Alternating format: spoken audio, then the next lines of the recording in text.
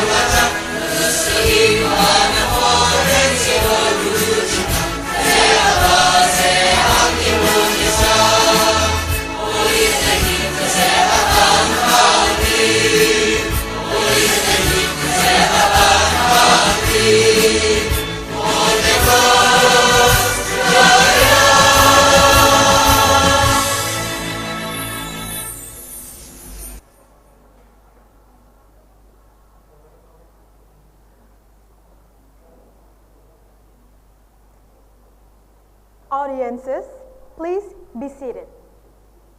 In order to have our webinar run conducively, let us invite Mr. Badar, Master of Health, to lead us in prayer. To Mr. Badar, time is yours.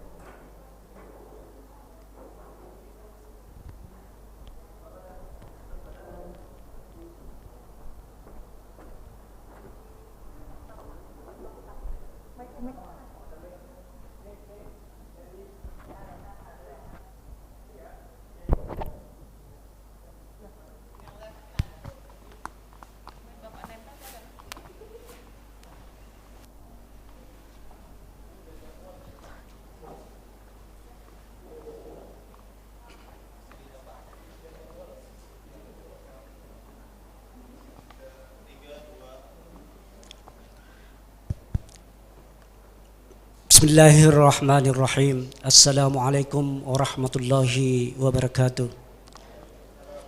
Ladies and gentlemen, let me read this prayer with Muslim way, and the others may adjust yourself according to your religion. Ladies and gentlemen, let's read Quran Al-Fatihah. A'udzu billahi minasyaitonir rajim. Bismillahirrahmanirrahim. Alhamdulillahi rabbil alamin. Arrahmanir rahim. Maliki yaumiddin. Iyyaka na'budu wa iyyaka nasta'in. Ihdinas siratal mustaqim. Siratal ladzina an'amta 'alaihim ghairil maghdubi 'alaihim waladdallin. Amin ya rabbal alamin. Alhamdulillahi rabbil alamin. Hamdan syakirin. Hamdan na'imin. Hamdan yuwafi ni'amahu wa yukafi mazida. Ya Rabbana lakal hamd kama yanbaghi li jalalik wajhikal karim wa adimi sultanik. Allahumma antas salam wa minkas salam wa ilaika ya'udus salam. Fahayyina Rabbana bis salam wa adkhilnal jannata daras salam. Tabarak Rabbana wa ta'ala ya dzal jalali wal ikram. Allahumma rzuq fi hadhil majlis majlisun mubarakah wat taufiq wal hidayah. Allahumma rfa' annal ghala wal bala wal waba wal pasya'i wal munkar wasuyuf al mukhtalifata wasadaida wal mikhan ma dahara minha wa ma batan wa min baladina hadha khasa wa min buldanil muslimina amma innaka ala kulli syai'in qadir.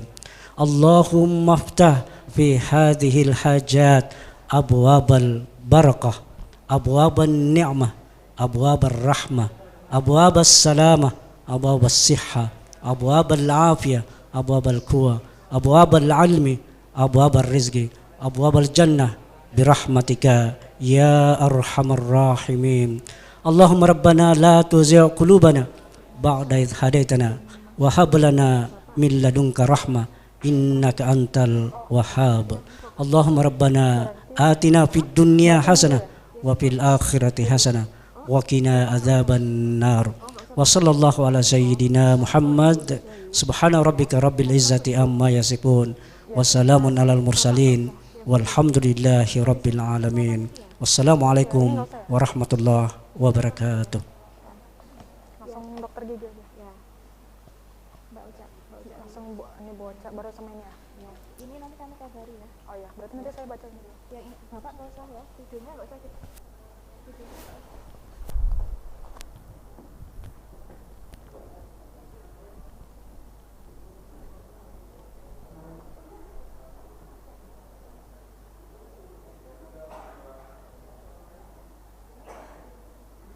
Report of the head of committee. Please welcome Mrs. Rosalyn Arifah. Time is yours.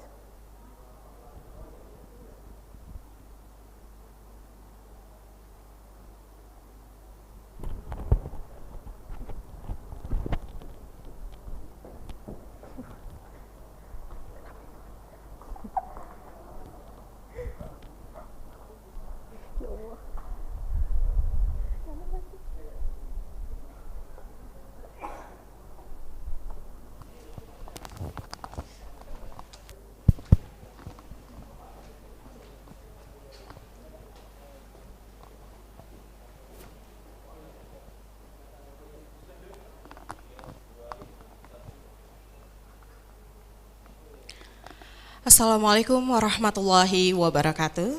Good morning, everyone.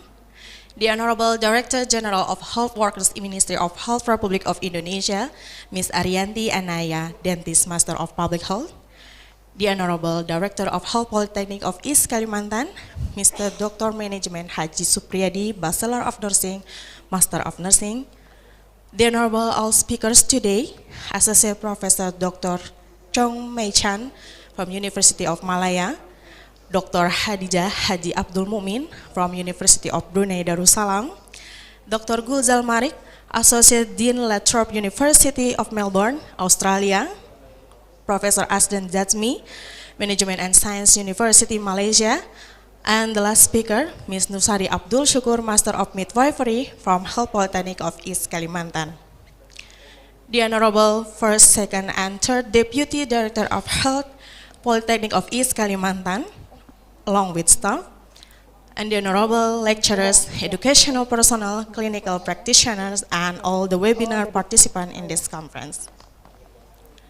Alhamdulillah, praise and gratitude belongs to Allah Subhanahu wa Ta'ala, because today we can gather in the third East Borneo Health International Conference with the theme, the role of health transformation in research and innovation to strengthen and accelerate integrated health service. As the committee chairman, I would like to report the seminar is followed not only for students, lecturers, educational personnel, clinical practitioner from Health Polytechnic of East Kalimantan, but also from Mula Warman University, Denpasar, Ternate, Surabaya, Riau, Pontianak, North Sumatra, and from international student and clinical practitioner from Malaysia and Brunei Darussalam. In addition, we also facilitate oral presentation and poster for lecturers, students, and researchers, which will be published in Scopus Index Journal, SINTA, and DOHD. We want to say thank you to all speakers, participants, sponsorship from BTN Syariah, Harmony Dynamic Indonesia, the Institute of Innovation, Journal Development, Publishing, and Intellectual Property Rights of Airlangga University, who have participated in this event. Especially for all the organizers who have worked hard to carry out this event. We would like to invite our director, Mr. Supriyadi, to deliver a welcome speech, and to Director General of Health Workers Ministry of Health Republic of Indonesia, Ms. Ariyanti Anaya, Dentist Master of Public Health, as the keynote speaker for opening our seminar officially. We hope through this seminar we can enhance the science and technological development in improving and making the quality of service and education through the transformation of health based on research and innovation. Hope you will enjoy this conference. Thank you. Billahi taufiq wal hidayah. Wassalamualaikum warahmatullahi wabarakatuh. Itu kapan ngomongnya, Bu?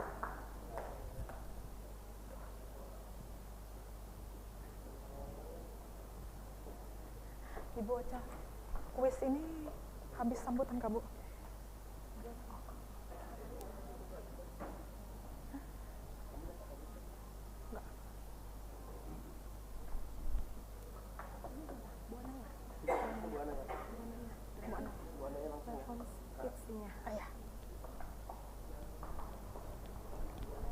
Iya, Bu.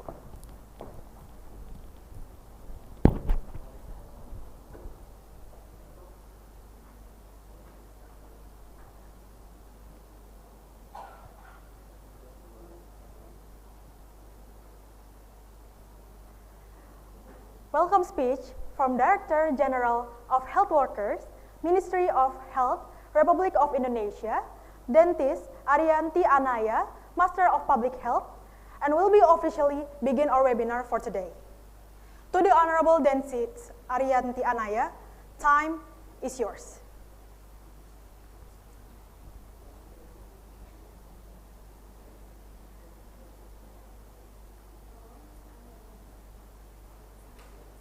Hello, Miss Ariyanti Anaya.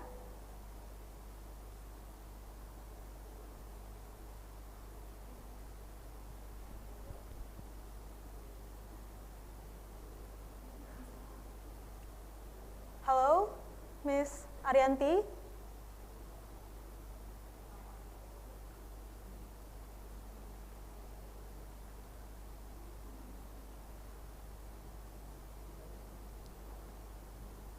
Mrs. Arianti Anaya, are you there?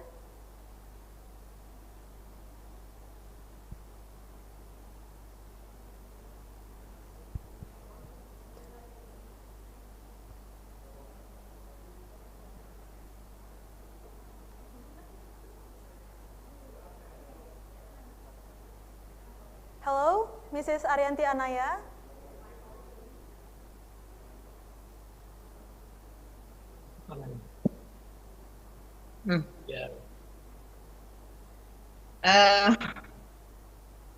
Ya, Assalamualaikum warahmatullahi wabarakatuh. Udah kedengeran, Mbak?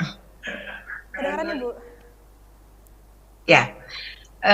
Greeting to all of us, Om Swastiastu, Nama Budaya, to the distinguished Director of Poltekkes Kementerian Kesehatan Kalimantan Timur, all the speaker from Indonesia and also from the overseas, all the participants, ladies and gentlemen.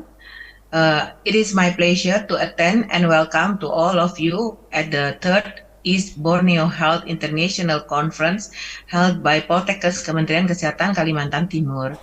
Ladies and gentlemen, nothing can force people to shift gear beside global pandemic. As you already know, COVID-19 pandemic has impact almost all the aspect of our life and health. Face one of its biggest crisis. In Indonesia, health system failed to support the emergence of the COVID-19 pandemic. We met in sufficient pharmaceutical and also the medical devices as well as chaotic health information system.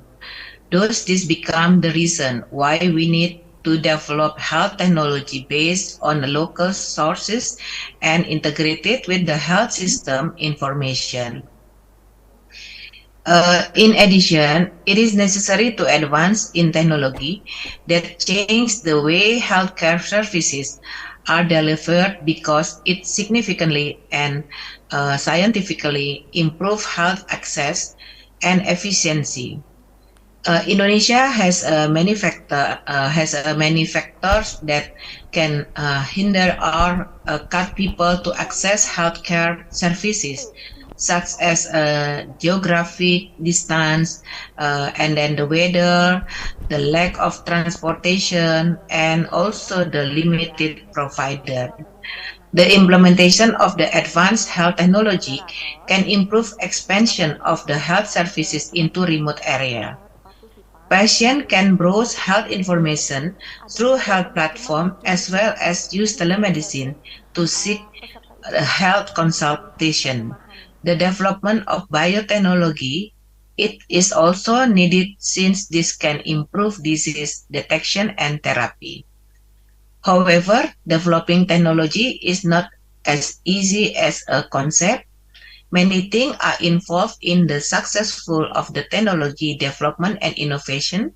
Challenging occur in having a talent man, abundant money and material, and also the right method. Thus, we need the collaboration and network expansion to create innovation and also development of the technology, health technology. The higher education, including polytechnic of the health, can contribute in this transformation of the health technology. This is one of the six transformation, health transformation, by increasing their capacity and capability in many aspects, providing excellent health professionals, researching and developing applied health innovation, and implementing health improvement in the society.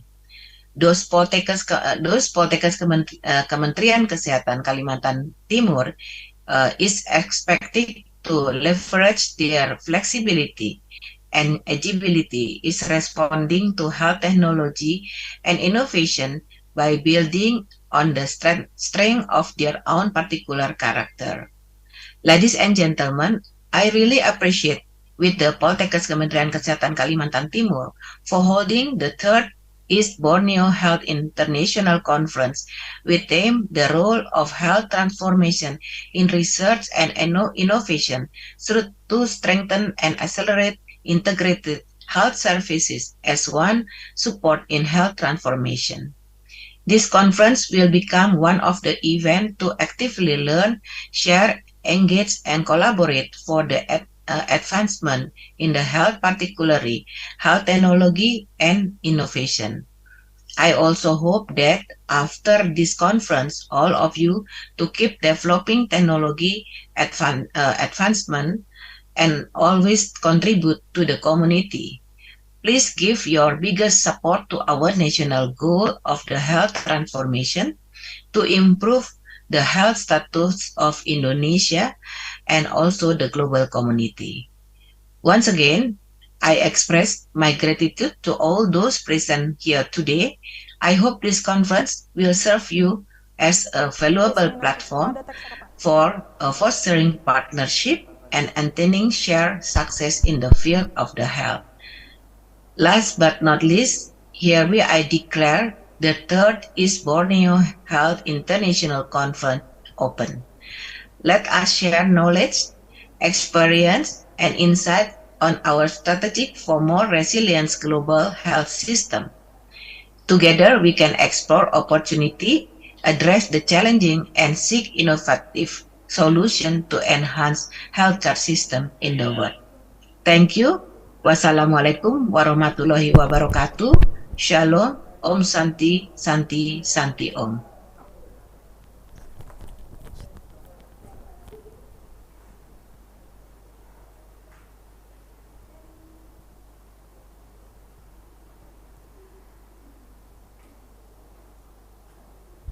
Thank you for Director General of Health Workers, Ministry of Health, Republic of Indonesia, Dentist Arianti Anaya, Master of Public Health, for officially begin our webinar.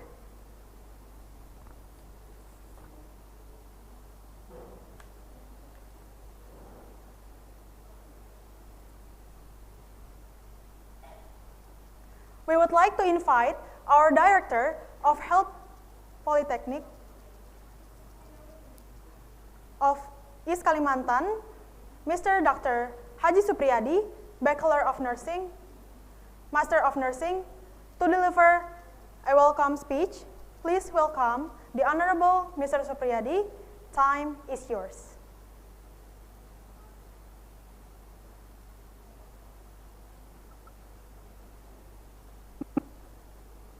Bismillahirrahmanirrahim. Assalamualaikum warahmatullahi wabarakatuh.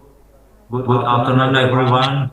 Bismillah, alhamdulillah, wassalatu wassalamu ala rasulillah wa ala alihi wa sahbihi wa mawalah amma ba'du.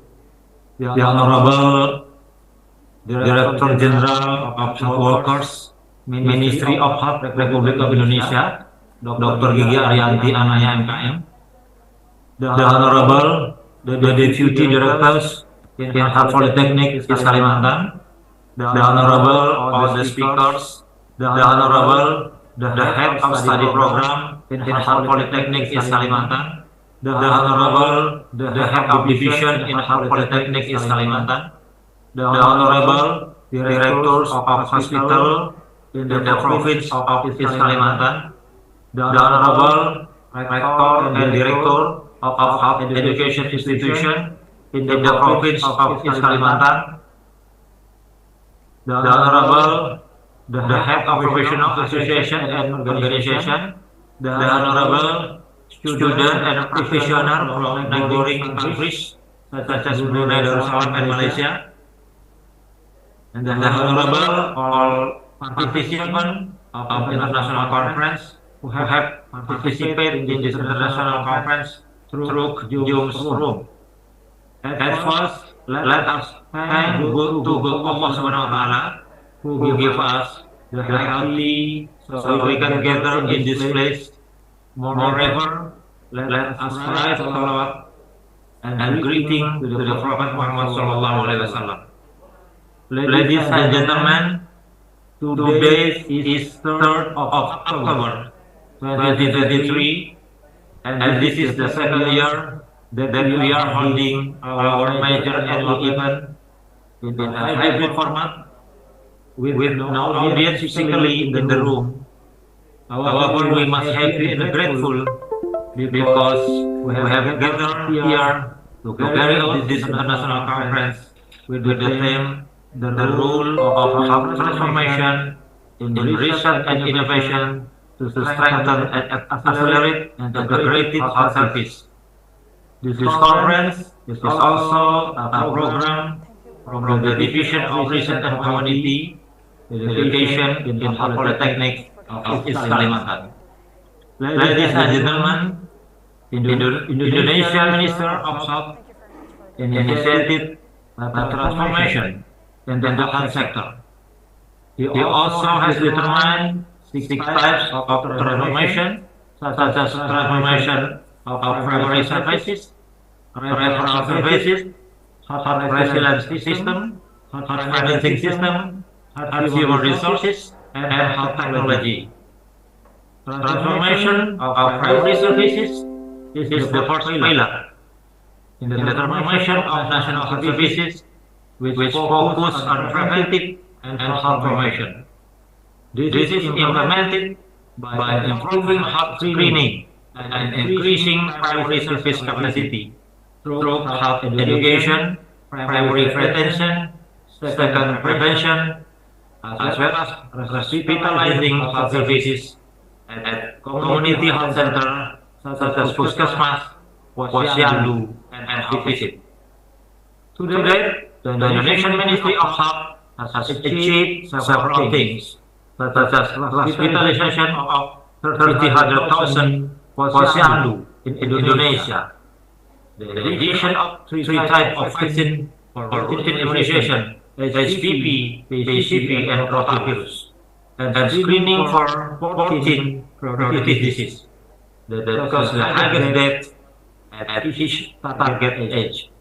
Apart from that, improving the health of mothers and children through action, healthy pregnant women, active Posyandu, and preventive stunting are important.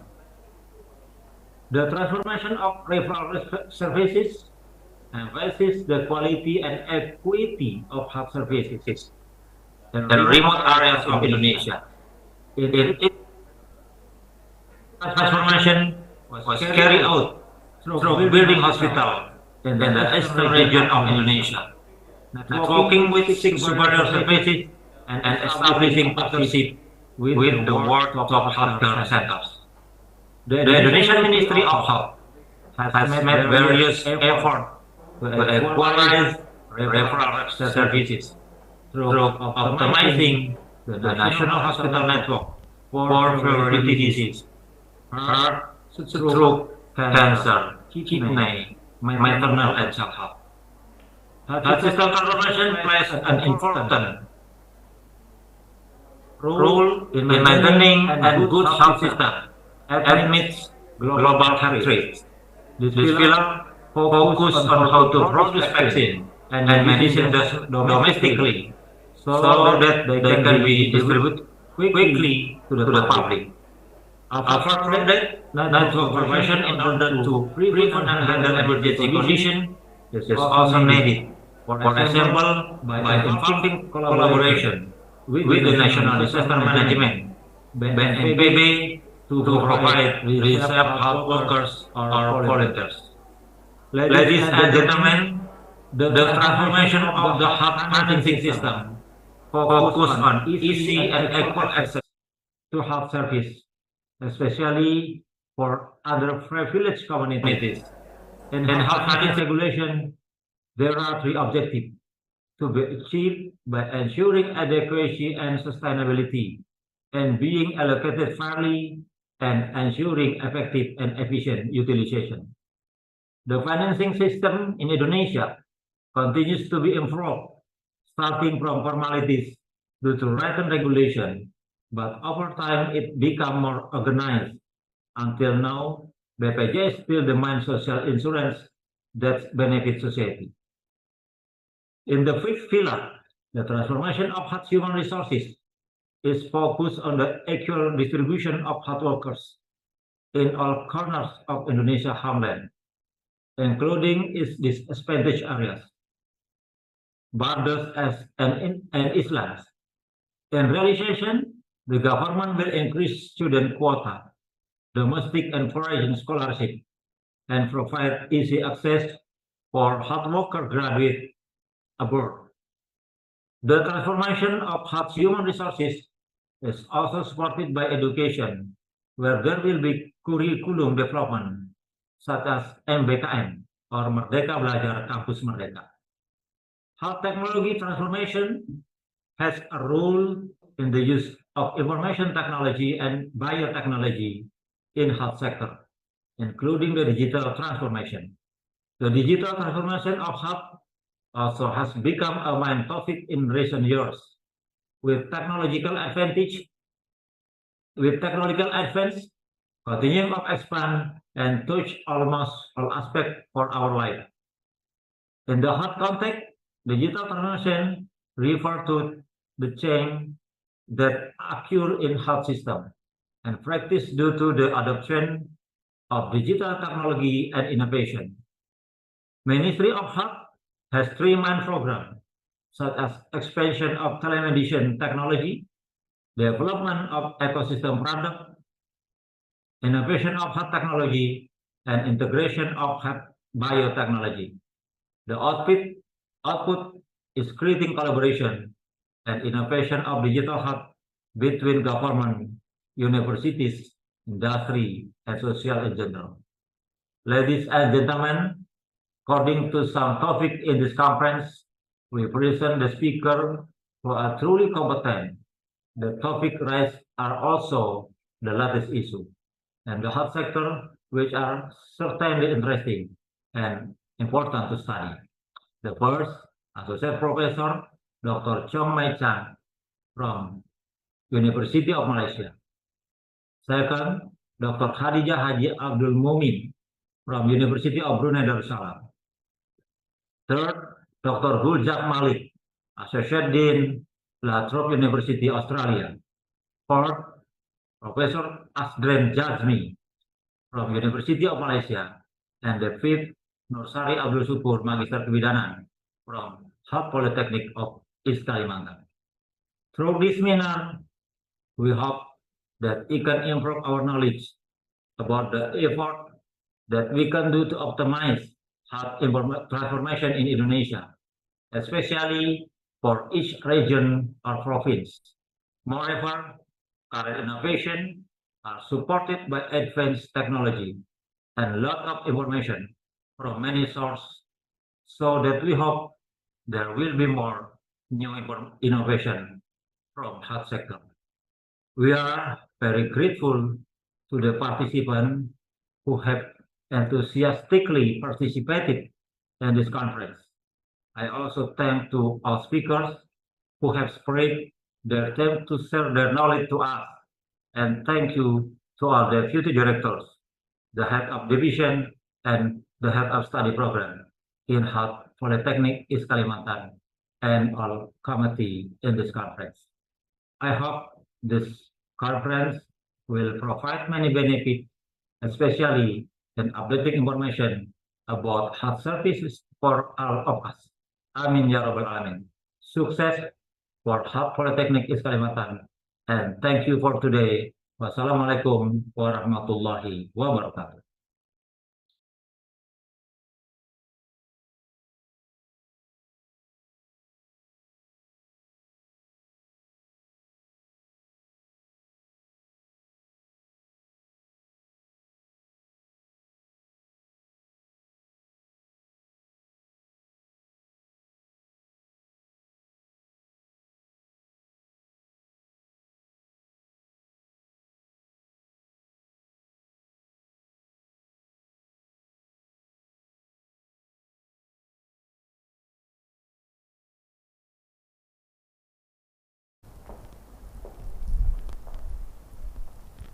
Ini kuis ya? Kuis ya? Kuis ya?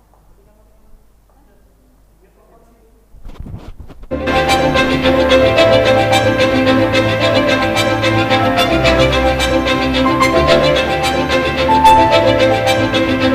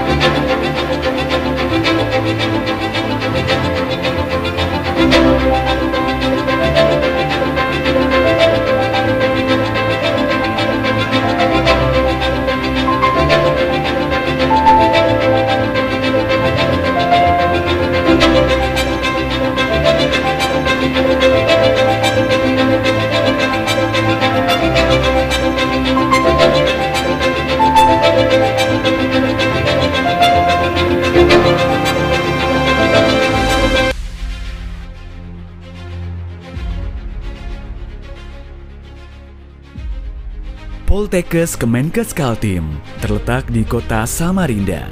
Samarinda merupakan ibu kota Provinsi Kalimantan Timur dan kota terbesar di Pulau Kalimantan. Seluas 718 km persegi dengan jumlah penduduk kurang lebih 1 juta jiwa. Politeknik Kesehatan Kementerian Kesehatan Kalimantan Timur sebagai satuan kerja Badan Layanan Umum yang berada di bawah Badan Pengembangan Pemberdayaan Sumber Daya Manusia Kesehatan Kementerian Kesehatan RI mempunyai tugas pokok yakni menghasilkan tenaga kesehatan yang siap kerja, profesional, dan berkompeten. Saat ini Poltekkes Kalimantan Timur berada di 3 lokasi. Lokasi pertama kami beri nama Kampus A, berada di Jalan Kurnia Makmur. Tempat saya berada sekarang di gedung direktorat, kemudian untuk perkantoran, kemudian ada gedung jurusan gizi dan dietetika dan gedung jurusan promosi kesehatan, lalu ada gedung jurusan teknik laboratorium medik. Kemudian kampus B berada di Jalan Walter Monginsidi Samarinda. Di sana ditempati oleh 2 jurusan, ada jurusan keperawatan dan jurusan kebidanan. Dan satu lagi kampus C kami di Jalan MT Haryono Balikpapan, ditempati oleh Prodi D3 Kebidanan Balikpapan. Poltekkes Kemenkes Kaltim telah terakreditasi B oleh Ban PT dengan nomor 61/SK/Ban PT /Akred/PT/4/2018. Saat ini Poltekkes Kemenkes Kaltim memiliki 5 jurusan, yaitu keperawatan, kebidanan, teknologi laboratorium medis, gizi dan dietika, serta promosi kesehatan.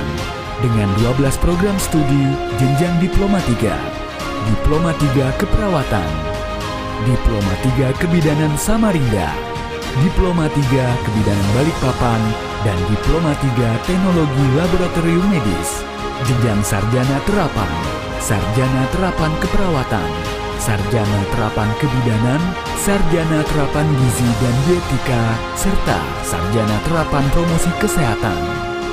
Jenjang profesi, pendidikan profesi nurse, dan pendidikan profesi bidan. Poltekkes Kaltim juga merupakan satu-satunya institusi pendidikan kesehatan di Kaltim dan Kaltara yang memiliki prodi pendidikan jarak jauh, yaitu Prodi PJJ Diploma 3 Keperawatan dan Prodi PJJ Diploma 3 Kebidanan. Penambahan prodi lain terus diupayakan.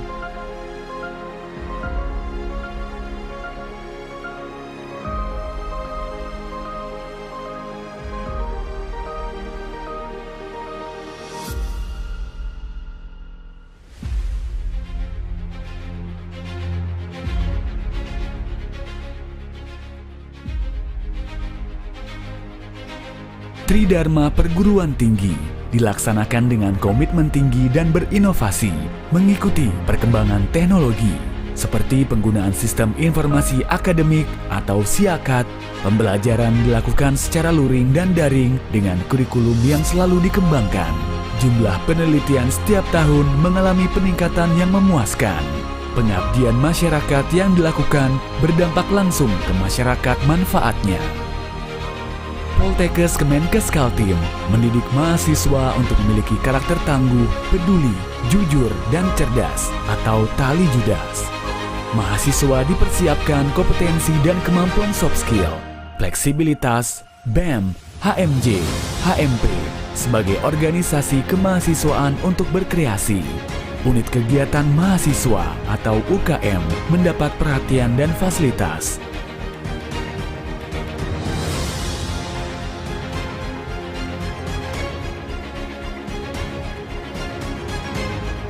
Kerjasama yang terjalin dengan pihak lain terus ditingkatkan seperti study exchange. Layanan terhadap alumni didukung dengan sistem informasi legasi dokumen akademik atau SIDOKA. Dalam rangka menunjang kegiatan pembelajaran praktik dan mengasah kemampuan skill mahasiswa, Poltekkes Kemenkes Kaltim didukung dengan laboratorium terpadu. Beberapa laboratorium unggulan seperti mini hospital, ruang operasi, lab kimia, lab mikrobiologi, lab kuliner, Lab OSCE, Lab ANC, hingga lab komputer. Peralatan praktek sesuai dengan standar laboratorium dan diupayakan alat terbaru yang digunakan di fasilitas kesehatan, sehingga lulusan telah mengenal alat dan siap kerja. Perpustakaan terpadu Poltekkes Kemenkes Kaltim dapat dikunjungi langsung maupun secara daring.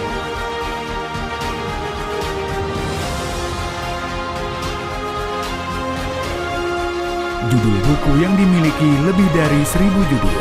Beberapa layanan dapat diakses melalui website poltekkes-kaltim.ac.id seperti repositori online, jurnal online, dan peminjaman buku online. Poltekkes Jaya, BLU Poltekkes Kemenkes Kaltim, keren, kreatif, efektif, responsif, efisien, never give up. Poltekkes Jaya, mahasiswa belajar, belajar, belajar.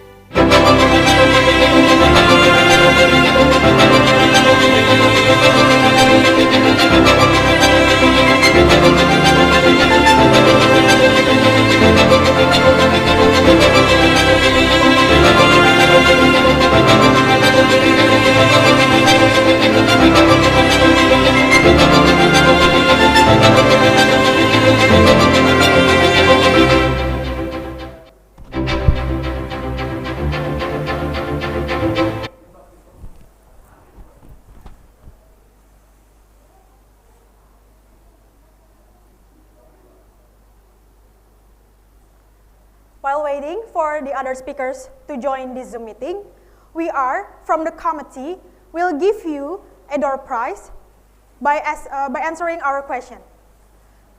To the participants who can answer questions from us, please raise your hand and we will open your mic.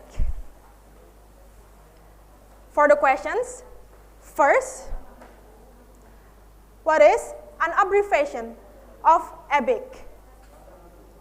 In bahasa, apa kepanjangan dari EBHIC? Second, since what year EBHIC is engaged? In bahasa, sejak tahun kapan EBHIC dilaksanakan? Third, tell us one of the speaker that will presentation in our conference today. In bahasa, sebutkan salah satu narasumber yang akan presentasi di webinar kita pada hari ini. Fourth, what is the theme of our conference today?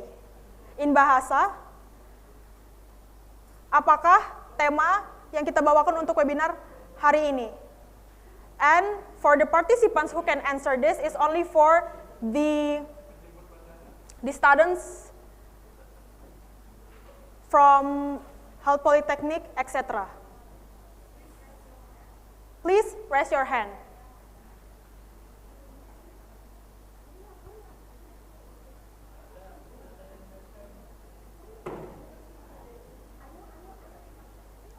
Come on, if anyone can answer, raise your hand, please. We will pin for anyone who raised their hand and we will unmute their mic.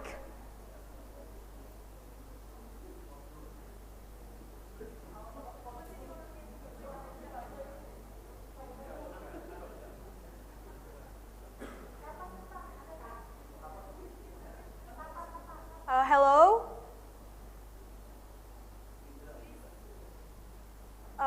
Mr. Indra?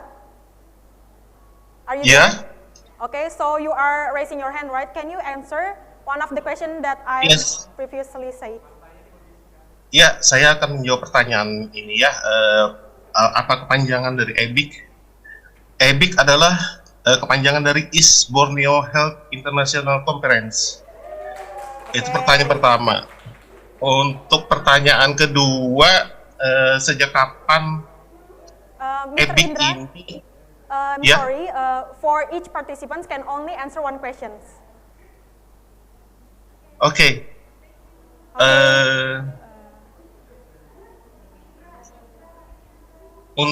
Untuk ini saya mau menjawab yang pertama. Kepanjangan dari EBHIC adalah East Borneo Health International Conference. Okay. For the committee, we will note your answer.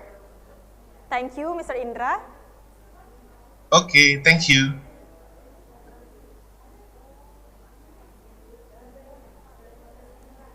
For the next participants can answer the questions number 2, number 3, and number 4. Please raise your hand. The questions number 2 is, since what year EBHIC is engaged? Dalam bahasa, sejak tahun kapan atau sejak tahun berapa EBHIC dilaksanakan?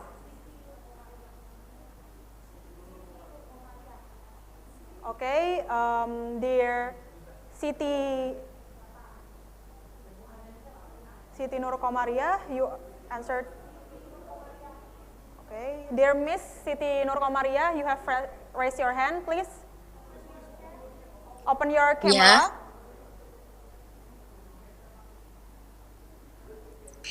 Ini saya mau menjawab yang nomor 3, Mbak. Okay, it's okay. Pertanyaan nomor 3, nama salah satu narasumber atau speaker pada hari ini yaitu Dr. Hadijah Haji Abdul Mumin. Thank you for your answer. We are as the committee will note your answer. Okay, Miss. Thank you, Miss.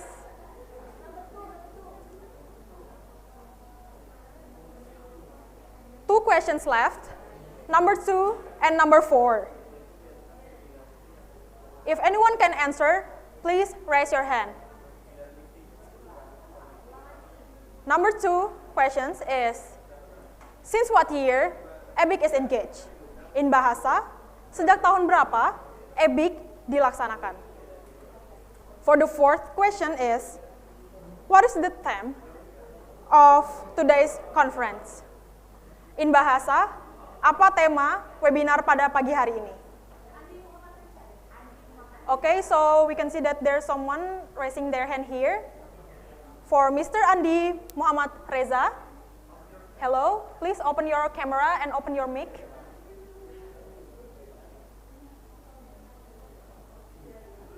Okay, thank you so much for chance giving to me. So I want to answer the question number 4. So what's the theme or the third EBHIC? So the theme for third EBHIC is the role of health transformation in the health service. Thank you. Okay, thank you very much for Mr. Andi Muhammad Reza for the answer. And we have our last question to be answered. Please raise your hand so you can get a door prize from the committee. Our last question is, since what year EBHIC is engaged? In bahasa, sejak tahun berapa EBHIC dilaksanakan? For participants who can answer that question, please raise your hand.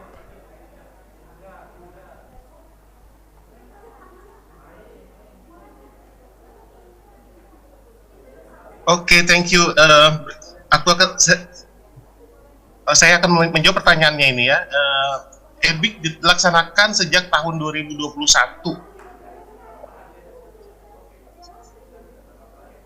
Okay, thank Yeah. you for thank you for the answer.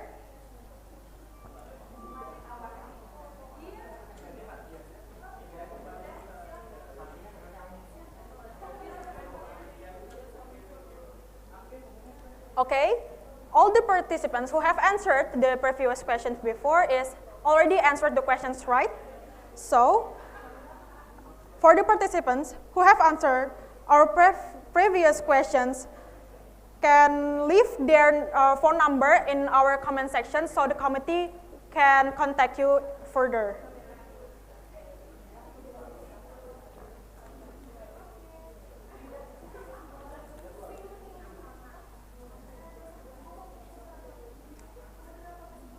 Langsung.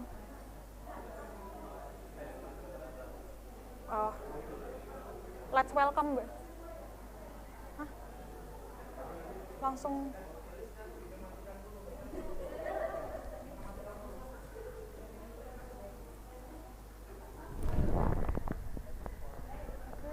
Oke, ini ya. No, to all the participants on next agenda. Oke, ya, abis ini ya.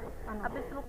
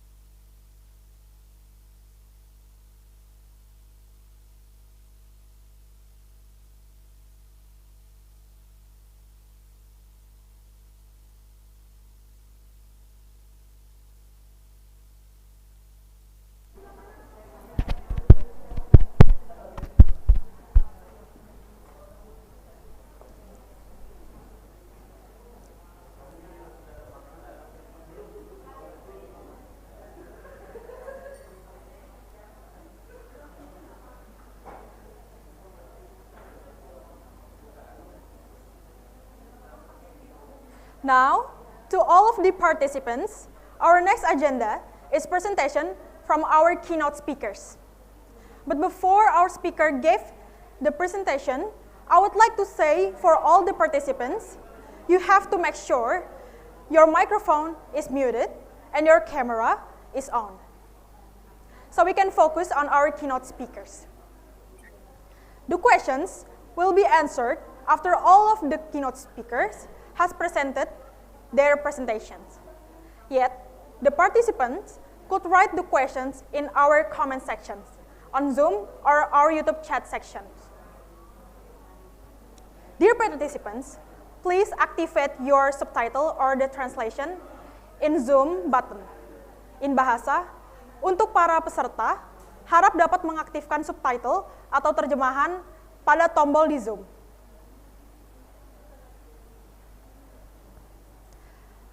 Let's welcome to our moderator, Mrs. Eka Putri, as the moderator. Please welcome Mrs. Eka Putri. Time is yours.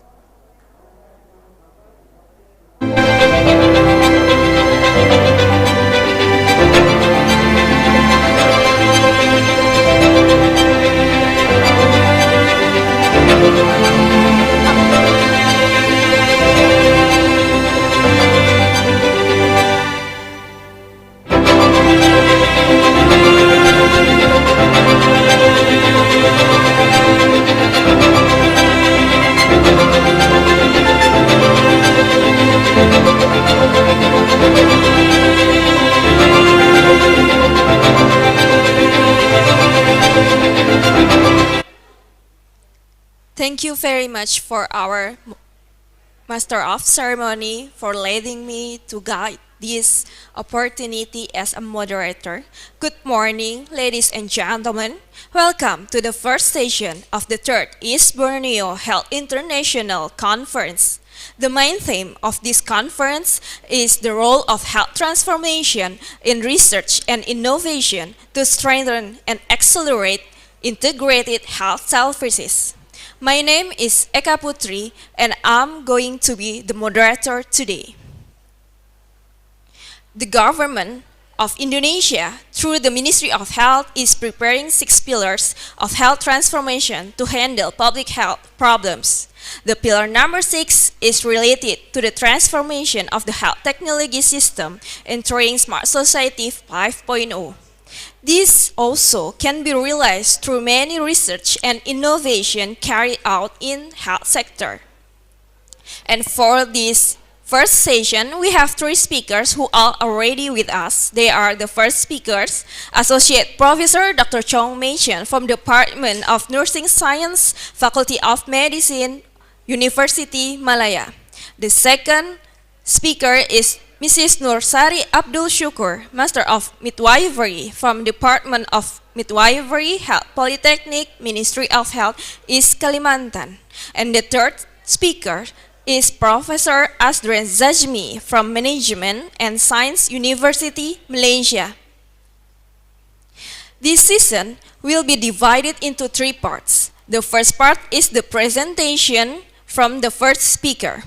Each speaker will present their work around for 30 minutes, and after that, we will proceed to Q&A session for about 15 minutes. All the audiences can ask a question by raising your hand, or you can write your questions in the chat box. Then, I'm going to read them for you. And after that, closing statement and conclusion. Right now, I'm going to invite the first speaker, Associate Professor Dr. Chong Mei-chen.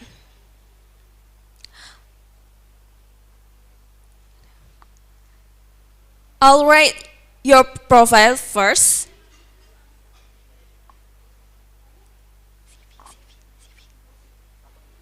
Hello, Dr. Chong Mei-chen. Are you here? Hello, good morning. Good morning. Can you hear me? Yeah. Good morning. Okay, yeah. I'll write your curriculum vitae first, your profile first, and after that, I'll give it to you to present it for about 30 minutes. Is that okay? Okay, thank you. Yeah. Yeah.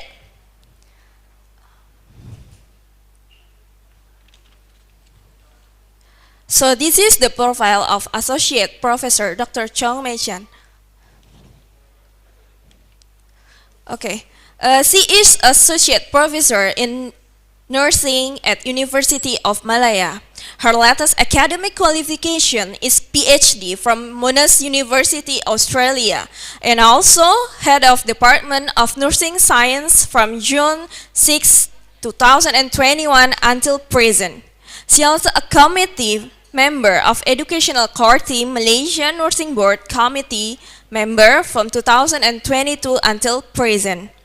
She got appreciation as committee member of UMS Care Fund in 2023 and also ranked first in nursing and midwifery from AD Scientific Index for ranking.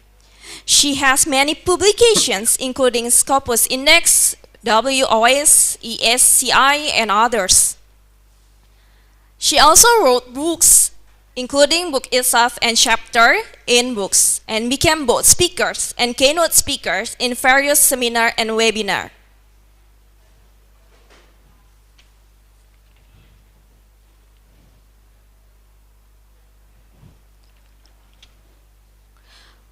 Okay, that's all for the profile. Hello, Professor. You have 30 minutes to present your paper, and also we proceed to the Q&A session. The time is yours. Okay, thank you very much, Chairperson, for your kind introduction. Yeah, first of all, selamat pagi, selamat siang, and salam sejahtera to the Director General of Health Worker Ministry of Health Republic of Indonesia, Ibu Arianti Anaya. Thank you for inviting me to present in this session, right? And thank you very much. And I'm very happy to see an overwhelming participant in this webinar. Yeah, we have almost 1,000 people attending. So I will try my best to deliver within the time given, though I have a lot of things to share. Okay, thank you. I would like to share my slide now.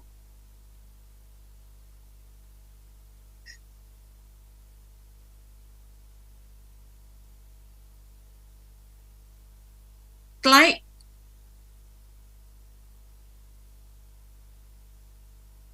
Can you see my slide? Yes, Prof. You may go ahead. Thank you. Yep, thank you. Right. So today I'm going to share with you all on a topic, the role of health transformation in research and innovation to strengthen and accelerate integrated health services.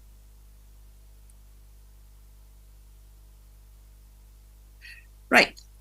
Have you ever wondered what it would be like if your medical record seamlessly follow you throughout your life? Yeah, you go and see doctor in the clinic, you will have some, the doctor will write something and they put in the record. Yeah, the record, if the record is filing in the hard copy, can you imagine, how the record will be keeping from baby until your old age, right? And accessible to any healthcare provider you visit. So next time in future, you go any clinic, you go any healthcare, you go any Pokemas, so they can access your data. Is it possible?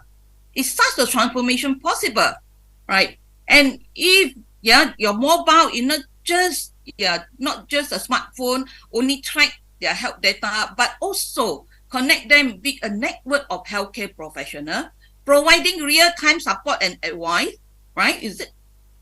Can this happen, right? And can a small wearable, so a lot of people wearing smartwatch, using smartphone, to count their step, to check their BP, to check their pulse rate, small wearable device could predict the onset of heart attack or stroke days before it happened.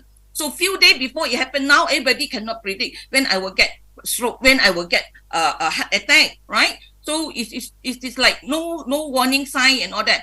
But if in the transformation of healthcare, can all these transformation happen before I get stroke? I know I'm going to get stroke. Then I quickly go to my doctor to seek help. I know I'm going to get my heart attack. I quickly go to the hospital and do something before it happens. Can this all happen? It's possible in the transformation of and innovation and integration and transformation and innovation, it will happen. Yeah, we are going to look at this. Yeah, so this is my content outline. Right. So what is health transformation? Yeah. So I'll give you a plenty. The definition of transformation, and this slide actually explain the whole entire presentation. Yeah, for today's presentation. A comprehensive and systematic change in healthcare ecosystem aim at improving quality, accessibility, and affordability. Not only accessibility, but must be afford, yeah, by everybody. Involve reimaging and restructuring. Yeah, to restructure the whole delivery model, system, and process to achieve a better health outcome for individual and for the community. Right? Health transformation encompasses innovation. You see here, innovation in care delivery, the integrations of healthcare services, the utilization of advanced technology. This is what the chairperson had mentioned earlier, right? So 5G is one of the pillar 6 of Indonesian Kementerian Kesehatan, right? Create more patient-centered efficiency. We are looking at patient-centered care and equitable. Yeah, is it fair to everybody? Everybody, regardless of rich and poor, or whether you are in the city or you are in the remote area, you should be able to access to healthcare system. It's a dynamic and ongoing process. We can never stop at one point. Yeah, it has to be ongoing, and healthcare challenges and opportunity. Even though in the pandemic era, for the COVID-19 pandemic era, we're suffering so much. We face a lot of challenges, but we look for opportunity, and finally, we overcome the pandemic. Yeah, so we need to the pandemic COVID-19, COVID-19 pandemic is also telling us we need some form of health transformation, right? So this is a process of evolutions of health transformation, right? In early health care practice, there's pre-20th century. Maybe a lot of students here born after that, they might not understand this, right? So during a pre-20th century, it is more relying on home remedial, and traditional healing method. And then we move on to 20th century, the rise of modern medicine, right? So there is the advancement in medical science, including discovery of antibiotic, vaccine, and surgical technique, right? But this is a very early stage of surgical technique, which is very invasive. It causes pain, and big incision site, right? And then we move on to post-war World War II, the birth of universal healthcare. For example, universal healthcare system in UK, they call it National Health Services. Right, so in here, the Ministry of Health and the government is trying to have healthcare services to everybody, cover the universal healthcare. And then later, in late 20th century, technology advancement is here. Start the technology advancement, and then you start with medical imaging, CT scan, radiography, and minimally invasive surgery. You come to less pain. The surgery causes less pain, and then begin of electronic medical record in the hospital. It started in hospital first, and then in the 21st century, the digital health revolution, telemedicine, wearable health devices, and mobile health is blooming, right? Growing, right? It is now. I'm sure all the students here have a mobile phone. Right? If you don't have mobile phone, you are going to miss out a lot of things. So, and then later we move on to patient-centered care, emphasizing preventive care, especially for non-communicable disease. Share decision making. We share decision with patient. No more making decision for patient, and personalized treatment plan. We plan the treatment according to the individual need. Right? And then integrations of health services, right? We are moving from hospital care to primary care, right? So we are moving from sick care to wellness, and social services, right? So we know that healthcare services are very costly, enable to allow everybody can afford healthcare, we need to have health policy reform, to make it cost containment so that everybody can have the service, and quality improvement and equitable access is very important, right? We need to make sure even the poor, even the outreach people can have access to health services, right? So this is the evolution of healthcare. So we are now at this stage, right, and integrate with innovation. Right, so we know, we are facing a lot of global health challenges. We are talking about global health, global warming, a lot of things happening, even in terms of global warming. So the most recent experience, everybody here will still remember, and this pandemic, those is what called off, is no more pandemic, but I'm sure, the COVID-19 pandemic have give us a very big lesson, right? So the immediate and rapid spread of infection disease can be so vulnerable, and we don't know what to do, take years to get rid of it, post global health threat, managing and mitigating the pandemic, require international collaboration and preparedness, right? So the WHO have really put much effort, to overcome this pandemic. Right. So now we learn, we need to prepare ourselves to face in future if there is any pandemic or infection disease. We have learned a very good lesson. Right. Access to healthcare. There are a lot of people, millions of people around the world still lack access to basic healthcare services.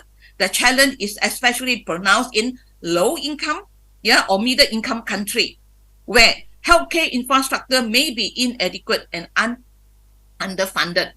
So access to healthcare is not an easy task to overcome. And it also health inequality, as I mentioned earlier, right? So health disparity based on factors like income, low income people, or maybe because of race, certain race have less accessibility to healthcare, right? And maybe gender, maybe we always say women help. Women are more ready to go to clinic as compared to men. If we hardly see men help, I think in Indonesia men help is developing very much. Men have ego, they don't want to go to clinic. They don't want to. People know that they are sick. They are not well. So that kind of inequality maybe, and geography persists in many countries. Addressing this inequality is essential to achieve an equitable healthcare outcome. Aging population, I'm sure all over the place, even in ASEAN country, aging population is rising, and it become a burden to country if you are not tackling this appropriately, because as you age, you tend to have more chronic disease and healthcare needs, right? Non-communicable disease, in terms of diabetic, heart disease, hypertension, cancer, and response to a significant portion of global mortality. Mortality and prevention and management of NCD are major challenge, right? And then we talk about mental health. Mental health issues are growing concern. Worldwide stigma, lack of access to mental health care, and shortage of mental health professionals are challenging. That need to be addressed. People don't like to go to clinic, mental health clinic. It's because of social stigma. So we need to have community base to support mental health patients, and then we need to promote mental health. So global health security, ensuring the security of healthcare facility and personnel, especially in conflict zone area prone to violence, or maybe war, especially like now in Ukraine. It's crucial of delivering healthcare during emergency.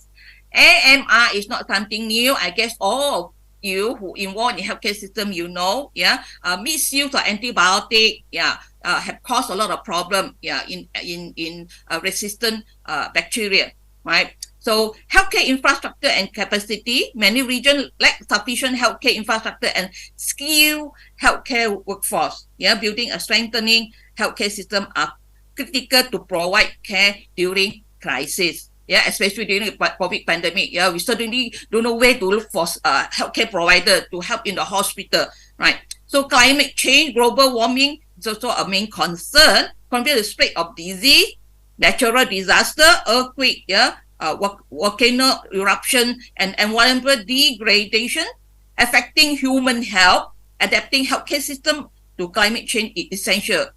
We have to understand what is planetary health.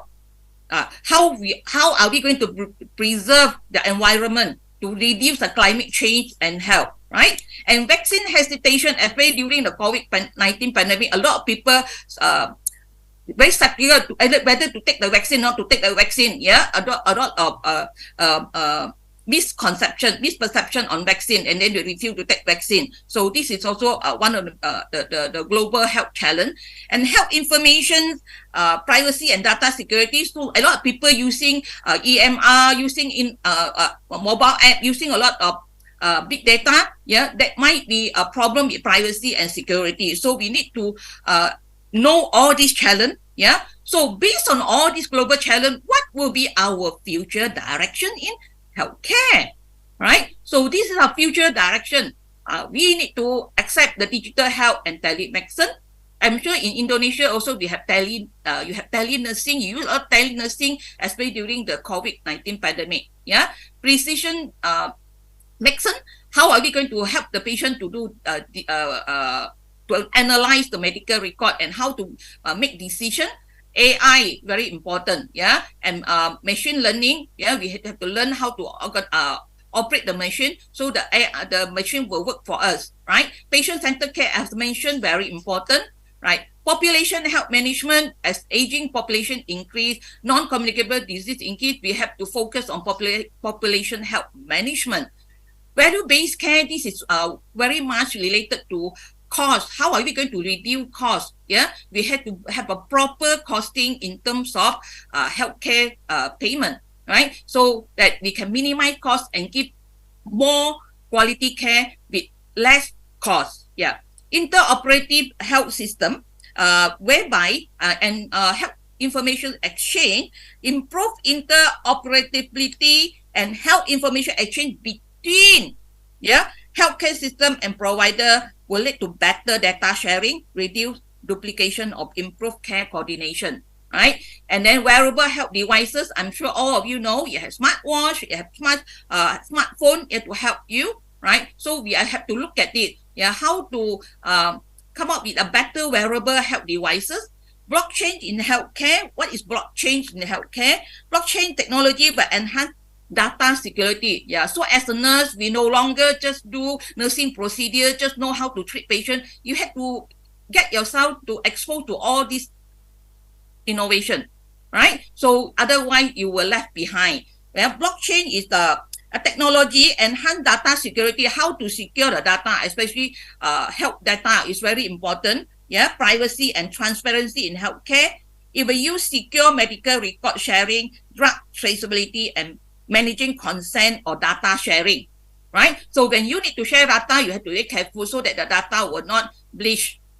So as a nurse, we no longer stick to traditional learning. You have to learn all these terms. Of course, today I would within 30 minutes, I cannot tell you everything. So you need to access to internet or get some information and get to know this more.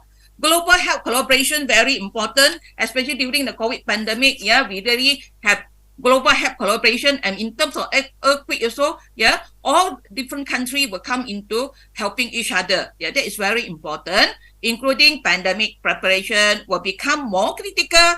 Country and organization will work together to address global health challenges. That's very important. Mental health and well-being is also is the future direction as more and more people under stress, work stress.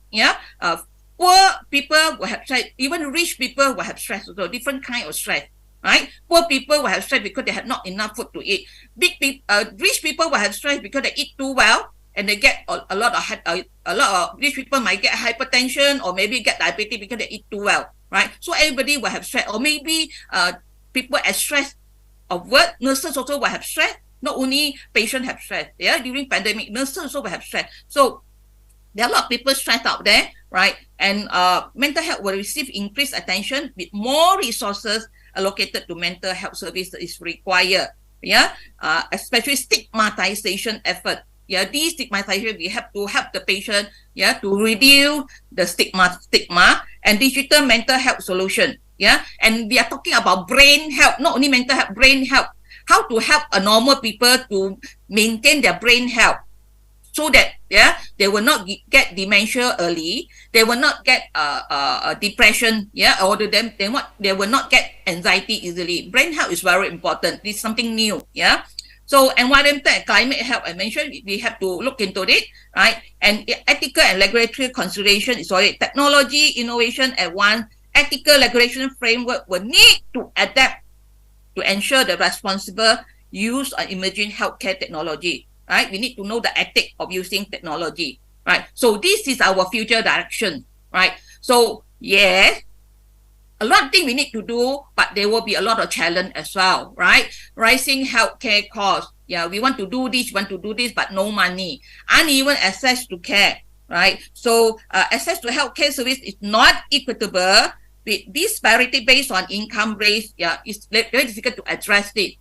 Especially like in Indonesia, your population is so big. It's not easy to access, and then you have so many islands, right? It's not easy to access uneven access to care, right? Unless you have transformation. Aging population, I guess Indonesia and Malaysia also the same. We are getting more and more aging population, which will be very burdened. Healthcare workforce shortage, fragmented care. Everybody, there's no integration. Shortage of nurses also. Shortage in Malaysia, we have shortage of nurses because a lot of nurses have migrated to other countries. Healthcare quality, patient safety, data security and privacy, it's not easy. So in healthcare quality, there might be medication error, though we already teach the nurses what to do, and health disparity still existing. Global health threat, with global warming and all that. Mental health crisis, not only just mental health, is crisis. So all these can cause obstacle to future direction. So the significance of research and innovation, right? So all you know research. I'm sure some of you already carry out some research in your study, right? Research is important, for us to understand disease so that we can have the prevention of the risk factor. Drug discovery, pharmaceutical company will do research, right? Millions of dollars to research on drug discovery. Treatment optimization, how we want to optimize treatment like oncology, how we are going to have cocktail chemotherapy for patients to reduce side effect, early diagnosis, right? Preventive strategy, innovative technology. You do a lot of research on develop cutting edge medical technology and devices. You use robot, you use especially like ophthalmology. Hello, Professor. I'm sorry. You have only 10 minutes. Okay, right. So quality improvement, evidence-based medicine, clinical, and then research can give you clinical guideline, health policy, and advocacy, right? So, okay, research also provide a lot of health education for patient empowerment. So the impact of innovation, as we said, innovation, enhance patient care, treatment advancement, medication management, health delivery and access, health information management, preventive care, and patient engagement and education, supply chain, logistics, and AI, machine learning, quality of safety, and we can have innovation in all this. Right? Example, virtual consultation, remote monitoring, clinical decision support system, predictive analytics, natural language, this is a information processing for medical information, right? Genetic medicine, you are talking about gene, biomarker discovery, how to check cancer marker, right? Robot surgery, rehabilitation robot, wearable health devices, smartwatch and fitness tracker, continuous glucose monitoring, blockchain in healthcare, secure health record, drug traceability, nanomedicine, drug delivery, diagnostic, and nano sensors, in diagnostic care, diagnostic purpose, and global health, mobile, mHealth, portable diagnostic devices, right? Secondary integration healthcare, how are we going to integrate health service, refer to coordinated holistic approach to all these people have to integrate their healthcare services. Why we need integrate health services in improving comprehensive and seamless care to address not only a patient's physical health but also their mental, social, and environmental well-being, right? So why integrate? Improve patient outcome. We provide holistic approach, patient-centered care, chronic disease management, mental health and behavioral health integration, care continuity, and preventive services, reduce health disparity. So this is one example in Malaysia. We use integration of health information to improve the health record. And Indonesia also have Jaminan Kesihatan Nasional Health Insurance Program, to provide universal health insurance coverage to all Indonesian people. While program face challenge, it represents significant step toward providing integrated healthcare service to the Indonesian population, particularly for those who are previously uninsured. Because insured need money. Right. So research innovation, interoperative health information system is one thing that research innovation have done with this.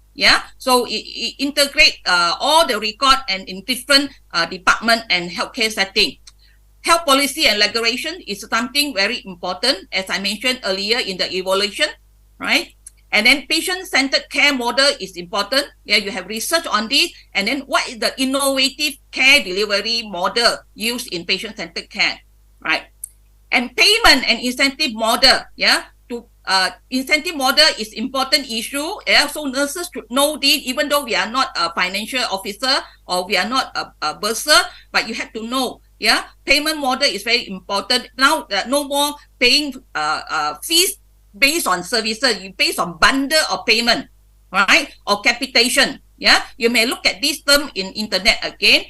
This is some incentive for healthcare organizations to collaborate and coordinate care effectively, right? So having said all that, innovation, research, innovation, integration is whose responsibility? It is the Ministry of Health responsibility. It is the director of the hospital responsibility, or everybody responsibility. You as a student nurse, you as a nurse, and for me as a lecturer, we are whole responsible, to call for action, stay informed. You have to go for a conference, you have to attend webinar like today, to improve your knowledge so that you can help others, right? Then advocate for change, advocate for health policy and support innovation. As the student nurse itself, you need to advocate for change, telehealth, you need to know what is telehealth, what is value-based care. Engage with policymaker, talk to policymaker and give them suggestion. Even students may have a wonderful idea. Embrace digital health. So I guess all you have digital health. From student day itself, you can create some health education, mobile health education, video. I'm sure a lot of students very clever to come up with video and share with patients, share with community. Right? Start from student day. Support research initiative. You have to support. If anybody asks you to answer questionnaire, please answer with open heart. You have to support. This is a small thing that we do. Volunteer to get involved. If your lecturer asks you to volunteer in health care campaign, volunteer yourself, right? Your lecturer asks you to do multimedia, social media to promote your campaign, help. You must know how to use social media, TikTok, Facebook, right? WhatsApp. Or maybe like there are so many options out there, right? So entrepreneurship, as a student also you're exposed to entrepreneur and innovation. You have innovative idea, or entrepreneur aspiration in healthcare, pursue them. Try to get involved, encourage students to get involved. And then innovation in healthcare often come from individuals who see unmet needs and take action to fill those gaps. This is the role of a healthcare provider. Advocate for mental health, even from student day, right? The faculty, the campus, the university or the college have to promote a healthy mental health environment. Raise awareness about mental health issue and advocate for greater integration of mental health service into healthcare system. From now on, we must have a good mental status. Reduce the stigma associated with seeking help for mental. Just in case you have any friend with mental health, don't marginalize them. Don't be scared of them. You have to help them, right? So promote health equity, yeah, support initiative and organizations that would address health disparity and social determinant of health, advocate for policy that ensure equity access to healthcare for all. Right? So as a healthcare professional, we have to keep informed to our public, informed to the community what's going on. Right? So with that, I end my presentation. Yeah, this is my reference. Thank you very much. Yeah. So transformation is not easy, right? In research and innovation is also not easy. It need cost, yeah, very costly, and it need a lot of time. But can we avoid it? We can't avoid it. We have to go for it. Yeah. Be it small, even a small scale is rather better than not doing at all. So from student day itself, we have to inculcate student, yeah, to how to say to embrace technology using handphone. Yeah, you do e-book, you access information from internet, you access information from mobile app, and then you create video. That is the initial action. Yeah, to embrace technology. Innovation and transformation cannot move far without embracing technology, without policy and guideline. Thank you very much.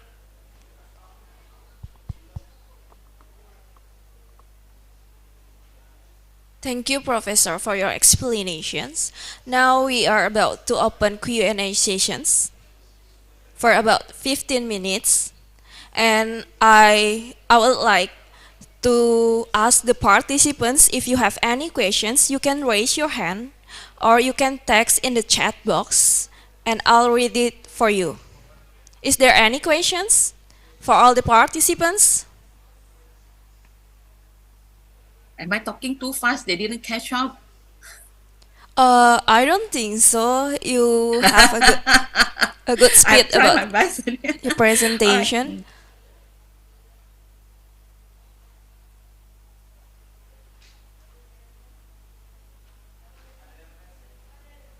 Too early to ask question. So we have a raised hand participants who wants to ask questions about your explanations that you gave earlier. Okay. Yes. Hello. Unmute your mic. Hello. Can you hear me?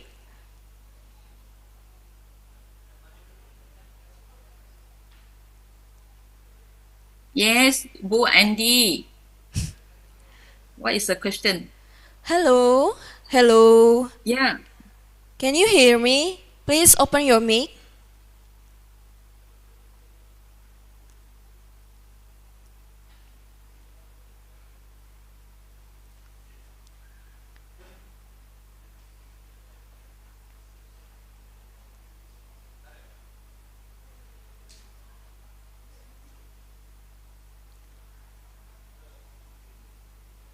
Please wait for a bit, Professor. I think we have some little issues in connections.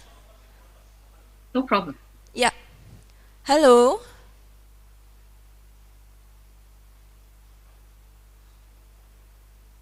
Maybe she can type in the chat box. Hello. Yeah. Can you hear? Yes, I can hear. Okay. Echo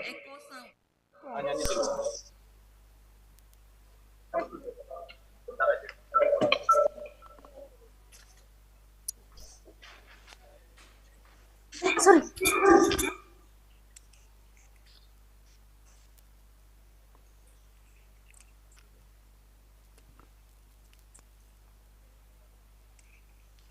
Yeah, Bu Andy. Hello. Hello. Yeah. You may ask the questions to the speakers, please. So thank you. Okay. I want to ask about what step can we take to support health service in line with advance in accepting technology. Again, I can't hear you clearly. Not clear to me, the question. Okay, Professor, can you hear the questions? I can't hear. I can hear you clear, but not Andy. Oh, okay. Can you, for the participants, can you repeat the questions because the professor can't hear it well? Okay. Is my question is, what step can we take to support health service in a line at pains in accepting technology? What support you can have, is it? You mean? Hello? What support you can take, is it? You see your question? Okay, for the participants, you can speak in Bahasa and I'll translate it into English. Oke, pertanyaan saya, langkah-langkah apa saja yang bisa kita lakukan untuk mendukung pelayanan kesehatan seiring dengan kemajuan teknologi yang ada? Okay, so the question is, what are the steps to provide health services into digital services nowadays? What are the steps? Right. I have mentioned in my presentation, the last slide. Okay, so the step, of course, is not easy. Yeah, to implement digital health.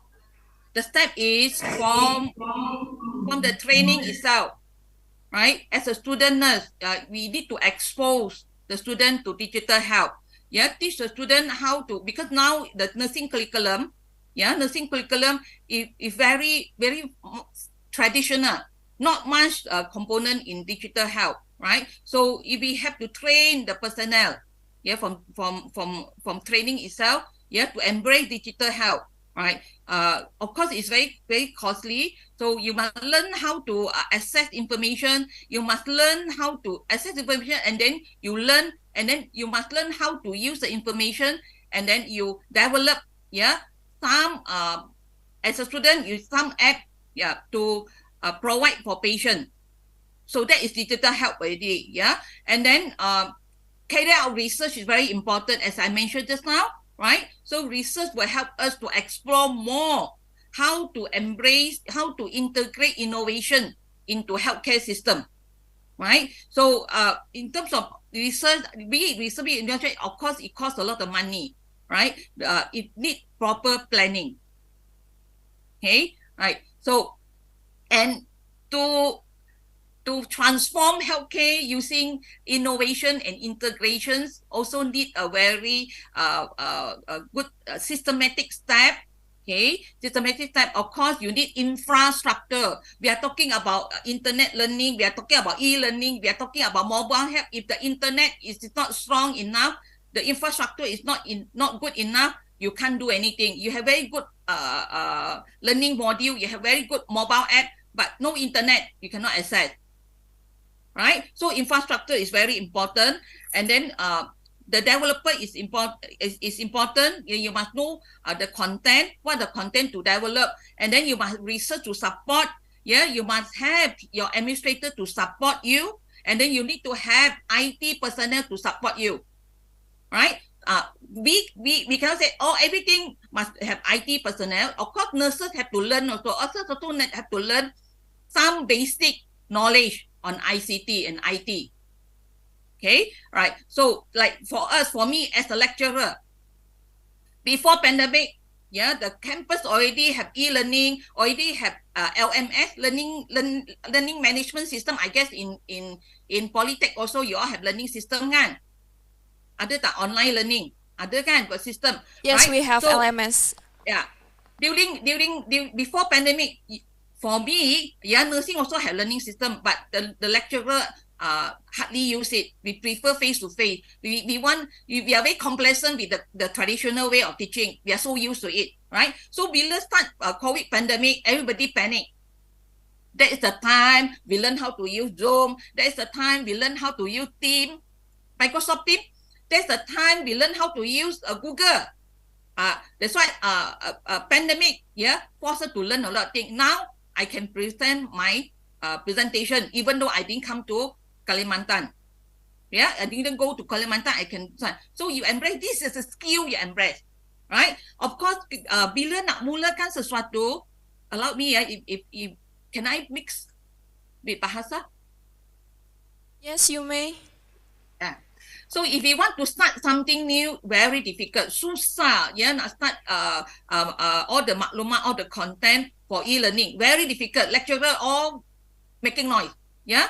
But after a while, everything okay. Of course, you need the skill, yeah. So when pandemic started, a lot of workshop for lecturer, yeah. Go for Microsoft Team workshop, go for even PowerPoint. You all know PowerPoint can record voice kan? Slideshow dengan PowerPoint with voice recorder. Tahu ya? Right? Mudah kan? Very easy to use kan? Yeah. But we also face difficulty when pandemic start or masa tu lah nak belajar macam mana nak buat voice over slide. Ya, macam mana nak buat ini, macam mana nak buat tu, macam mana nak rakam video. Now we all very clever even at my age. Yeah, I'm more than 50 years. I can do that. I'm very happy. Right? So situations pauses. As I said, pandemic, yeah, teach us a lot of things. Pandemic teach us to work together. Right? Pandemic tell us nurses are frontliner. Inilah masanya jururawat disambut mulia, disambut tinggi. Ya, memang semua orang hormat jururawat. Before this tak ada. Right? So and that's the time the jururawat learn how to do teleconferencing. Sebab relative cannot come to ward kan, tak boleh pergi ke ward. So the nurses you do teleconferencing between the patient, yeah, and the relative. This is a breakthrough. Right? Kalau tak ada mobile, kalau tak ada internet, the COVID pandemic can become more disaster. Right? So patient cannot communicate with each other. Right? And then classes still on because of innovation. Yeah, kita tak berhenti kelas. When pandemic just started, memang semua diberhentikan. No kuliah, nothing. Because semua orang tak bersedia. Take one semester to overcome the problem, right? And then classes on, even though pandemic still there, even though lockdown still there, right? So this is the advancement that we can see. Dan in the practical room, kita ada simulasi. What simulation kan? Walaupun tidak pergi ke hospital, because during pandemic, students are not allowed to go to hospital, they can do a lot of things in the practical room, right? Lepas tu can monitor with mobile. The lecturer can sit at home and you teleconferencing and monitor the student in practical room. So this is the thing that you expose as a student. You belajar dari sekarang, so when you become a nurse, you can embrace ICT. You can give your opinion to improve the ICT for patient care. In nursing care, we are the boss. We decide what kind of ICT we are going to use for patient, right? Integrate nursing process in the EMR. Nursing process, no more today kat kertas laporan the cardiac, the overhead ticket, right? Everything can enter in the system, in the computer. Yeah? Did I answer your question? Yes. So we are having another questions. Is it okay for you, Prof, to have another questions? Sure. Okay. Sure. I should have time, right? Yes. So we are having another participant who wants to ask. He is here. Oh, sorry. His name is Andi Muhammad Reza. Andi Muhammad Reza, can you hear me? Hello. Yes, I can hear you. Yeah, Okay. yeah. I can hear you too. Yeah. Yes, hear me? Okay, you may How talk. can I help you?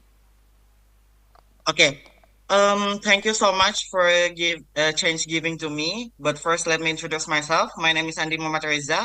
Now I'm studying at Health Polytechnic Ministry of Health as Kalimantan, study program Medical Laboratory Technology.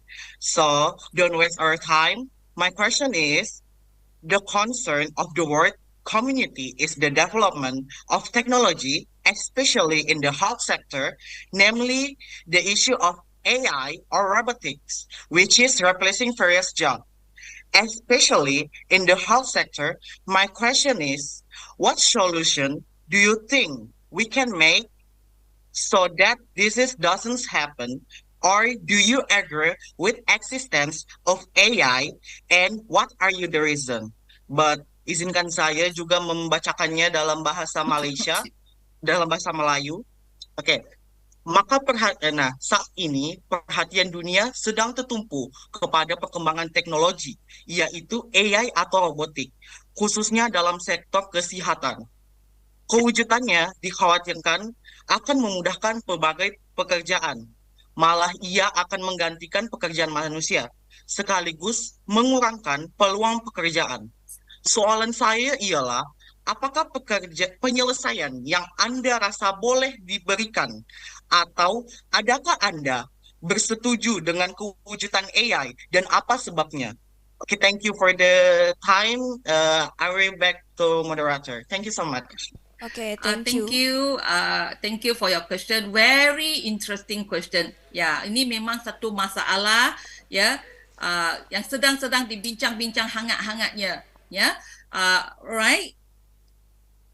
Can we stop? We cannot stop. We have to go in line with the technology. Definitely we cannot stop. That's why apa-apa pun macam teknologi cloning orang yang sama, ya. So ada orang yang bijak, so kita nak clone another maybe your prime minister very bijak kan, so we want to clone one person like your prime minister now, right? So itu pun etik juga kan. Dari dulu what you call that, in vivo fertilization guna test tube baby. Ya, masa mula-mula test tube baby dibangunkan, everybody say, oh, tidak beretika, right? That is luar daripada natural, right? So whatever thing, they are pro and cons, but can we stop technology advancement? Kita tak boleh stop. If you stop, then you all don't have high speed train dari Jakarta pergi ke Bandung. Kita nak berhenti. Sebab dah ada high speed train, nanti kereta api lama tu tak laku. Cannot kan? Yeah, we cannot do that. So whatever we have to think ethically. Macam saya cakap tadi, ada etikanya, ada polisinya. So the higher authority people, the ministry people, right? You are in the kementerian. You need to have one community in governance and policy and see how you can overcome this. Ya, you are worried about bila dah banyak AI ni, maka kurang pekerjaan. Itu memang satu akibat, satu consequence that we have to face it, right? So we know akan kekurangan kerja, so we have to anticipate it, and then we have to think of other kerja. Maybe service provider yang ada benda yang tidak boleh diganti dengan AI. Satu pekerjaan yang saya sangat yakin tidak boleh diganti oleh AI, kecuali orang yang pekerja itu yang nak digantikan, iaitu perawat. Perawat memang tidak boleh diganti oleh AI sebab kita perlu care. Care cannot simply take over by AI. We need a compassionate care, passionate care to patient. Ini memang tidak boleh diganti. Right? So dalam bidang kejuratan, saya rasa kita kurang apa? We face less challenge. Our career will be there unless you choose to replace everything with AI. Tak sama, ya. Patient touch, patient care, direct care, and replacement with AI is lain, right? So dia ada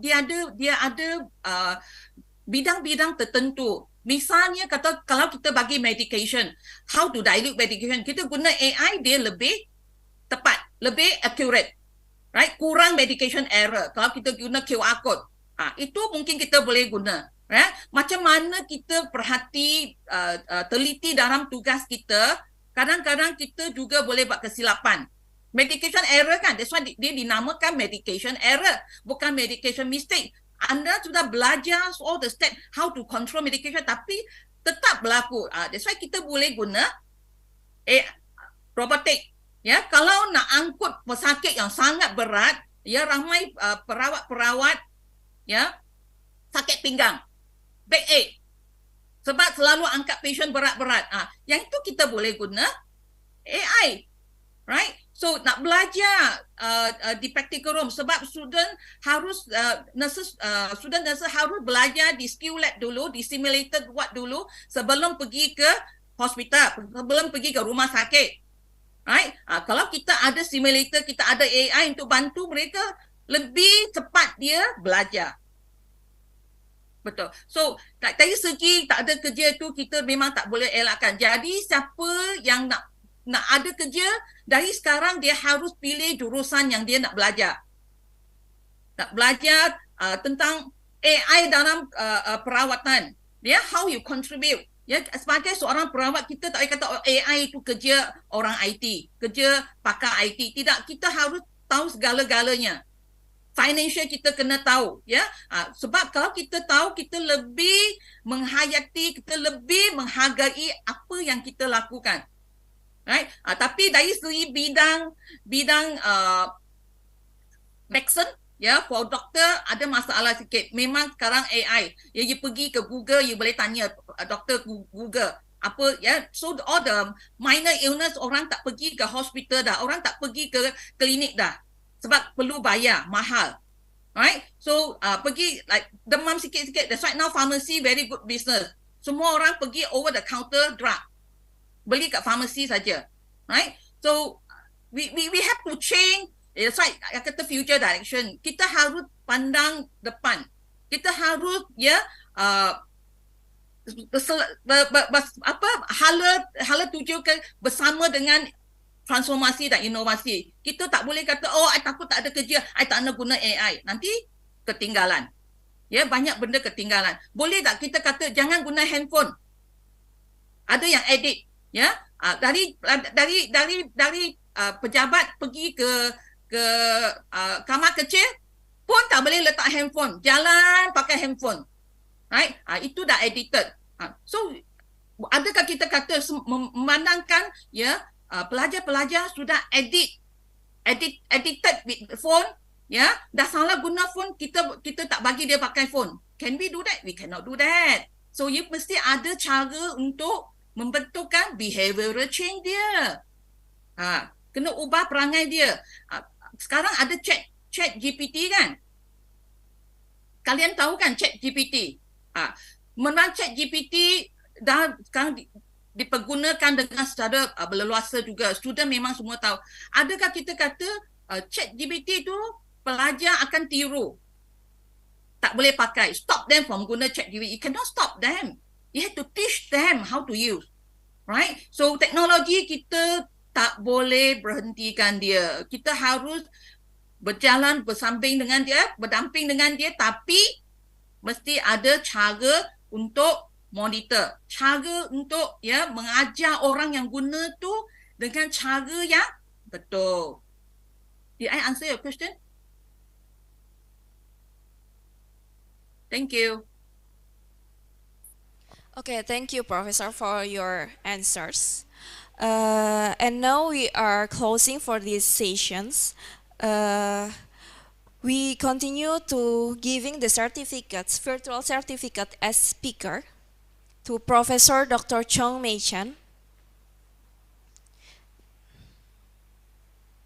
So this is the virtual certificate from our conference to you as a speaker. Thank you. Thank you very much for your Thank participation. you for inviting me. Thank you.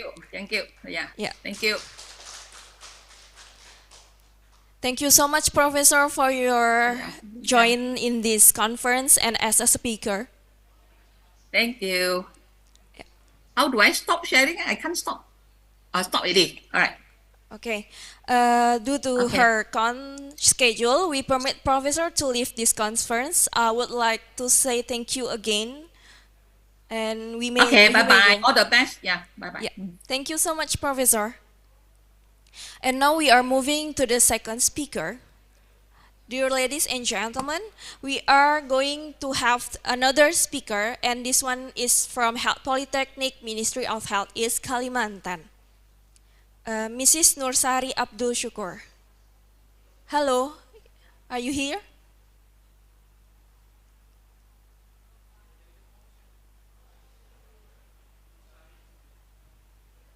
Mrs. Mehta, are you here?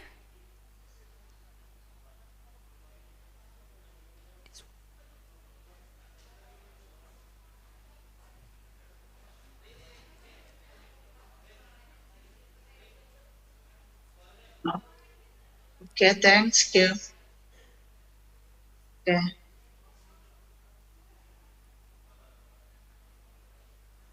Hello, can you hear me? Hello. Yes.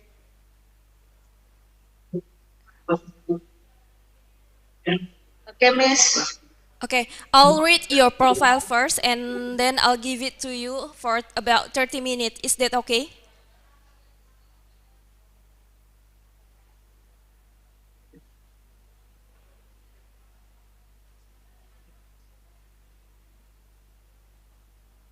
Yeah.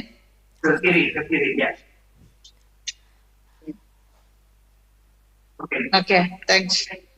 Okay, I'll read your profile first. So, Mrs. Nursari Abdul Shukur is a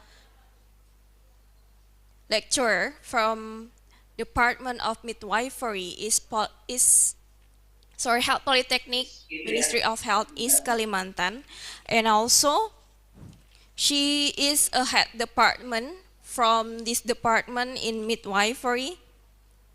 Her latest academic qualification is doctoral candidate from Hasanuddin University, Indonesia.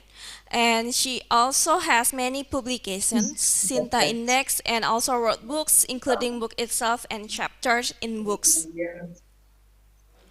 She is a Chief of Midwifery Associate Branch Samarinda City in Indonesia from 2021 until now. So that's all from her profile. Mrs. Nursari Abdul Shukur, you may have 30 minutes to present your presentation, and after that you have 15 minutes for Q&A sessions. Is that clear? Clear, thank you. Have you heard my voice? Have you heard my voice? Yes, I can hear. Okay, Mrs. Nursari Abdul Shukur, time is yours. Yeah, okay, thank you. Thank you, Miss.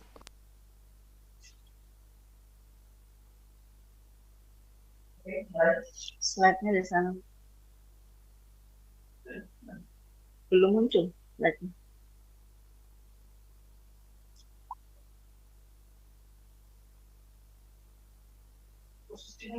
Enggak, my slides.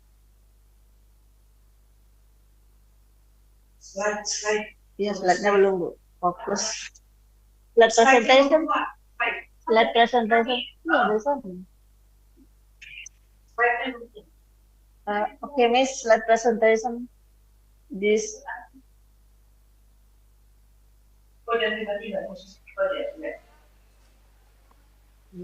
I think we have some trouble in here. Please wait for us to fix some problem in connections and we can share screen your presentation. Please wait for a minute, Mrs. Nursari. Okay, thank you.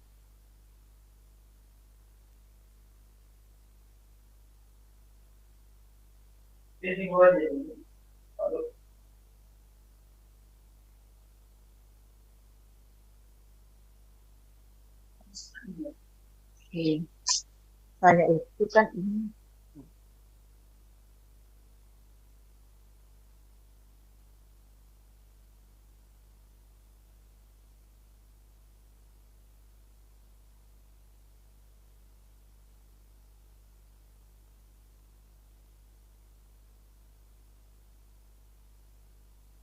Okay, participants, while we waiting for our operator to fix some problem in connections, I would like to remind you that you may have to raise your hand to ask the question from each speakers that we will have today.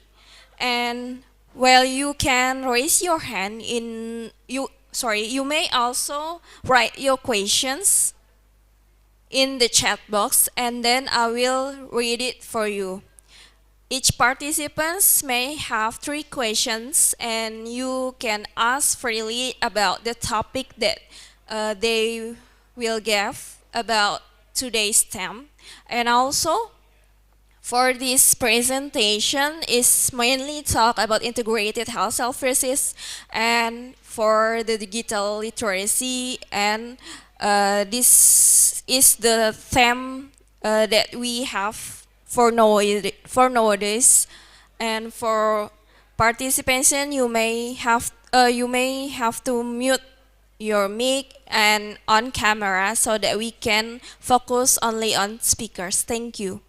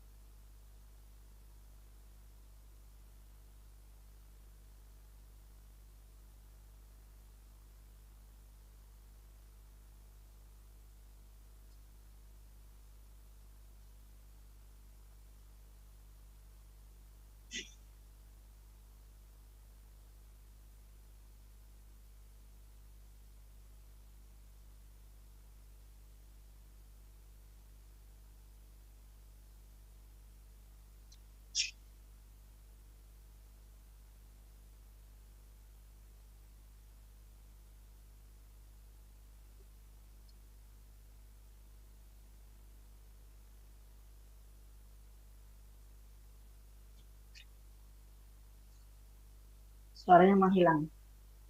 Emang ada suaranya? The first is primary care is the most important health education.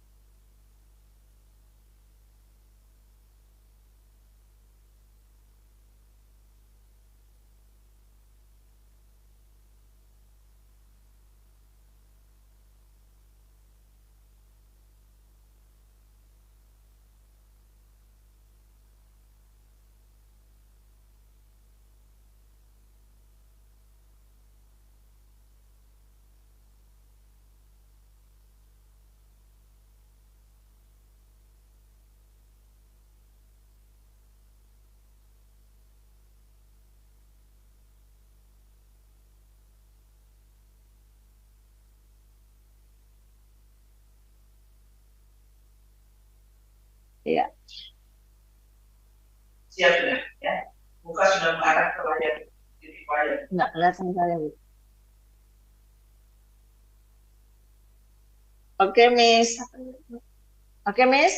You ready? Yeah. Sorry for the problem. For this was a technical error. Okay. I want to presentation the role transformation of health innovation and research. Next slide. The vision driven World Health Organization innovation in health approach is to build global innovation in health movement to accelerate the achievement of health for all and the health related sustainable development goals.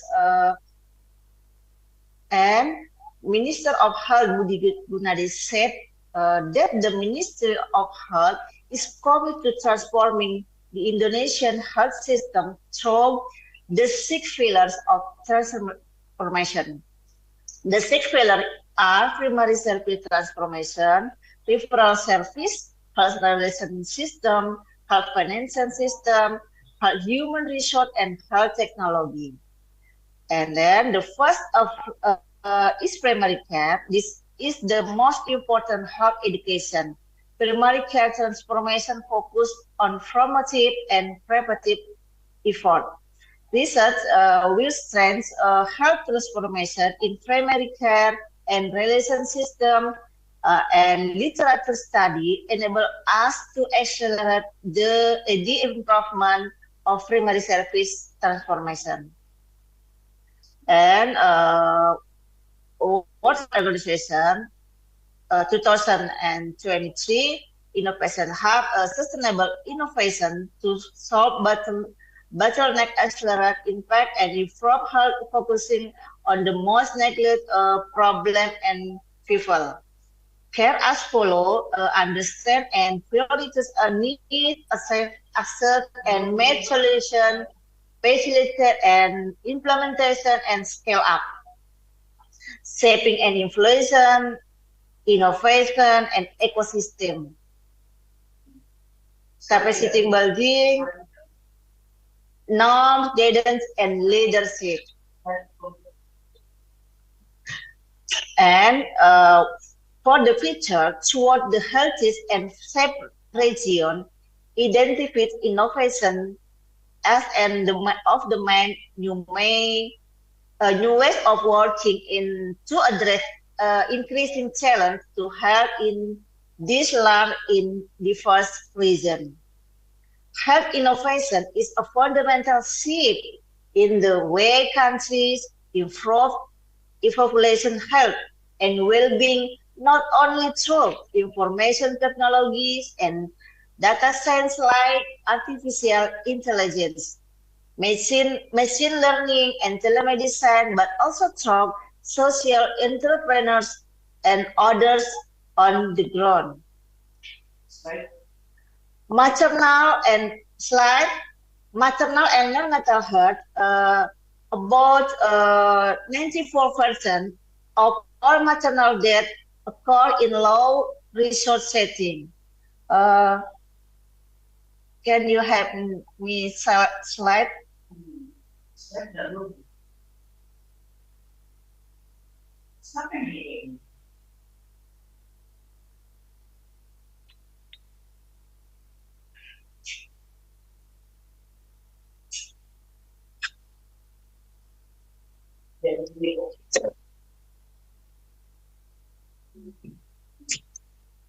Next slide. Next slide. Next slide. Next slide.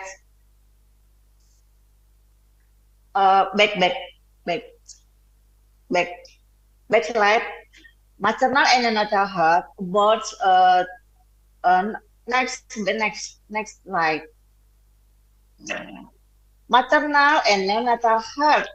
About 94% of all maternal death occur in low resource setting, and then around 25% of maternal deaths would be averted if all women wishing to avoid pregnancy could ask modern method of contraception. 3 million babies and women could be saved each year through investing in quality care around the time of birth and special care for sick and small newborn. Next slide. This is midwife innovation, practice and care. The Journal of Midwifery and Women Health, GMWH, 2022. This the mission of the American College of Nursing Midwife (ACNM) is to support midwife, advance practice of midwifery, and achieve optimal, equitable health outcome for the people and community midwives serve to through inclusion, advocacy, education, leadership development, and research. And then to the Choice Clinic in Memphis provides evidence-based therapies across the full continuum of reproductive care, regardless and person background and identity. Initial in abortion clinic, the model now also include gender affirming care, prison standing, birth center, and under conference midwifery care. The next innovation, melanated group midwifery care is another model currently based study in Chicago through Fund Research. Next slide. The ambulance was converted to examination room offering an EBHIC mobile postpartum clinic with service from a nurse, practicing, and midwife. Okay. This Indonesia, not ambulance for antenatal care service. They are only emergency ambulance.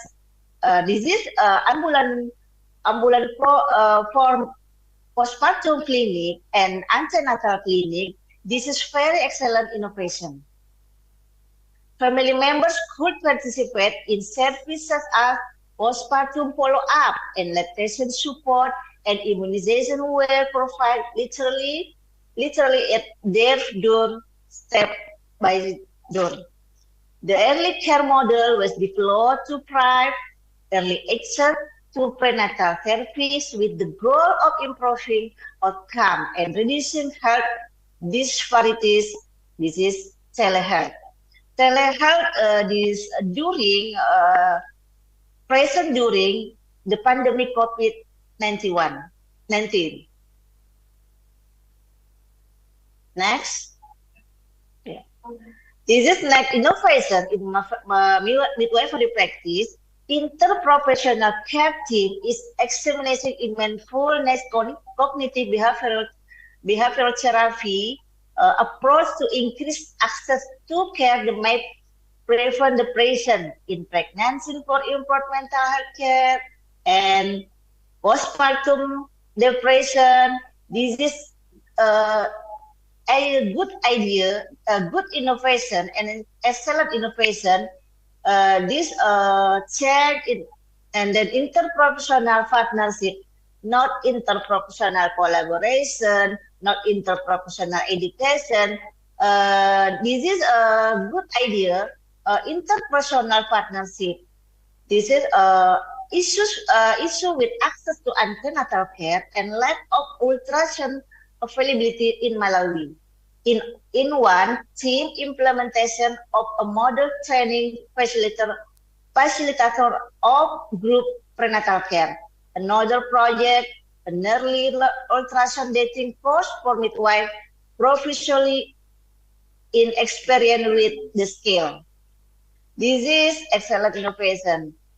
I wanna midwife this Indonesia access to antenatal care in ultrasound availability. Next slide.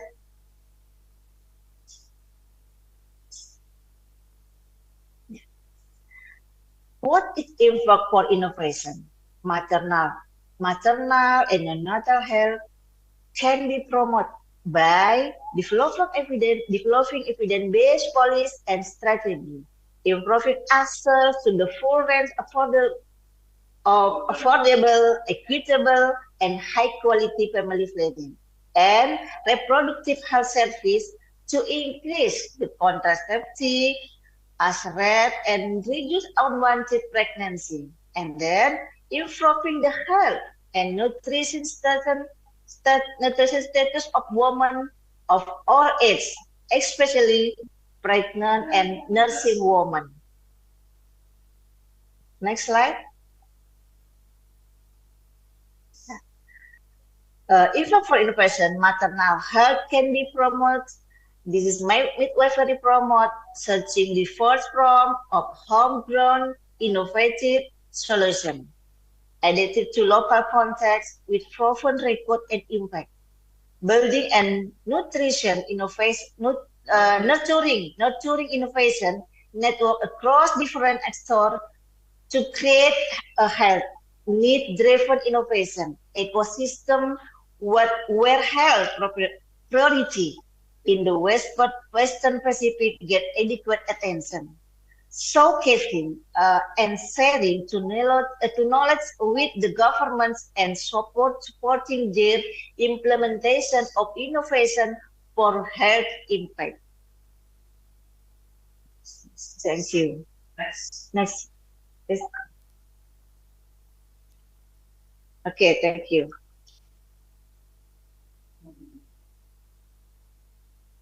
Thank you, Miss.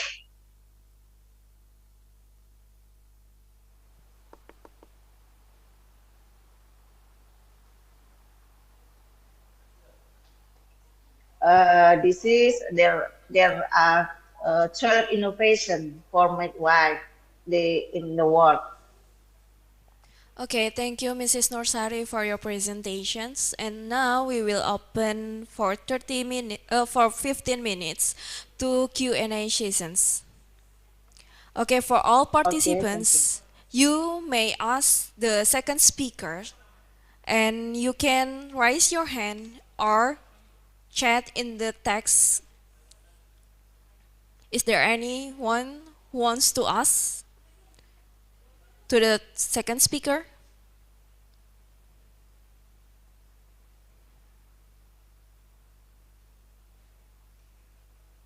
Ada pertanyaan? No, any question? By all participants, you may raise your hand or chat or write in the text box, and I will read it for you. Is there any questions to the second speaker?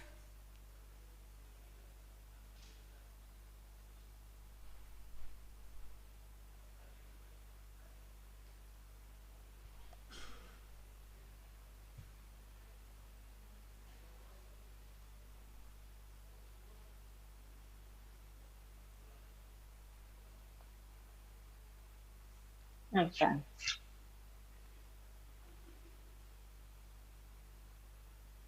Ada yang bertanya.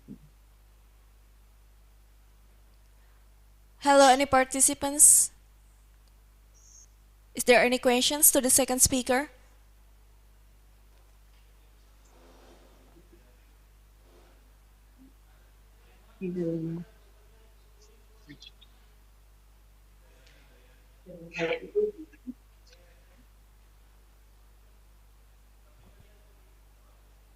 Okay, so there is participants who wants to ask the questions.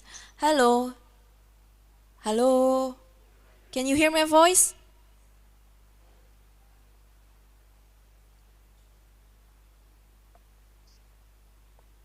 Suara dimatikan. Hello.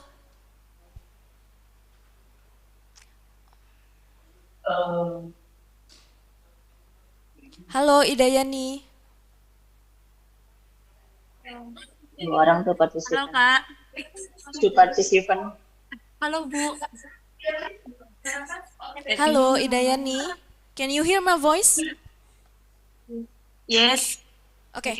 You can ask the questions.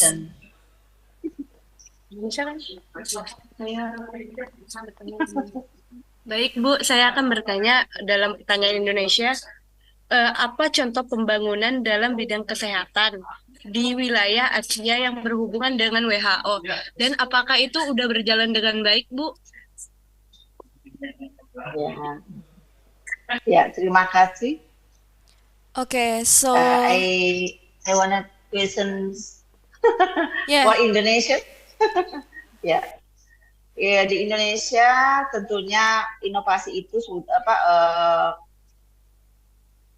sudah berjalan gitu ya, sudah ada beberapa inovasi-inovasi yang sudah digaungkan, yang sudah diciptakan di Indonesia, beberapa riset, dan tentunya kita tidak pernah berhenti untuk melakukan riset. Yang tadi saya paparkan di awal adalah riset will strengthen health transformation in primary care and relation system. Literature study enable us to accelerate to improvement of primary service transformation. Jadi dengan melakukan banyak penelitian kita sudah mampu memberikan beberapa inovasi yang dapat digunakan di Asia, terutama yang tadi yang waktu kita pandemi COVID-19 itu sudah hadir telemedicine ya. Telemedicine itu di mana-mana, tadi juga di Malaysia yang dipaparkan speaker yang pertama bahwa di sana juga ada telemedicine, di Indonesia juga ada telemedicine, dan apakah tergantung kita, apakah kita bisa menggunakan atau tidak, karena telemedicine itu merupakan sebuah inovasi platform dimasukkan di Play Store, dan kalau kita tidak punya HP berarti kita nggak bisa. Nah, tetapi kan semua orang Indonesia sudah menggunakan HP dengan Android, jadi platform itu semua dibuat dan dimasukkan di dalam Play Store. Jadi beberapa inovasi sudah banyak diciptakan, gitu ya. Dan kita juga punya big data. Indonesia itu Kemenkes punya big data yang bisa kita gunakan, yang bisa kita manfaatkan. Tinggal kembali kita sebagai mahasiswa atau sebagai bidan, sebagai perawat, apakah kita bisa mengikuti seiring berjalannya waktu? Karena tadi juga di speaker pertama bahwa kita mau jadi perawat apapun, mau jadi bidan apapun, tetap yang namanya kita mengikuti gitu ya, mengikuti perkembangan teknologi. Tetapi perkembangan teknologi juga tetap membutuhkan kita sebagai pengguna atau sebagai user atau sebagai pelaksana, sebagai bidan pelaksana yang mampu melakukan pelayanan, tetap kita digunakan juga, sehingga kita tidak bisa tinggal diam untuk berlakukan inovasi. Hampir setiap saat kita berinovasi, beride, tetapi inovasi dan ide itu berdasarkan dari evidence base. Nggak bisa kita melakukan bahwa saya mau ini. Tetapi yang saya ingatkan tadi adalah riset. Ya, riset will strengthen health transformation in primary care. And then kita kenal di bidan bahwa evidence based untuk melakukan semua tindakan. Mungkin itu dari saya jawabannya. Okay, that's all for the answers to the first questions. And now we are moving to another participant who wants to ask. Mrs. Grace, you can hear my voice? Halo. Yes. Ya, Okay. dengar dengan jelas. Ya. Oke, baik. Terima kasih. Saya bahasa Indonesia saja ya. Bu Nursari, bagaimana cara pelaksanaan telehealth? Bagus sekali ini telehealth ya. Dalam interpersonal partnership, apakah sudah terlaksana dan bagaimana evaluasi proses terlaksananya itu? Terima kasih. Yeah. So that's the questions from Mrs. Grace. You may answer the questions. Okay. Thanks, Mrs. Grace. Telemedicine and interpersonal partnership and telehealth di Indonesia itu belum dikolaborasikan, ya. Jadi masih berdiri sendiri, telehealth sendiri, interpersonal yang ada interpersonal education, ya, interpersonal education. IPE Indonesia, this is jadi di Indonesia itu belum adanya IPE. ya IPE dan berpisah. Tapi ini adalah kombinasi yang bagus kalau kita kombinasikan digabung antara telehealth dan interpartnership. Jadi sebetulnya partnership itu ada awalnya interpersonal collaboration, tetapi lebih kena namanya, lebih kena halus bahasanya, gabungannya antara interprofessional partnership. Jadi kita antara disiplin ilmu tidak berkolaborasi, tetapi kita melakukan partner. This is partner lebih menyamankan kita bekerja. Tidak ada ego antara bahwa profesi ini lebih bagus, profesi ini lebih hebat, tetapi dengan melakukan partnership kita melakukan hubungan, melakukan komunikasi yang baik, melakukan kegiatan yang benar-benar bahwa ini yang saya akan berikan, ini yang kita butuhkan di masyarakat dengan menerapkan istilah interprofessional partnership. Jadi kita bekerja sama, melakukan masalah di lapangan, sehingga kalau di kebidanan dengan perawat kan hampir mirip kita di community pregnant, ketemu ibu hamil yang sekarang itu di buku KIA, jangan lupa di buku KIA bahwa sudah ada tentang bagaimana kita menggali kesehatan mentalnya, kesehatan mental ibu. Itu dulu nggak ada di buku KIA terbaru, sekarang sudah ada bagaimana psikologi ibu. Jadi kita nggak bahas psikologinya, tapi bagaimana mental health-nya dan bagaimana kita memberikan asuhannya. Jadi mental health care itu penting kita gali pada ibu. Saya aja waktu sudah menulis buku ini tentang membahas tentang mental health care, kita melakukan penulisan buku kolaborasi bersama book chapter dosen-dosen kebidanan, itu membuat hati saya terenyuh bahwa selama ini saya sekian puluh tahun, 20 tahun lebih saya menjadi bidan, saya nggak pernah menggali tentang mental health-nya ibu hamil. Bagaimana perasaannya saat dia hamil, bagaimana perasaannya dia saat dia merasakan ada gerakan anak, hal-hal yang asing dalam tubuhnya, itu nggak pernah saya pelajari itu. Dan sekarang kita harus mulai mempelajari itu dengan menerapkan interprofessional partnership. Dengan interprofessional partnership, maka kita bisa menyelesaikan masalah itu step by step. Oke. Okay, thank you, Mrs. Nursari. And we have another questions from participants. Muhammad Habibi. Hello, can you hear my voice? Muhammad Habibi. Iya Kak, dengar Kak. Okay, please ask the questions. Ya, jadi Kak, mohon maaf sebelumnya Kak ya, saya menggunakan bahasa Indonesia karena memiliki keterbatasan dalam penggunaan bahasa Inggris. Jadi kepada Ibu pemateri yang terhormat, jadi gini kan Bu, berbicara tentang perkembangan inovasi. Sebagai saya kan menginginkan saya sebagai mahasiswa yang kritis Bu. Jadi saya itu Bu ingin bertanya kepada Ibu. Jadi adakah salah satu contoh perkembangan inovasi di Indonesia khususnya yang Ibu ketahui yang berkesinambungan Bu? Karena menurut saya yang saya perhatikan itu Bu, perkembangan inovasi di Indonesia ini mentok-mentok awalnya launching, habis launching groundbreaking, habis groundbreaking hilang Bu. Nah, jadi tuh saya mau bertanya kepada Ibu, apakah ada proyek yang terus berstimulan Bu ataupun berkelanjutan sehingga proyek itu ibaratnya tidak hanya sekedar groundbreaking aja Bu, seperti itu Bu. Mohon maaf sebelumnya Bu apabila saya ada kesalahan pemilihan diksi dari perkataan saya Bu. Terima kasih. Okay, thank you for Muhammad Habibi for these questions. You may answer the questions, Mrs. Nursari. Okay. Yes. Langsung saya jawab aja. Terima kasih moderator Muhammad Habibi. You can open your camera. This is communication. Sangat bagus kalau kita komunikasinya bagus kalau layarmu dibuka, gitu ya. Jadi apakah inovasi itu sudah ada yang berjalan terus, gitu ya? Contoh saya contohkan kalau yang di Indonesia gitu ya, yang pernah saya tahu contoh Laduni. Laduni itu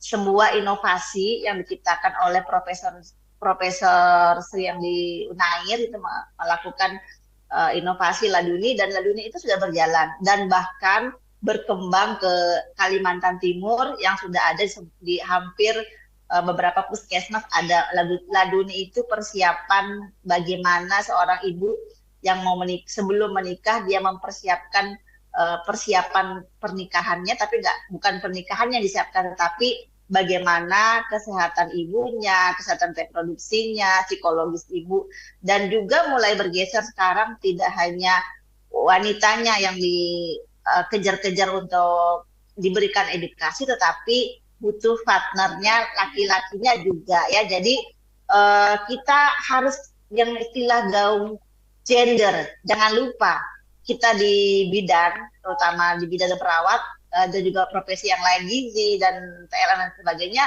jangan pernah lupakan yang laki-laki gitu ya, bahwa saat kita mempersiapkan primary care untuk catin gitu ya, catin itu yang laki-laki juga harus disiapkan loh, bagaimana kesehatannya, apakah dia sehat, apakah dia juga sudah tidak anemia seperti yang perempuannya, karena kan yang laki-laki juga menyumbangkan sekian persen dari keberhasilan saat janin dilahirkan, saat bayi dilahirkan. Nah itu ya, support mental untuk ibunya, kemudian support untuk bagaimana menjadi seorang ayah, bagaimana menjadi seorang suami yang bisa nanti juga mensupport supaya ibu hamil yang nantinya melahirkan bayi yang sehat, bayi yang tidak stunting, dan bayi yang akan tumbuh dan berkembang sesuai tahapan usianya. Mungkin itu ya, siapa ini panggilannya Mas Habibi gitu ya. Iya, sangat bagus pertanyaannya. Dan kita di Poltekkes Kalimantan Timur tidak jauh-jauh kita pergi ke luar gitu ya.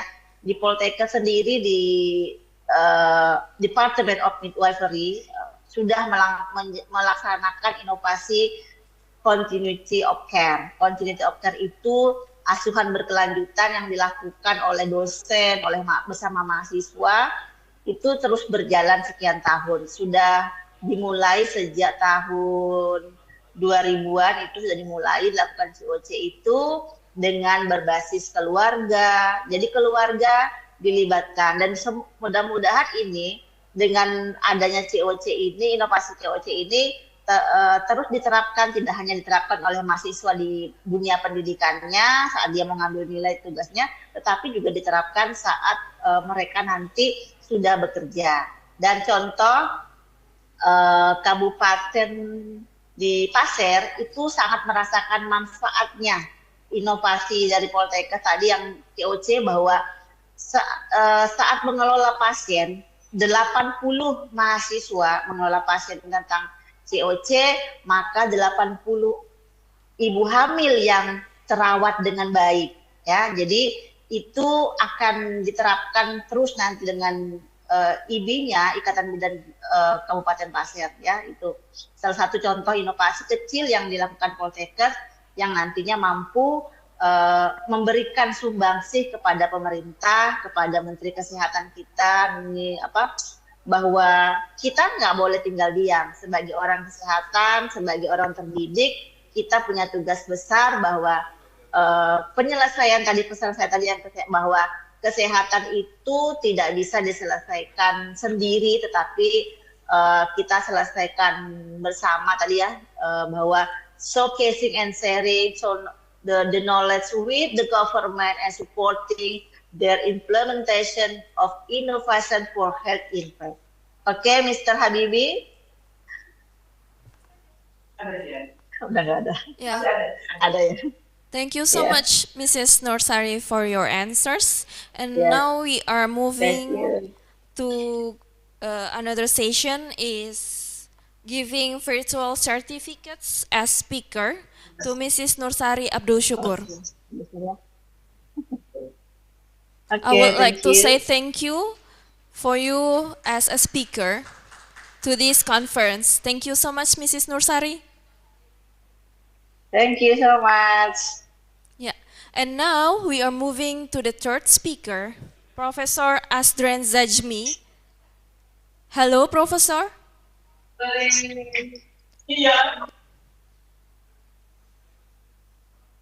Professor, hello. Can you hear me?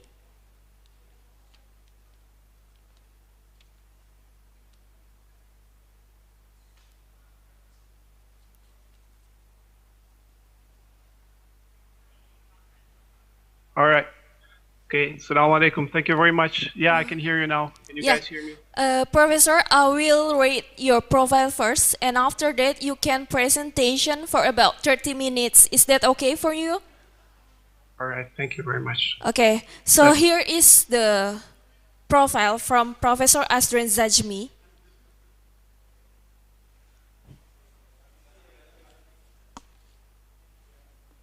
Okay. So Professor Asdren Zajmi is a doctor of philosophy in biomedicine from Management and Science University, Shah Alam, Malaysia. He is also a lecturer in Department of Diagnostic and Allied Health Sciences, Faculty of Health and Life Sciences, Management and Sciences University, Shah Alam, Malaysia. He also has many publications, including Scopus Index WOS, and also he wrote book called MDR Staphylococcus aureus as Colonizer in Health Individuals in 2023. His latest appreciation as President's Award of Appreciations in 2022. Hello, Professor. Hello. Yeah, you can have 30 minutes to presentate, and after that we have 15 minutes to Q&A sessions. Please. All right. Have yourself. Okay, thank you very much. Yeah. I'll try to share my slides first.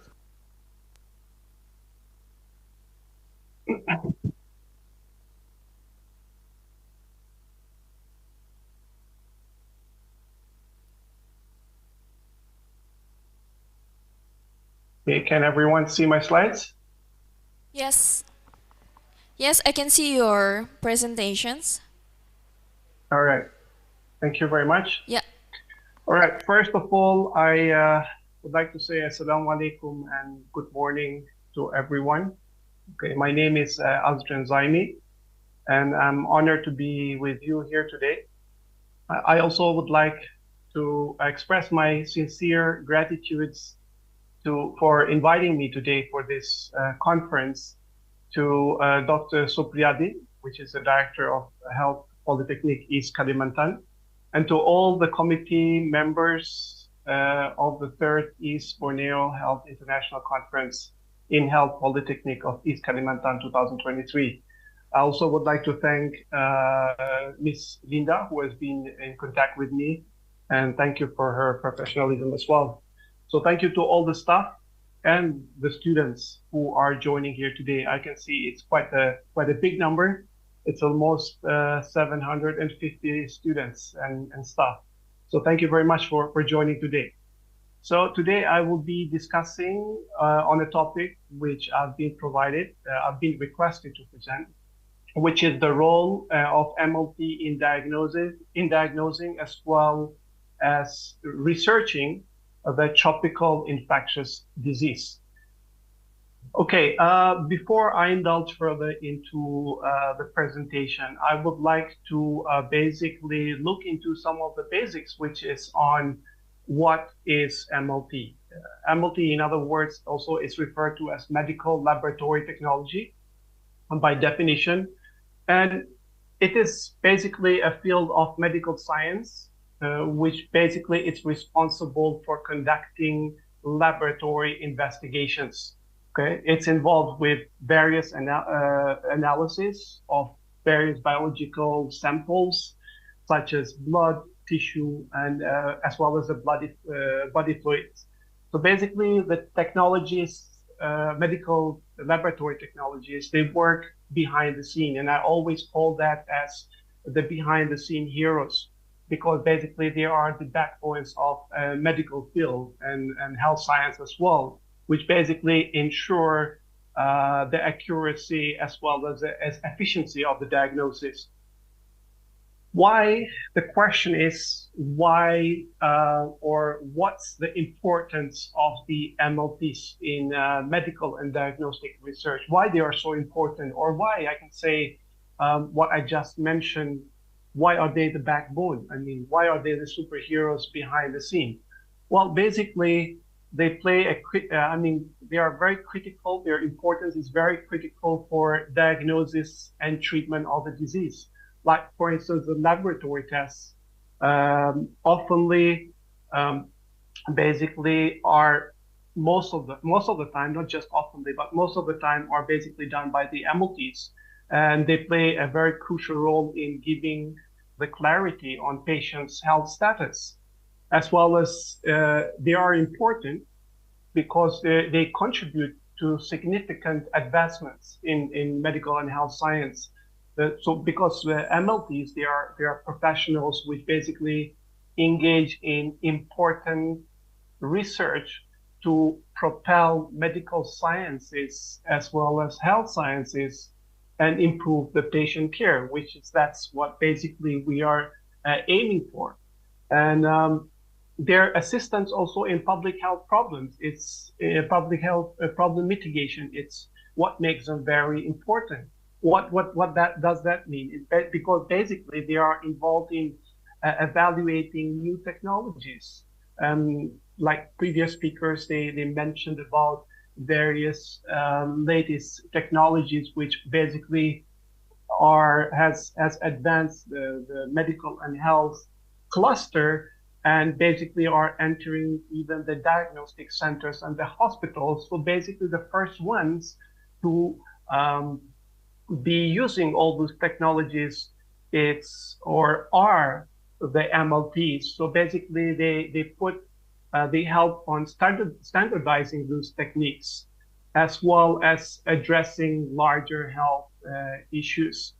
Another importance is the accuracy and the timely information that the MLTs basically provide to the medical doctors, which basically this can help in subsequent treatment planning for the patient.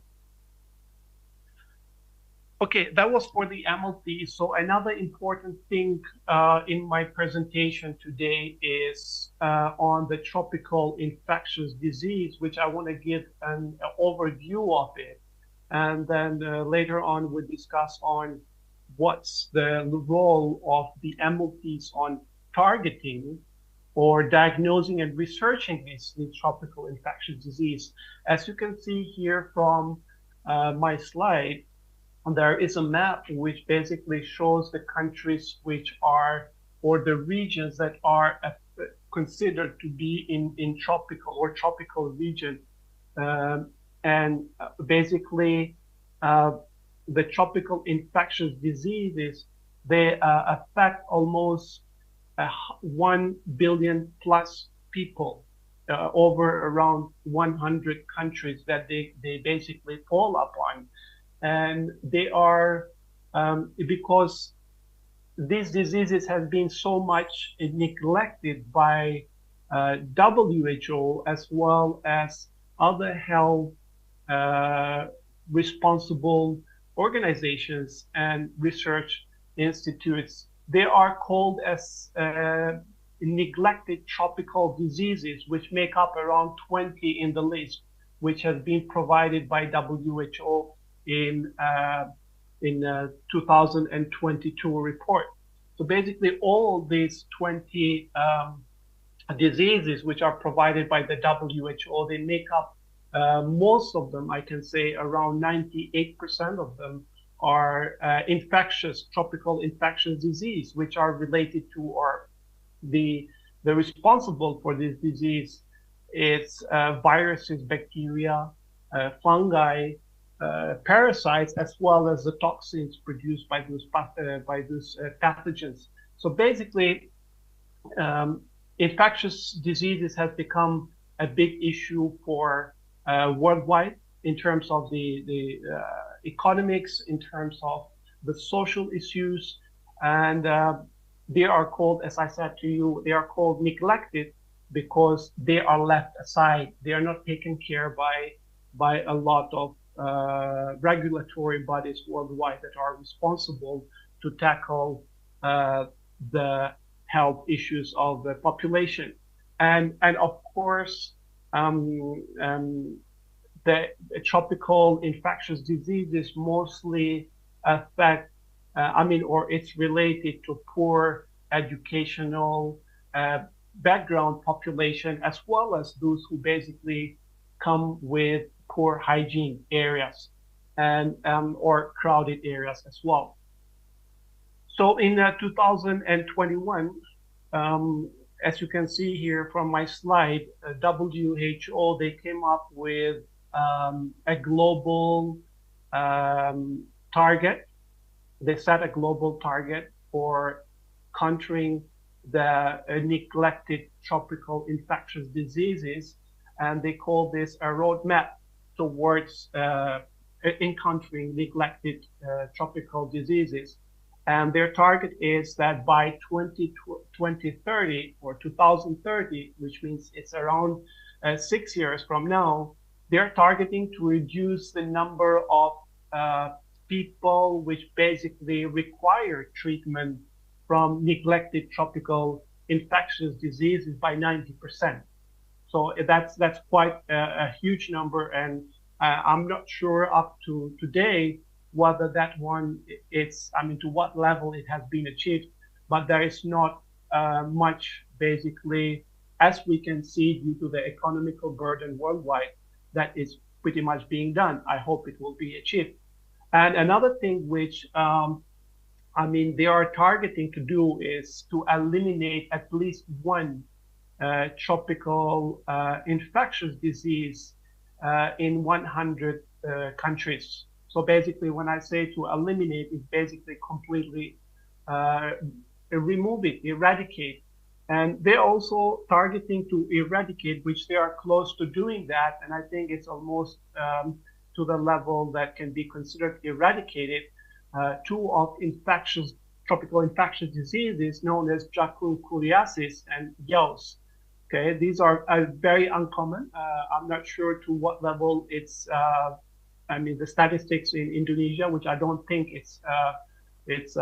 I've heard or I've read any cases, but in Malaysia, for instance, we don't hear of infections such as dracunculiasis and yaws. However, they are also targeting to reduce by 75% as what we call DELIS. DELIS is referred to as disability adjusted life years, which basically in other words, it means a disability from that's related to to the diseases that come from basically the pathogens that are included in the neglected tropical infectious diseases. And now when it comes to the importance of diagnosis of tropical infectious disease, of course, it's very essential for proper diagnosis and for proper treatment, because early diagnosis ensures that the patient receives the proper treatment, and basically it reduces the risk of complications as well as increasing the chances of full recovery. And let's keep in mind that we are discussing and we are talking about the infectious disease, which they are part of communicable disease. And it's not only the patient that suffers, but basically they are easily spread and transmitted to the surrounding or the people around us, or the people that actually we spend our time with.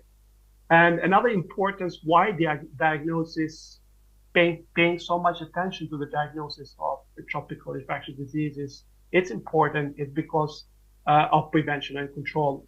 Because proper diagnosis, it can basically aid on implementing prevention and control measures, surveillance activities, which basically can lead to reduction in the number of the infections from those diseases, And another importance is also mitigating the disease spread, which basically early detection is vital to the control of the spread of these emerging infections. As we can see sometimes when we're dealing with neglected tropical infectious diseases, like previously, when we discuss about dengue, for instance, a dengue infection, which is an endemic in most of these countries that fall under the tropical, in certain areas, sometimes it reached a level where it was reduced up to 90%. However, then we have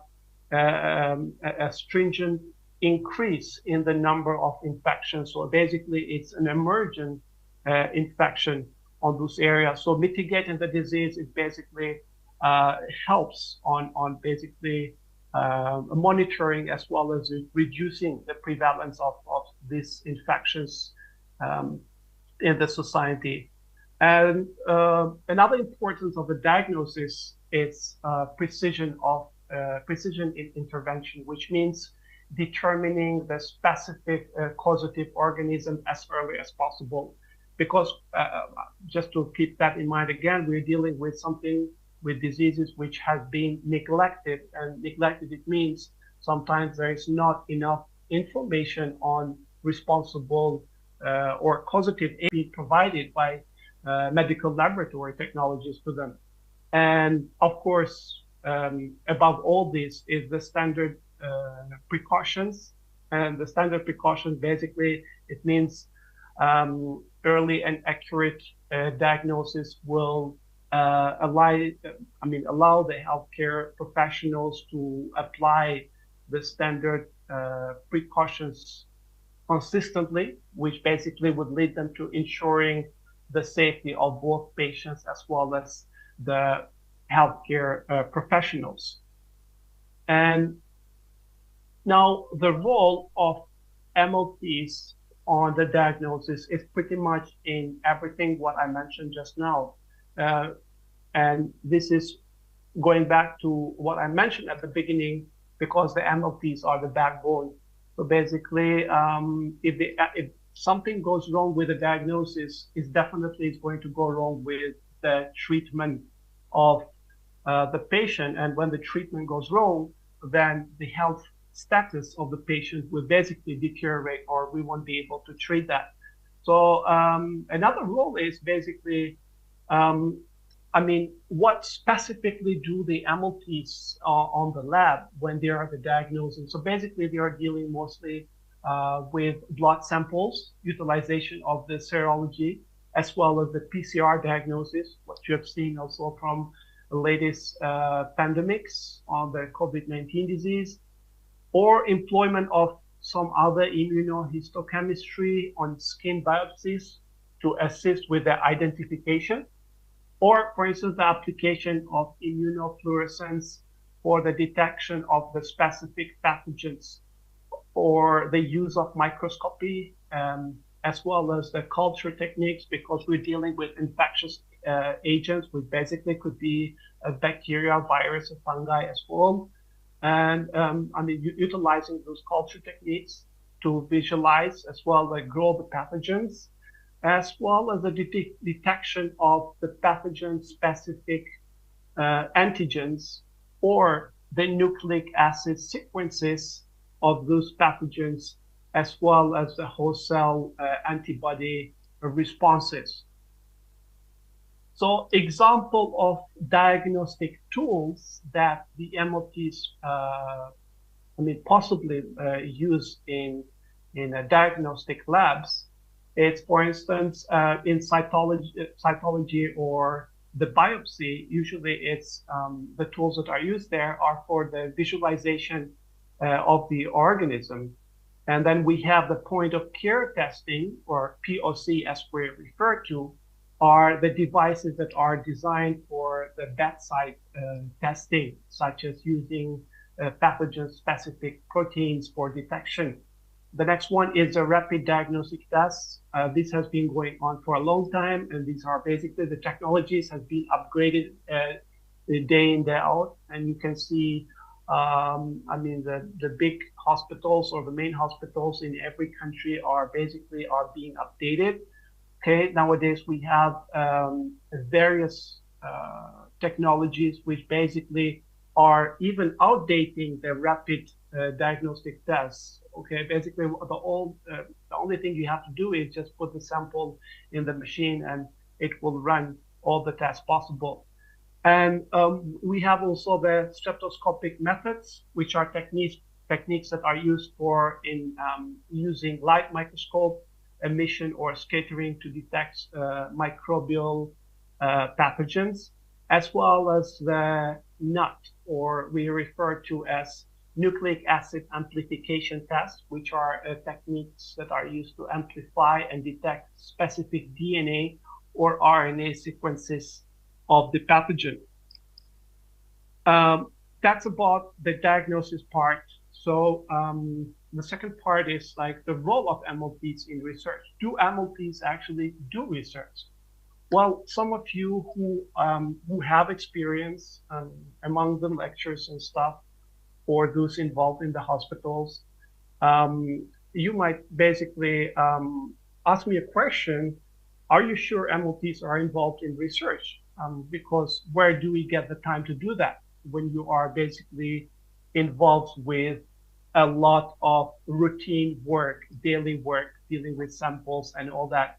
Well, basically all that work that the MLPs spend on providing the accurate and timely laboratory information for the treatment of disease are basically part of the research as well, because the outcome of that, whatever you've done, it's basically part of the research if you can look from a broader picture.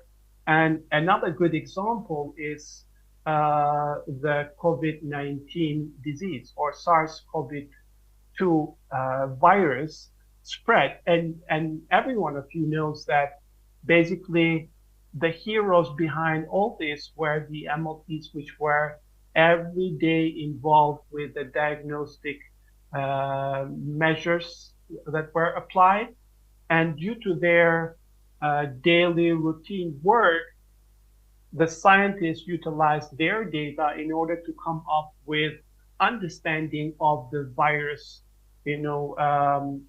that was spreading drastically in the population. So basically, MLPs are involved in medical research, and it's their research is quite significant in studying the disease, and it has led, and also it will be leading into studying the effect of the new medication as well, based on the diagnosis. The MLPs as well work in analyzing variety of biological specimens, and that's part of research work. It basically looked carefully and taken care, which helps on the disease treatment.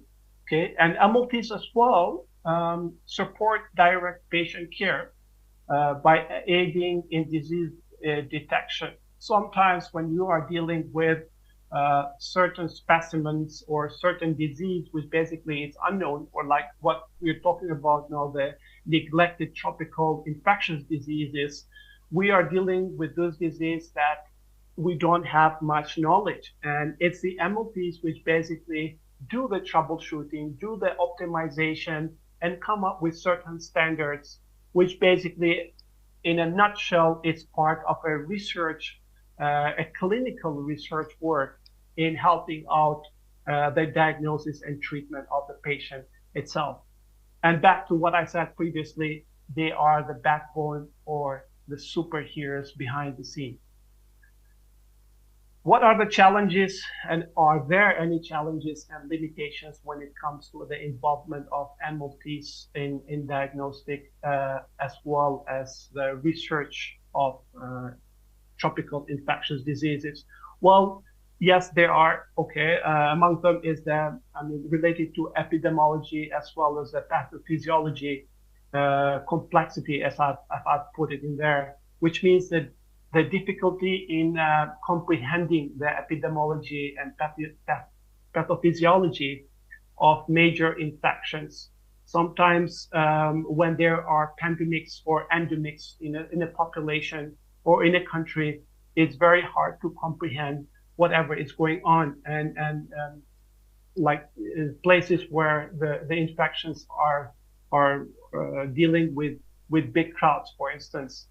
And another challenge or limitation also is the molecular methods. Molecular methods nowadays, even though in developed countries they are using those molecular methods, because molecular methods are used for diagnostication of disease, in precision medicine, or in customized treatment, customized patient treatment, which based on my reading, I think there is also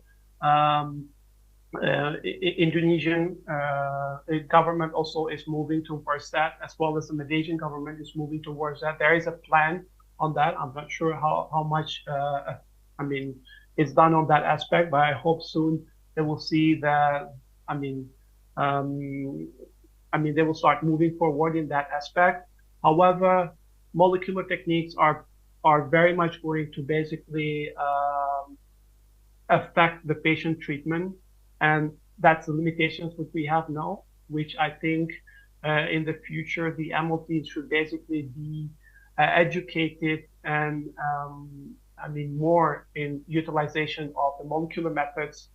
And another challenge is distinguishing tropical infections, okay, because as I said, there are around 20 in the list, and sometimes misdiagnosing of infections can lead to basically various challenges and lack of treatment of the patient, and societal and environmental factors.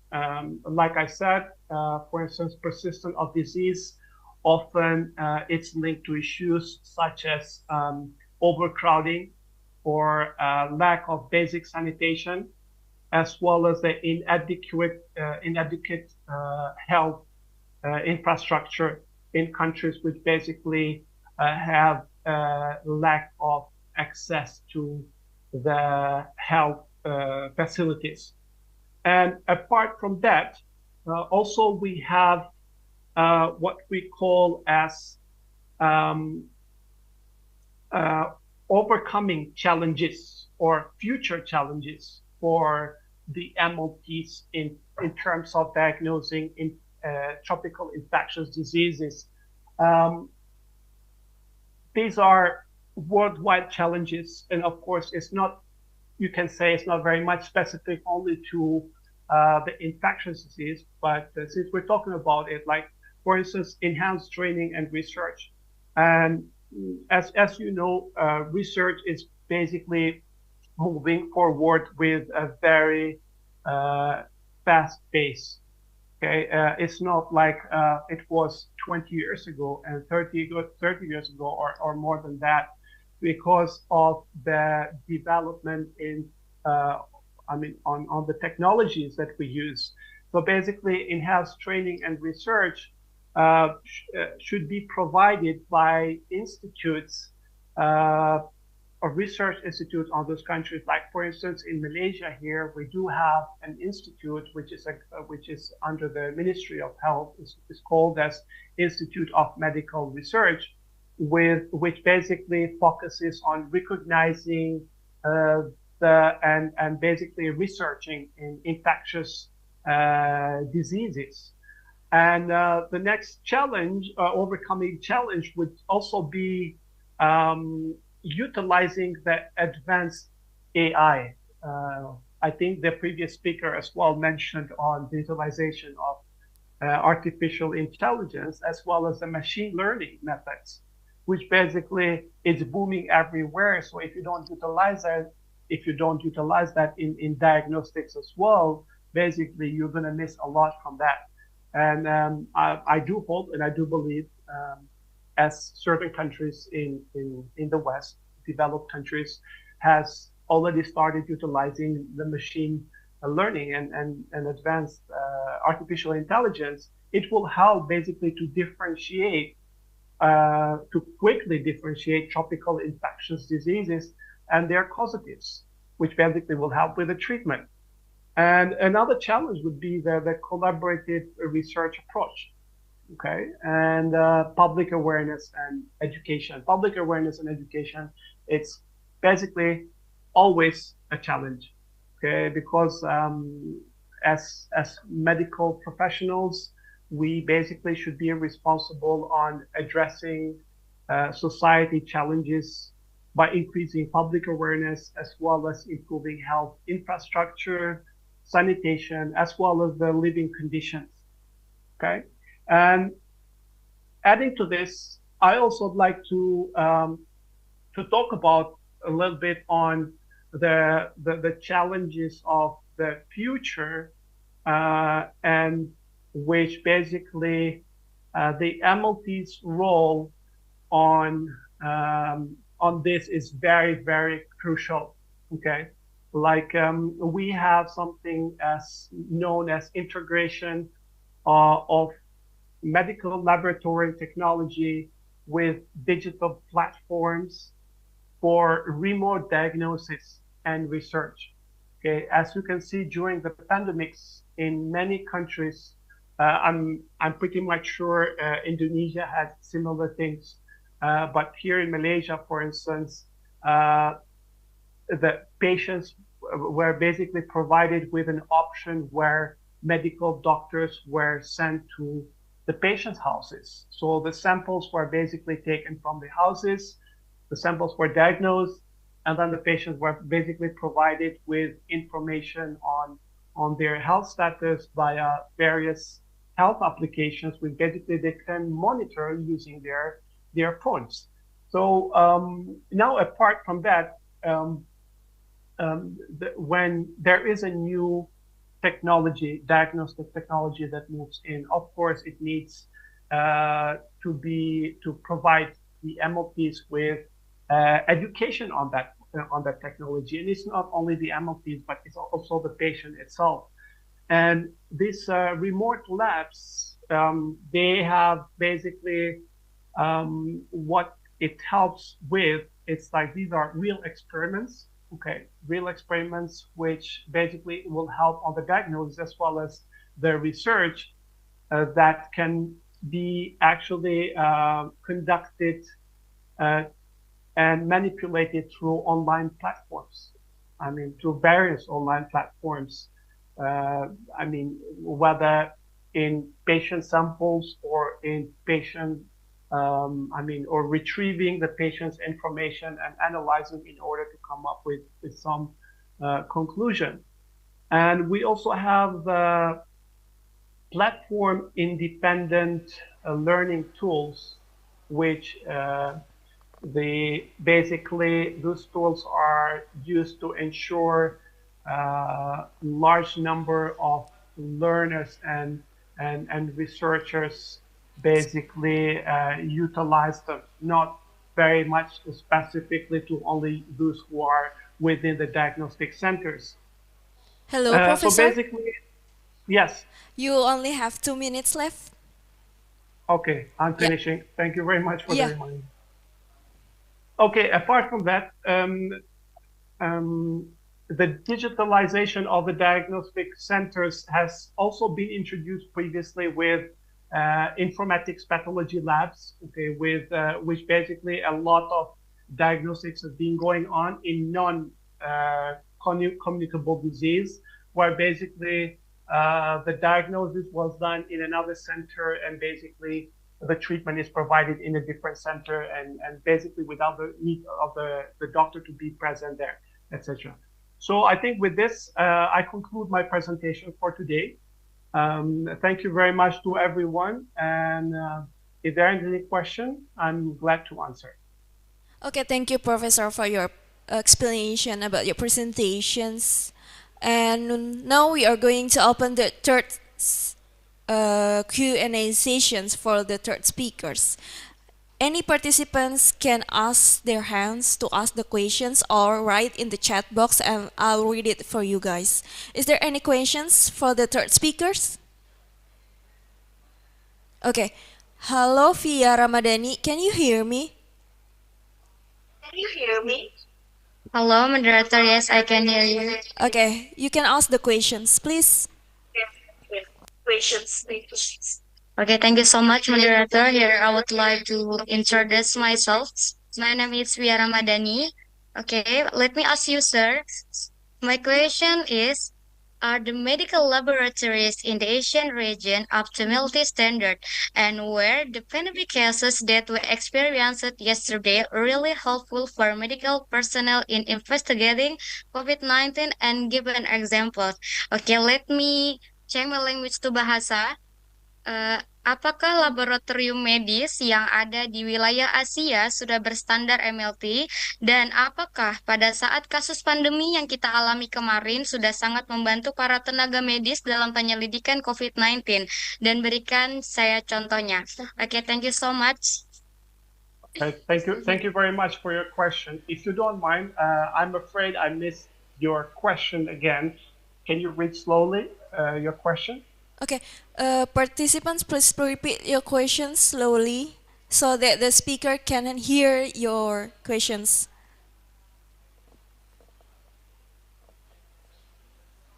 Halo, Via, bisa ulangi lagi pertanyaannya secara pelan-pelan?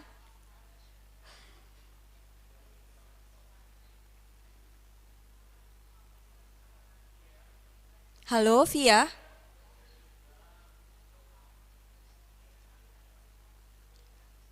Halo. Yes, I'm so sorry, moderator. Ya, ulangi pertanyaannya pelan-pelan aja. Ya, baik. Okay. My question is, are the medical laboratories in the Asian region up to multi-standard? And were the pandemic cases that we experienced yesterday really helpful for medical personnel in investigating COVID-19 and give an example? Is it clear? All right. Okay. Thank you very much. I understand your question now. Okay. If we talk about, actually, it's a very important question, and it's a very good question. When we talk about the standards of the MOPs in Asian region, and you specifically mentioned about the pandemics that we recently encountered, the pandemics caught everyone red-handed. We were not prepared for the pandemics, and of course the MOPs, not just in the Asian region but worldwide, were not prepared for such a thing. And of course we have seen a tremendous development in terms of the standards that has been applied for the MOPs, and not just the standards but the upgrade in terms of the knowledge that the MOPs has been provided with. A good example is the use of PCR. I mean, PCR was not something which was not one of the methods that MOPs were basically used on utilizing before the pandemics. They were mostly experienced staff which basically come from a higher level of education, such as master level of PhD. However, the MOPs were not basically utilized for that, or there were only few institutions here and there in the country which, I mean, could diagnose or could utilize PCR for diagnosis. Nowadays, we have definitely almost every single healthcare provider in I'm sure in Indonesia as well as in Malaysia and the region, which basically are doing that. And we can see an advancement in that aspect, and the support by, which is very crucial, support by the authorities, by Ministry of Health, with providing trainings as well as providing latest technologies. Okay, and another thing which basically was not to the level satisfying level previously was the safety standards provided to the MOPs when they dealt with infectious diseases, okay? Because there were not much done in that aspect. However, due to the pandemics that one has basically pushed and accelerated the utilization of safety rules such as PPEs and like other standards such as wearing of masks, gloves, the way you deal with the patient, the way you take the sample from the patient, not from basically open areas. The areas where you collect the samples should be separated from the rest of the patients, etc. So yes, definitely we can see an upgraded level and upgraded technologies and standard as well in the region. And I can say it's not much difference in terms of the standardization of the diagnostic in Southeast Asia with the Western countries. But of course, there is always a way of improvement everywhere. I hope that answers your question. Okay, thank you, Professor, for your answers. And now we are having another participant who wants to ask. Hello, Laila Rahma. Can you hear my voice? Hello. Yes, I can hear. Okay, you can ask the questions, please. Thank you, moderator, for the time. So I want to ask about what if an area does not have MLT standard and its medical laboratory, and what the impact will this have on its patient? Because it's important to note that many countries and regions still have.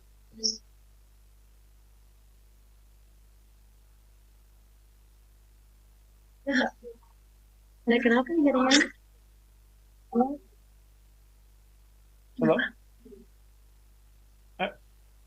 Are you done with the question?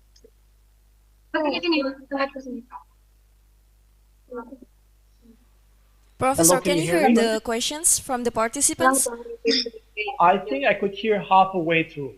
Okay, I'll ask the participants to repeat the questions. Can you repeat the Alright. questions again? Slowly.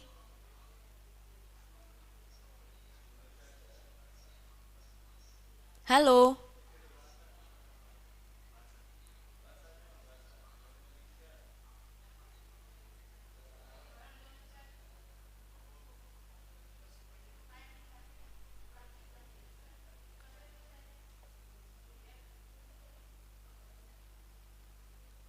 Halo, bisa diulangi pertanyaannya?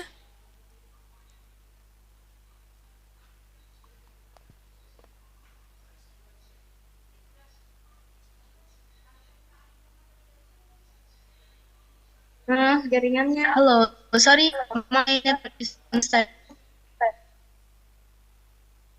So my question is, what if an area does not have MLT standard in its medical laboratory, and what the impact will this have on each patient? Because it's important to know that many countries and regions still have a great technology about healthcare. All right, thank you very much for your question. If I understood your question correctly, okay, what if an area or a healthcare basically do not apply or don't have medical laboratory standards, and if they basically do not satisfy the technologies which basically other countries are using? I'm not sure if that's the question, but that's what I understood. So basically, well, every single institution and every single country is basically should be using the standards which are international standards that are basically provided or are set by the WHO. Okay, so there should be no country who should object to standards. And of course, certain areas, like for instance, in regions which are far away from here, like in Africa or some other Asian countries which are basically cannot afford to basically buy those technologies, then of course they should try their best to utilize or to apply the standards on when they are diagnosing. Okay, but one of the first standards, when we talk about standards, there are many different standards. Okay, if we're talking about the standards, the safety rules and regulations in that aspect, that I mean, there is no justification from any institute or any country not to apply that. Okay, when we talk about the technologies that are basically utilized by other countries, and it has become a standard on those countries, we do hope that every country should be able to basically utilize that. And I'm sure that's not an issue in many regions, including Indonesia and Malaysia. I hope that answers your question. Okay, thank you, Professor, for your answers. And now we are moving to another participant who wants to ask the questions. Hello, Andi Muhammad Reza. Can you hear my voice? Reza? Hello. I'm so sorry. I cannot on cam because network issue. So Yes. can I just tell my question? Please go ahead. Yeah, Thank you yeah. very much. You may. You can ask the questions, please. Hello. Yes.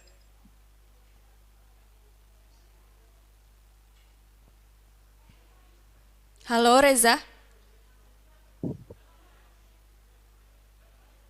Hello. Okay, but first, and my voice is hearing. Yeah. You can ask the questions. Okay, so don't waste our time. So my name is Andi Muhammad Reza. I am student of Study Program Medical Laboratory Technology. So my question is technological progress, especially in the health sector, is very rapid and make things easier for all of us, but for health workers and our patients.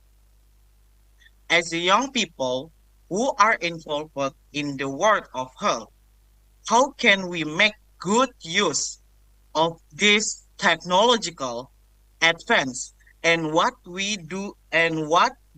we need to prepare in the future for future advance? But let me translate in Indonesia maybe. Kemajuan teknologi, terutamanya dalam sektor kesehatan, sangat pesat dan memudahkan kita semua untuk para tenaga kesehatan maupun pasien kita. Sebagai golongan muda yang terlibat dalam dunia kesehatan, bagaimanakah kita dapat memanfaatkan atau dapat menggunakan kemajuan teknologi ini dengan baik, dan apakah yang perlu kita sediakan pada masa depan untuk menunjang teknologi terbaru dalam dunia kesehatan. Sekian dari pertanyaan saya. Wassalamualaikum warahmatullahi wabarakatuh. Waalaikumsalam. Thank you, Andi Muhammad Reza. Professor, can you hear the questions? Yes, please. Okay, you may answer the thank you very questions. much. Thank you very much, Andy, for the question. It's a very good question. Developments in technology, we can't stop that. And sometimes when we have certain technologies that are coming up, and one of them is the artificial intelligence or machine learning, for instance. As you are aware, the last year in 2022, November, ChatGPT, which is an artificial intelligence platform, was basically established, and within 2 months there were millions, and not to say billions, of people who started utilizing that. And then there was a big reaction by majority of people, including the educators. Okay, me myself, an educator, where basically I encountered that news. I was one of the first to write a social media post, basically objecting the utilization of the ChatGPT or AI in education industry. Okay, at least to say in diagnosis, because I did not actually much believe on the artificial intelligence. However, when studying the technology itself, the way it's used, the way basically we can rechannel its uses, okay? Because of course, when we talk about the technology, it can be used for bad purposes, can be used for good purposes, okay? Either for negative or positive. However, in this case, we are talking about utilizing the technology for the good of humanity, for the good purpose. And you as a student, you should learn those technologies as you are basically still studying. Okay, and you should basically try to understand and comprehend how these technologies are basically going to make your life easier.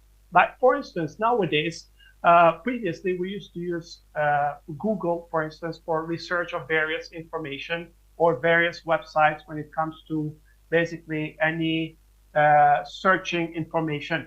Okay, nowadays people are utilizing the artificial intelligence, not just utilizing for the information, for the knowledge, but they are actually, it's enabling you to basically communicate in a way which you can say with artificial humans, with robots, or with the machine itself, which is basically helping you on analyzing the results and giving the diagnosis to the patient. Previously, for instance, we would utilize whatever results you get, sometimes we do not understand due to our poor knowledge or inability to understand the results. And basically the patients are provided with certain treatment, which resulted in basically making the health status of the patients much worse. But utilization of these technologies nowadays will help us to basically double check or reconfirm our conclusion, our diagnosis, as well as treatment. Okay, so it's very good to learn how to utilize this technology for the future, and how you basically can apply in the diagnosis. And of course, the educational institutes, universities, colleges, as well as the high school and elementary schools should start applying these technologies and basically divert the mentality of the student on applying use for the good use of humanity.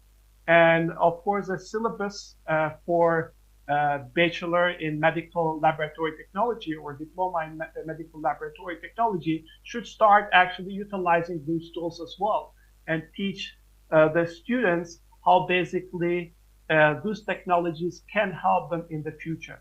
Whether you are going to apply when you get into your job, when you start your career or not, that will be very good and very helpful for the future. I hope that can answer your question. Yeah, thank you, Professor, for your answers. That's all the Q&A sessions for the third speakers, and now we are giving the virtual certificates for the third speaker, Professor Asdran Zajmi. Okay, this is the virtual certificates. Thank you so much, Professor. Thank you very much. It's a pleasure. Thank you. Yeah, thank you so much once again for Professor Asdran Zajmi as the third speaker for our conference in this session 1. And that's all. The end of the session 1. Ladies and gentlemen, we have come to the end of these sessions. Thank you very much for all of the speakers. The first one is Associate Professor Dr. Chong Mei Chan, and the second speaker is Mrs. Nursari Abdul Syukur, and the last but not least, Professor Asdran Zajmi for joining with us. This is the end of session 1. Thank you so much for all the participants who already asked the questions. Hopefully I can see you again soon, and thank you very much. Now we are going back to the Master of Ceremony. Thank you again.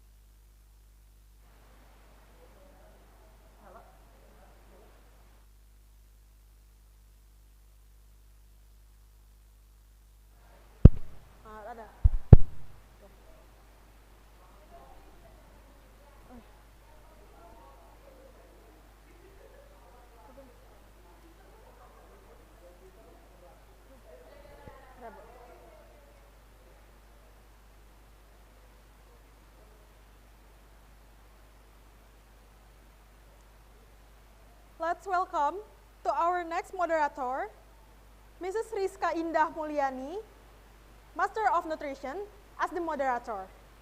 Please welcome Mrs. Rizka Indah. Time is yours.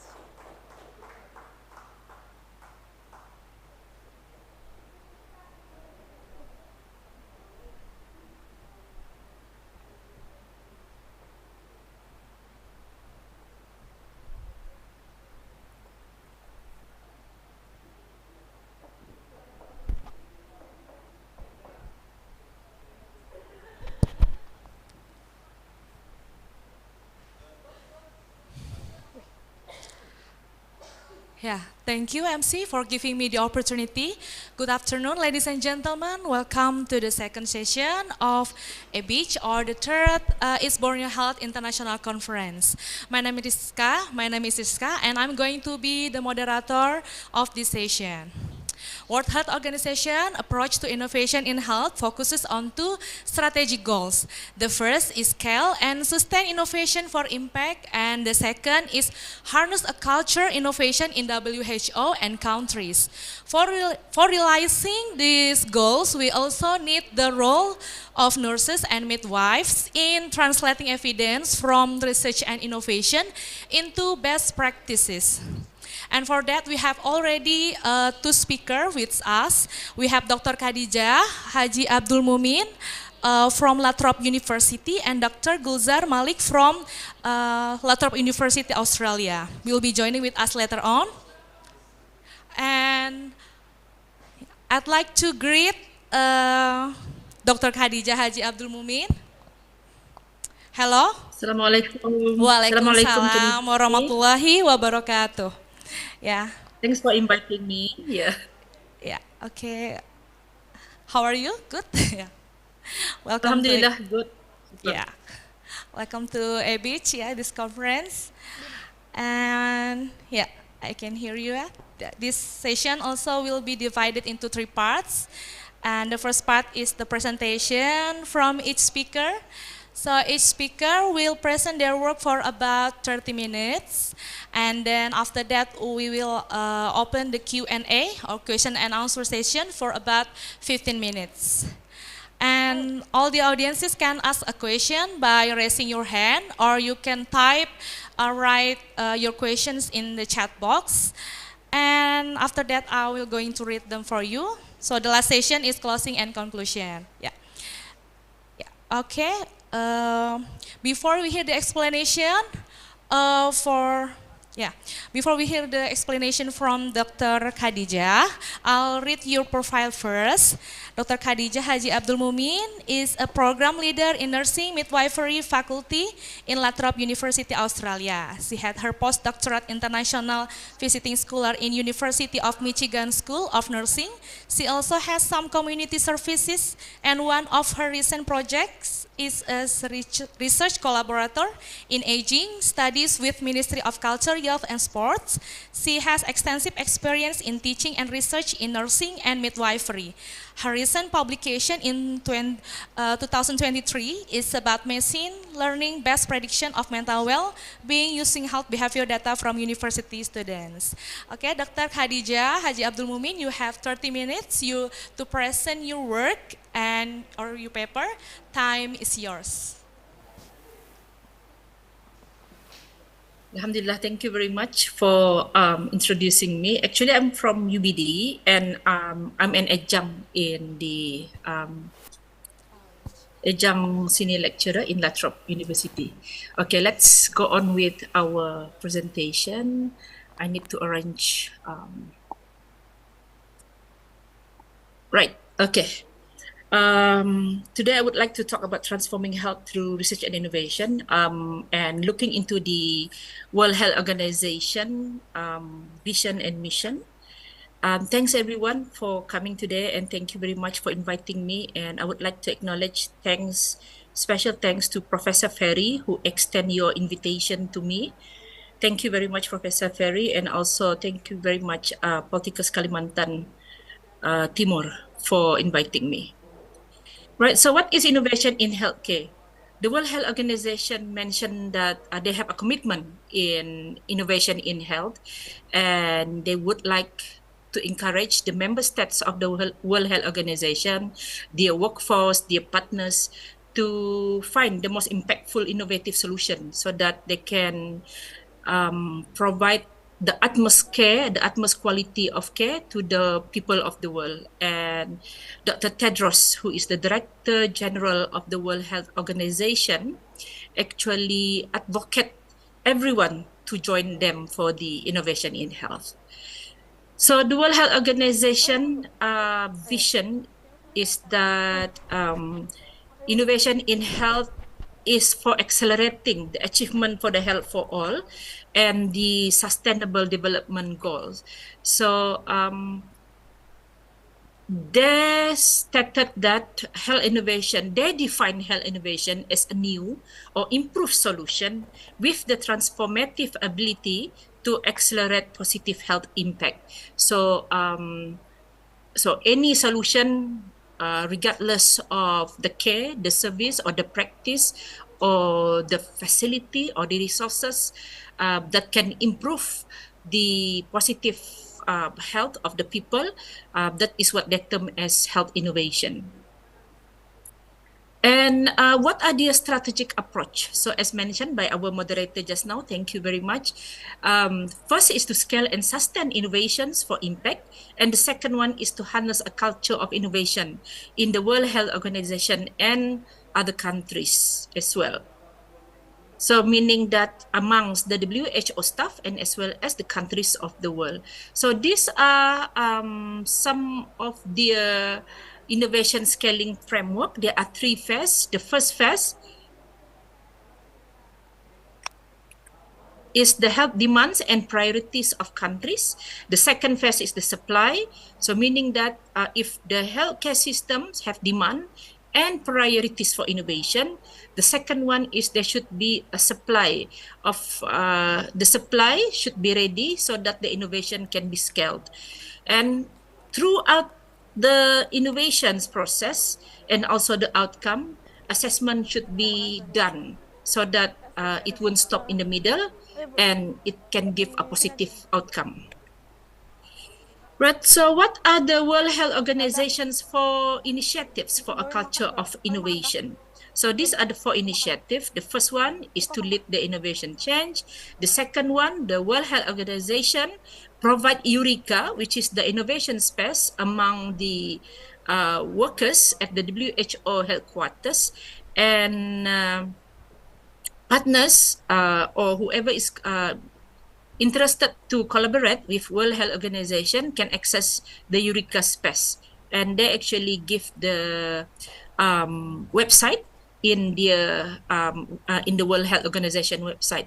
And number 3, global capacity building. So this means that the World Health Organization launched a global innovation capacity building program for the staff and also for the member states and also for the partners, so that everyone can involve in scaling innovation.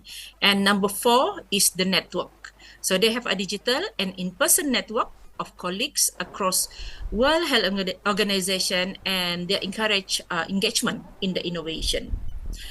So talking about innovation, is it a process or is it an outcome? So let's look more into innovation, which is closely related to research, which is our theme today. Innovation is very important for changes, but for innovation to take place, at some points, evidence base should be there, and one of the way to seek for evidence is through research. So innovation is it relates well with the research. So is it a process or outcome? So innovations means that we are changing something. Okay, we are changing something. It also means we are improving something and also advancing, probably advancing it. So not only improve it, but also advancing it one step ahead. And in some cases, it is transforming. So between changing and transforming, changing, you can always reverse your change. But transform, you are going to transform a thing or any healthcare related in this instance, and you can't reverse it back for transforming. So it's very difficult to reverse it back once you transform changes. And inventing. So for some, innovation involve inventing new care model, also practice the model of practice probably need to be changed, and invention of new facilities or new gadget for improving the healthcare. Right, so what do we innovate? So as I mentioned earlier, it could be the practice, nursing and midwifery practice, or healthcare practice in general. Care, how do we provide care to our patient or our consumer or the woman and the family? Services, our services, we can innovate our services.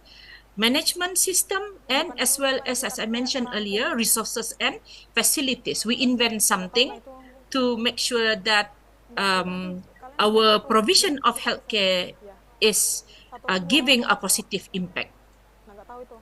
Right, so why are innovation significant in healthcare? So this is quite straightforward.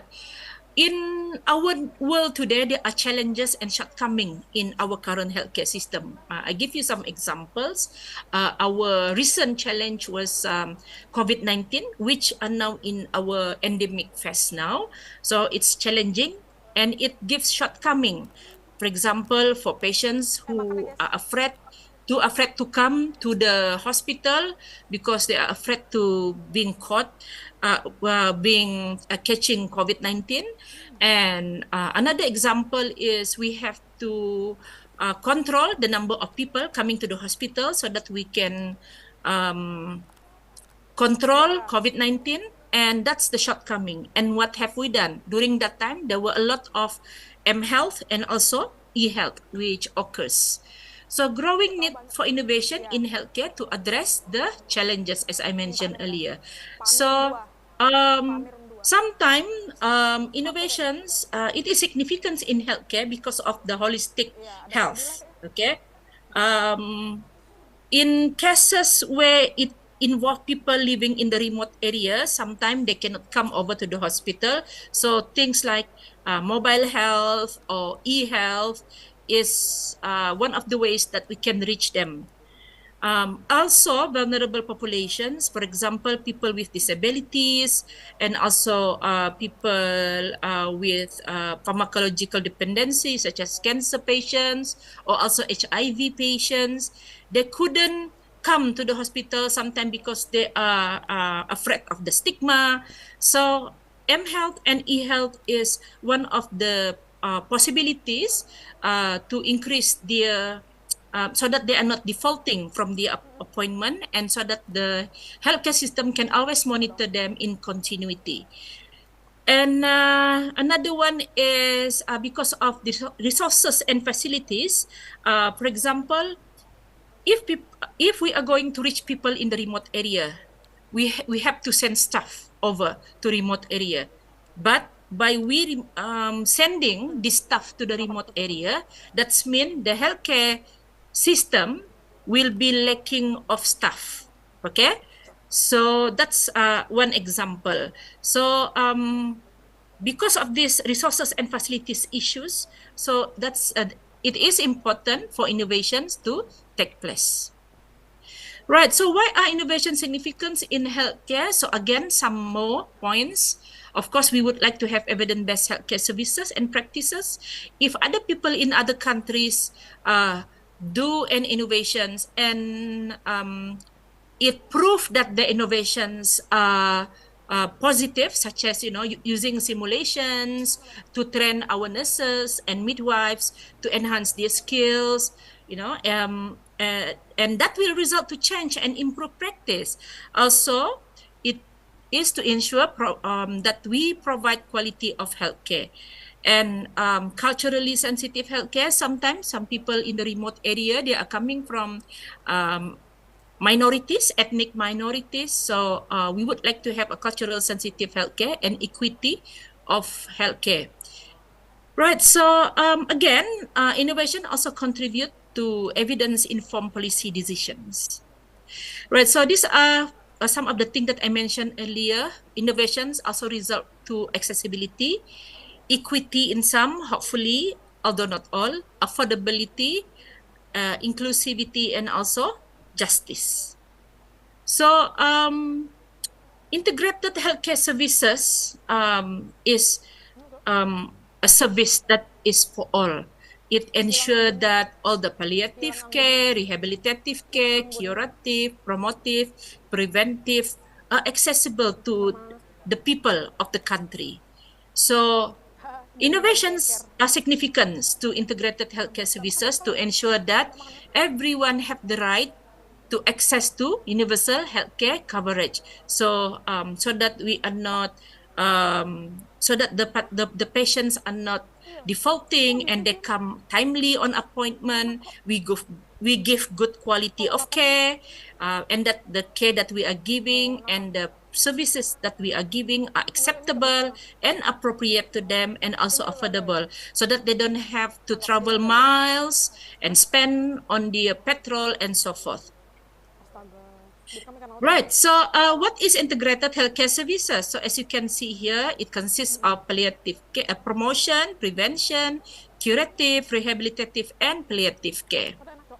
And the integrated healthcare services is about the quality by which we want to provide effective healthcare services, nursing and midwifery services, nursing and midwifery care. And that, again, as I mentioned earlier, so that we ensure safe provision of care, the timeliness, and also the equity, and they have the integration of care at one place, efficiency and people-centeredness, so that we focus on the person. So integrated healthcare services goes along with and ties in well with the principle of primary health care. So it covers the majority of a person's health needs, and as I mentioned earlier, promotion, prevention, treatment or curative, rehabilitation and palliative. So from the birth to the final days of life. So across the lifespan of a person. So we want to maintain the sustainability of health and encourage community collaborations, as well as strengthen our country capacity to assess and monitor the performance of the health services. So this is what we call as integrated healthcare services. So as per the previous speaker, for example, professor before me just now from the Management Science University, and also other speakers before me, we talk more about the Internet of Things and digitalization and artificial intelligence. So these are some of examples of the integrated healthcare services. And again, I'll show you another example. So in the integrated healthcare services, our innovations is tailored towards wellness program. Okay, nowadays we have telehealth e-visits, although we still maintain some remote visit for face-to-face consultation. And in countries, in the European countries, they have hospital at home, meaning that the doctors come to visit, the GP, general practitioners, come over to the people home to actually give their service. I give you example. When I was studying in the UK for my degree, I've got a very terrible asthma, and I call my general practitioner, and he came with the nebulizer and with the injections for the prednisolone and everything that can make me feel better. So that is one example. I believe in Indonesia also the same. Although in Brunei we don't have such service yet. If we have, probably it's in the case of emergency. Automated kiosk, we were very thrilled to observe this when we were in La Trobe University for our fellowships last September. We saw that they have automated kiosk for healthcare. In Singapore, also when I was there, the patients can, just put in their details and make their appointments and just wait for their numbers to be called to see the doctors. And again, so many things that is displayed here, and I hope you can have got the time to read it all.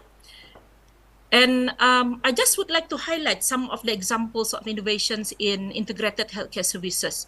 So one of the example is artificial intelligence and machine learning.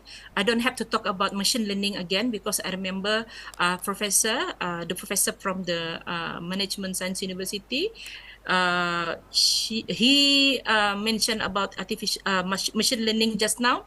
Artificial intelligence and also as big data is one of the current trend. In our country, in Brunei, we have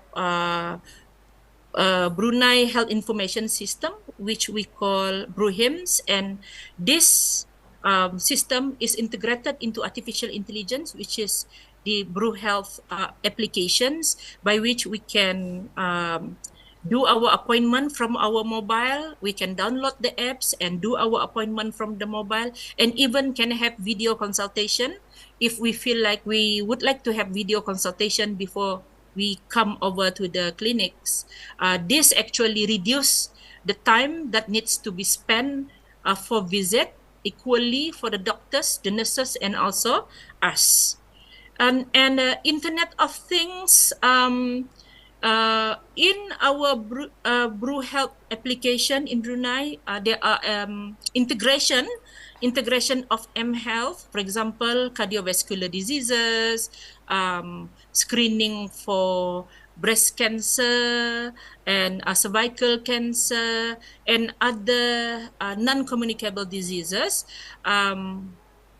so that we can always assess our health before we go and meet to see the doctor.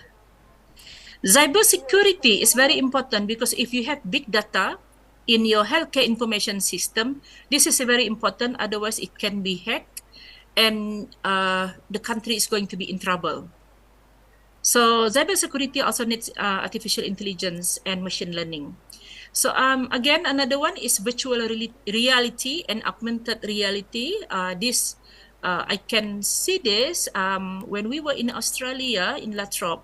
We saw the older persons have some virtual reality care, having fun with all the children in all the person's home, and also they also have AI home, by which all the robotics are also responsible to take care of them.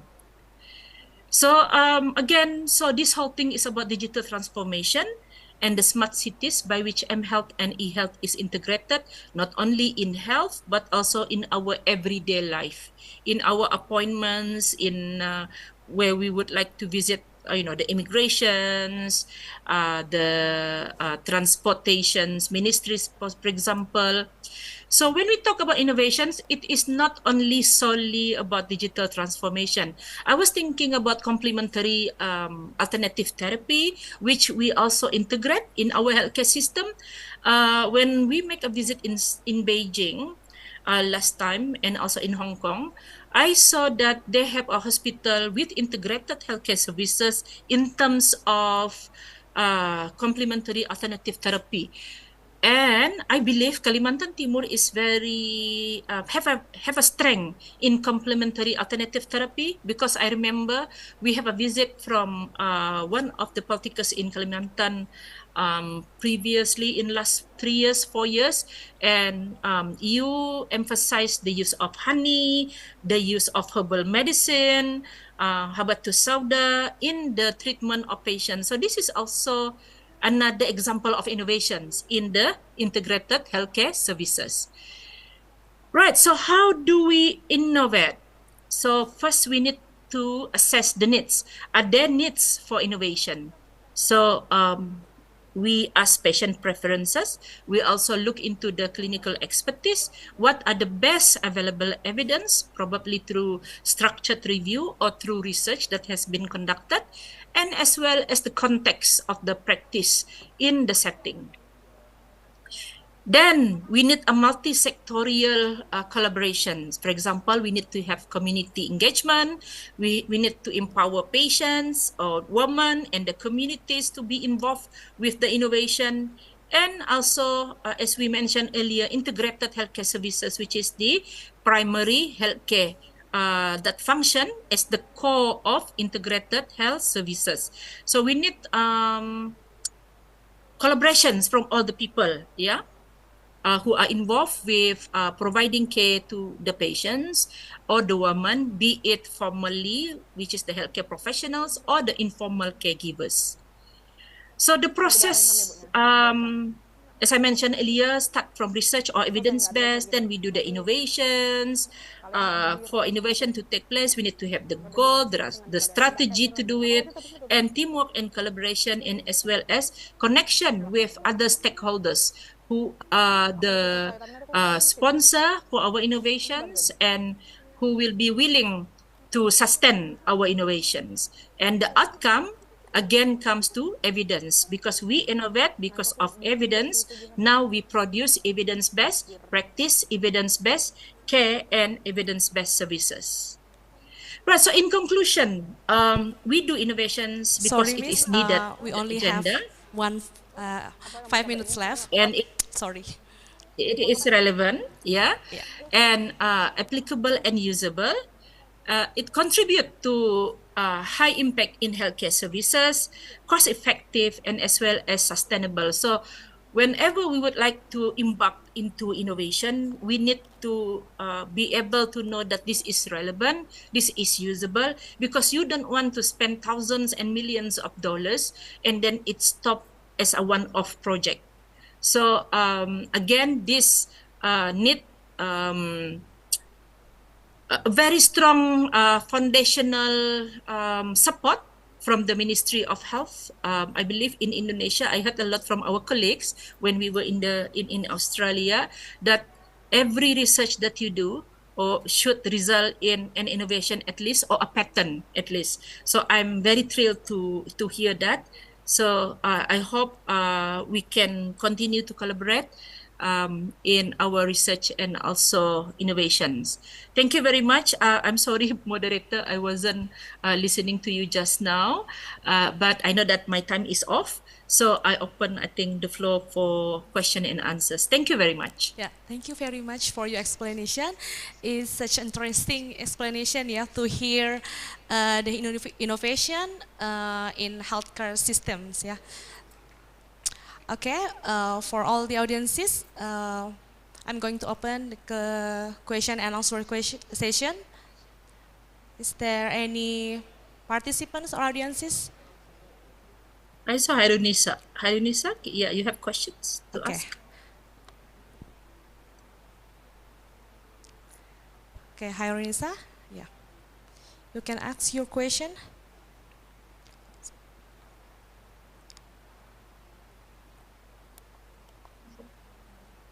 Jadi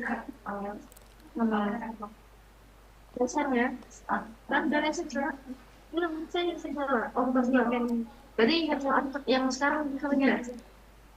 Okay, so my question is, nowadays we live in the era of digital transformation where it has good and negative side. How do we as health workers deal with this negative impact? Thank you. Thank you very much, Karuna. It's a very interesting questions and a very common occurrence. When we make innovation, not only we have positive impact, but also we also have negative impact. Okay, I'll give you an example of the COVID-19, during the COVID-19 time when we control the attendance of people to the hospital or healthcare setting.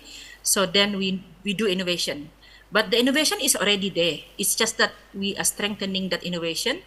We actually encourage people to make appointment or have consultation through mHealth or eHealth. So by doing this, the negative impact is when we reach the finally when we reach the endemic phase, there are not many people who come over to the hospital. Some people even default from the appointment. So this is some of the negative impact. So one of the ways to handle this negative impact is to actually to do a follow-up and to actually strengthen it in terms of in the new normal by calling them again. Sometime in like in our country we do visit their place, although it is a lot of effort to actually strengthen back our healthcare system after the pandemic. So this is one of the example. Another example that I can tell you is another comments probably is that any innovations before it is before they are being implemented, they are going to be assessed by the by either your healthcare providers or the Ministry of Health or the healthcare institutions in your countries. So they wouldn't just allow innovations to occur if the negative impact is very high. The magnitude of the impact is high in terms of negative aspect. So I think this some of the example ya. So berarti jika inovasi itu dia tidak boleh dilakukan jika sekiranya banyak memberikan keburukan daripada kebaikan. Jadi Kemenkes memang mungkin akan membuat assessment ya. I believe also I heard from our colleagues, from Indonesian colleagues when we were in Australia, bila inovasi atau research itu hendak dilakukan, ia seharusnya ada outcome for the Kemenkes, pada Kementerian Kesehatan. So artinya jika ia membawa banyak keburukan, dia tidak akan dapat diimplementasikan di Kementerian Kesehatan. So I hope that is okay to answer your questions in bilingual English and Malay. Yeah, it's fine. Yeah, it's really clear. Yeah, about your explanation. So we need to do some assessment. Yeah, especially in healthcare systems, and usually the assessment is doing by Ministry of Health, yeah, or maybe the government sector. Okay, maybe is there any question from other participants? Yeah, you can raise your hand, or you can type your question in the chat box.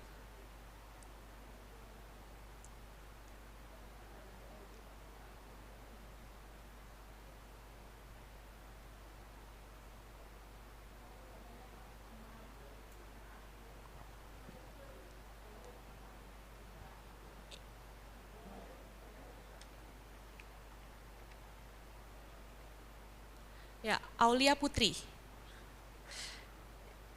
Okay, you can ask your questions. Open your microphone. Thank you for the time. So my question,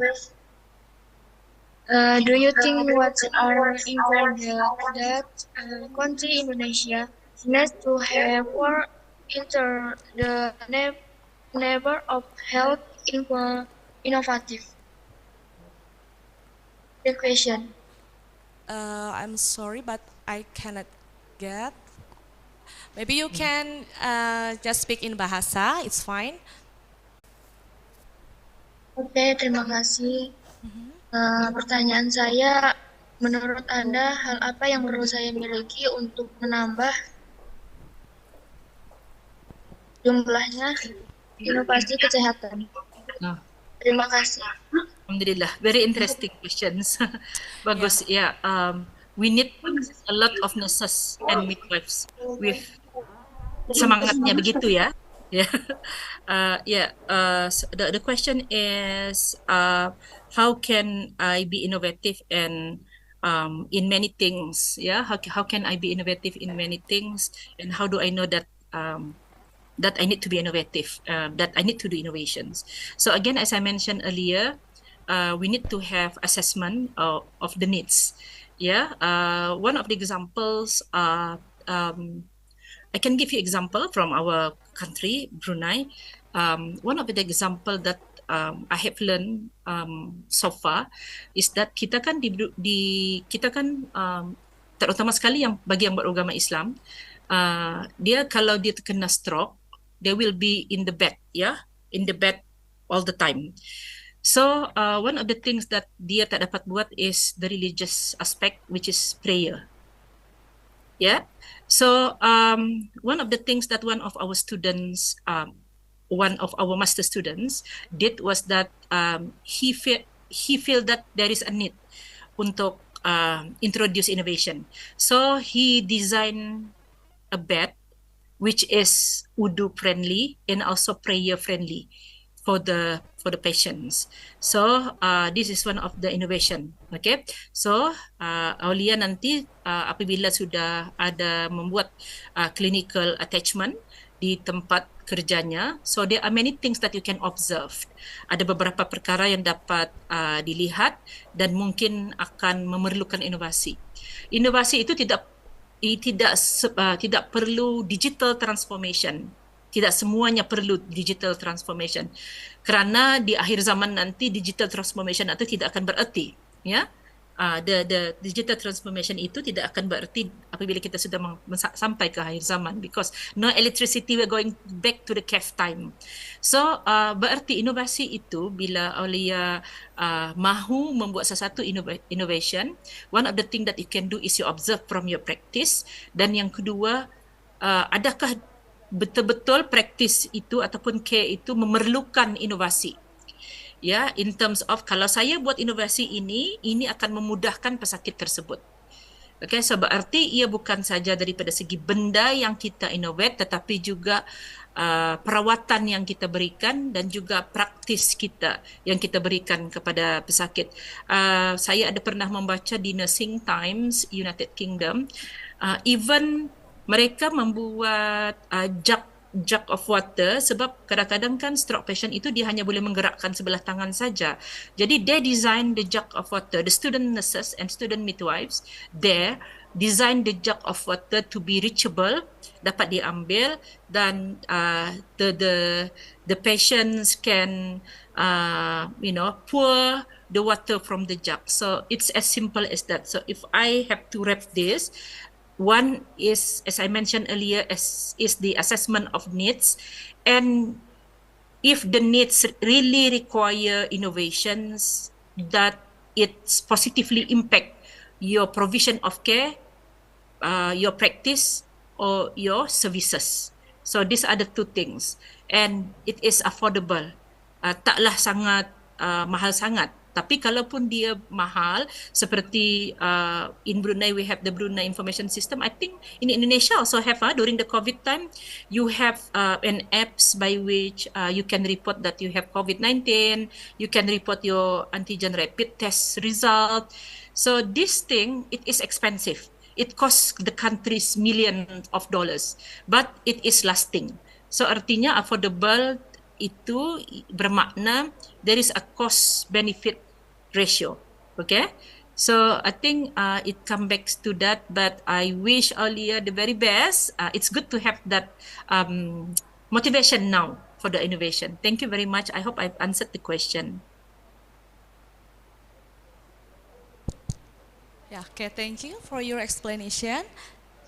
Okay, maybe are there any other participants?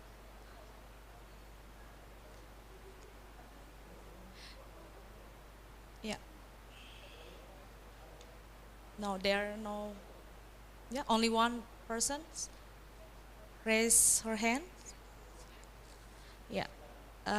From Indra, Poltekkes, Ali Jenjang, Okay, and Najwa Indra. Sapila. Yeah. Silakan. Silakan Indra. Thank you for the time given to me by moderator. I want to directly ask to Dr. Khadijah Haji Abdul Mukmin. Yep.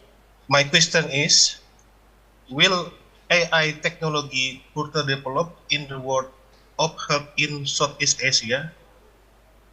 And will AI technology make it easier or more difficult for us? Because AI technology could replace human labor in the health sector. That's all my question. Thank you. Thank you very much, Pak Indra. Yeah, Alhamdulillah, AI is rapidly moving and it is rapidly developing alongside with the machine learning and also big data. So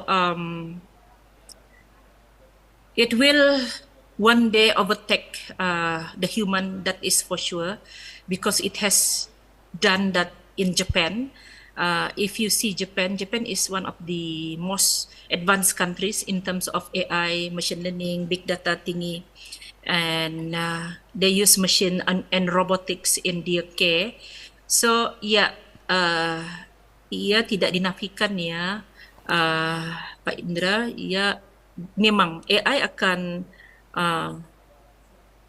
kita tidak ada pilihan. Ya, berarti you don't have any choice. AI will be coming to our world as it has come to many world. Cumanya di Southeast Asia mungkin lambat sedikit, tetapi in the next 5 to 10 years mungkin AI itu akan, AI sudah ada tetapi dalam bentuk yang belum banyak robotics dan juga mesin, ya. Tetapi apabila dia akan tiba di region of Southeast Asia, it will of course, like it or not, have an impact to human labor, as you mentioned earlier. And but our countries are also looking forward into AI tersebut kan.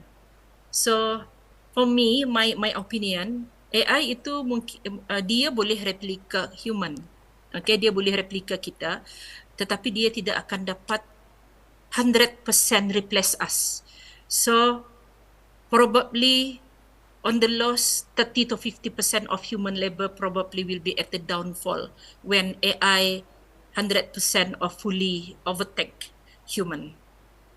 But human are still needed. Okay. One of the good examples is siapa yang watch movie Mission Impossible. So at that movie, it shows us how very terrifying AI is, correct? So because when AI replace us, it's already, it's already taught machine learning. So it's learning by heart. You cannot, tak dapat diubah. Kalau manusia pemikirannya boleh diubah. Tapi kalau AI itu pemikirannya tak dapat diubah. Dia sudah di set up to certain condition. Yeah. So I think I hope I've answered Pak Indra. So satu, memang AI akan datang ke negeri kita, akan sampai di Southeast Asia region dan memang sudah ada di Southeast Asia region tetapi belum dalam bentuk yang ekstensif. Bila dia akan datang ke region kita, dia akan menjadi ekstensif. It is depending upon our leaders in the country untuk menerimanya ataupun tidak dan assessing kebaikan AI tersebut. Thank you. Yeah, thank you. Yeah, I agree with your explanation. Yeah, AI cannot be replaced by human, right? And then maybe for the next question from Najwa Sabila. Yeah. Silakan Najwa. Yeah. Okay. Ini clinical ini. Okay. Assalamualaikum warahmatullahi wabarakatuh. Waalaikumsalam. Yes, my name is Najwa Sabila from International Nursing class. I was asking about one question that robotic as innovation are also penetrate to healthcare around the globe.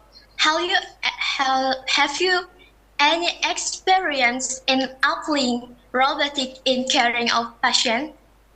Just like that. Yeah, okay. Thank you Najwa, very good question.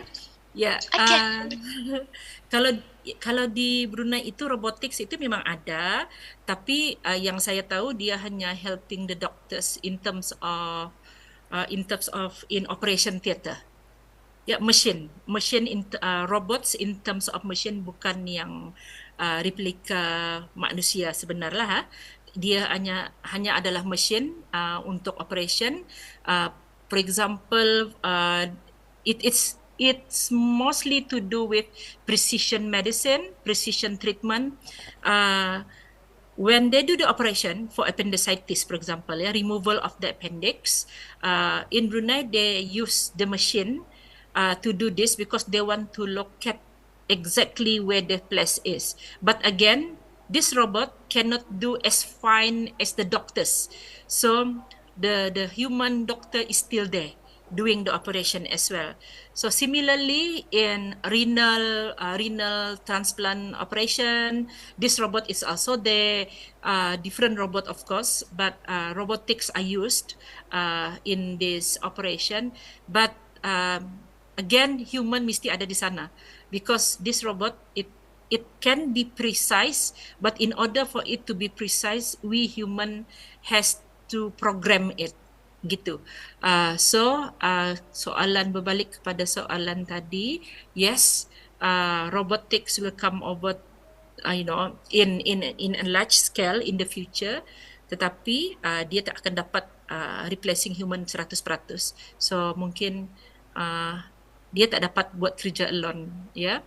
Tapi I think I don't know in Indonesia, tapi kalau di Jepun tu memang care tu ada the robot that resemble the human is there, especially di tempat yang older persons care. I also know that in Australia they have a lot of robotics applications in terms of artificial intelligence housing for the older persons. We were shown that they launched the, I think it was on the 22nd of September in Australia, they launched an AI housing for older persons. Ya, saya ada nampak dan observe, tapi saya sendiri yang mengalaminya, melihat dengan mata sendiri tak adalah. Thank you so much for your question. Yeah, thank you Najwa Sabila. So that's the last questions from this session. And thank you very much, Dr. Khadija, for your explanation and sharing your knowledge and your experiences with all of us. Yeah. Before I end this session, I will give a brief conclusion. Yeah, innovation is process of changing, improving, advancing, and transforming and inventing something. But there are some limitation in implementing innovation in healthcare systems, such as there's vulnerable population, and then resources and facilities, remote areas, and holistic and health. Digital transformation also have bad impacts, but we can handle it by keep doing follow-up and doing assessment by Ministry of Health and other government sector. Yeah. Okay, before we end this session, we as the committee would like to give the certificate for the fourth speaker to Dr. Khadija, the virtual certificate. Yeah, thank you very much. Thank you very much. Thank you for inviting me. Yeah. Yeah. Assalamualaikum. Waalaikumsalam warahmatullahi wabarakatuh. Yeah. Okay. Now we move to Dr. Gulzar Malik as the fifth speaker. Dr. Gulzar Malik, are you here now with us now?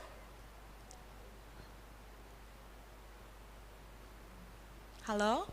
I'm here, but I'm not able to share my screen. I think this has been disabled. I like to share my slides. Yeah, maybe committee, please help Dr. Gulzar Malik for allow her to share screen.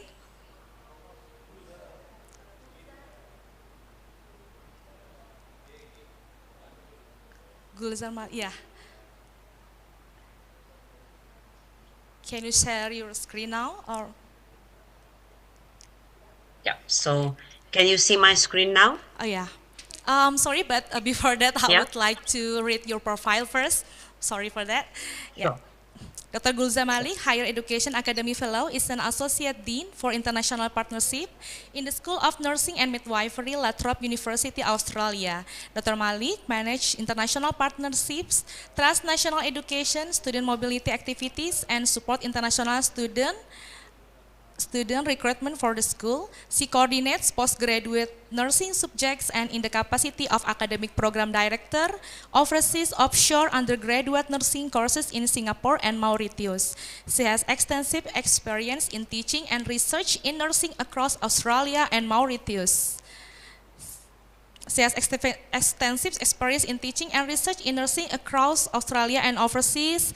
Dr. Malik has researched and published in areas of evidence-based practice, voluntary assist dying transition programs for international students, student mobility, collaborative online international learning, and innovative teaching pedagogies. She has completed several honors, master, and PhD supervision. Dr. Malik contributes to the Psi Zeta at Large chapter of Sigma, an international nursing society, as a vice president. Okay, doctor, it's time to present your work. You have 30 minutes. Time is yours. Thank you. Hello, everyone. Assalamu alaikum wa rahmatullahi wa barakatuh.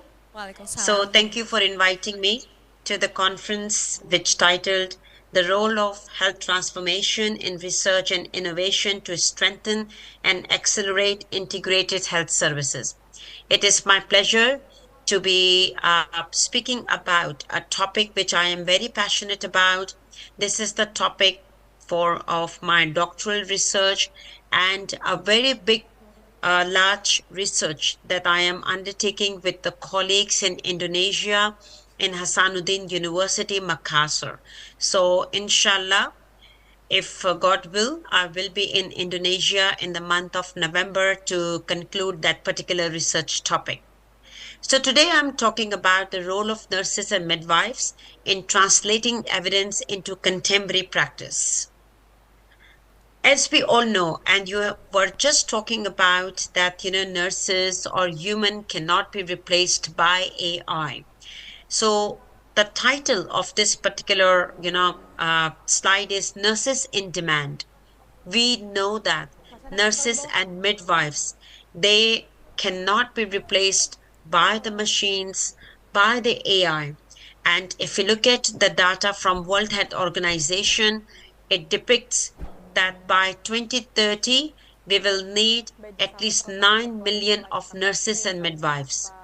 Similarly to Indonesia, to other countries, Australia is in a very similar situation, that we have a shortfall of 109,000 nurses by 2025, which is not too far, right? So regardless of how much we have done the progress in terms of artificial intelligence, in terms of automation of data or machines available to look after, patients, but still the compassion, the care, the communication that nurses provide to their patients cannot be replaced by the machines. And therefore, we need nurses who are caring, who are safe, who are evidence-based practitioners, and who are global citizens, who are able to understand the different cultures and be able to work in different cultures in the global world. So what is evidence-based practice? So evidence-based practice, as this model, suggests, it's a framework of clinical decision-making. But what it involves the research evidence that you collect from the, going to the databases, going through the research articles, and the actual primary research studies, right? Second is your clinical expertise. So every healthcare practitioner has some kind of clinical expertise, clinical knowledge and skills that they learn during their education, and they continue to learn during their practice. Next is the patient values, their needs and circumstances. So when you apply this clinical decision-making model, when you apply the evidence-based practice in the clinical areas to care for your patients, what you need to take into account is the research evidence. That's the first. Second is your clinical expertise.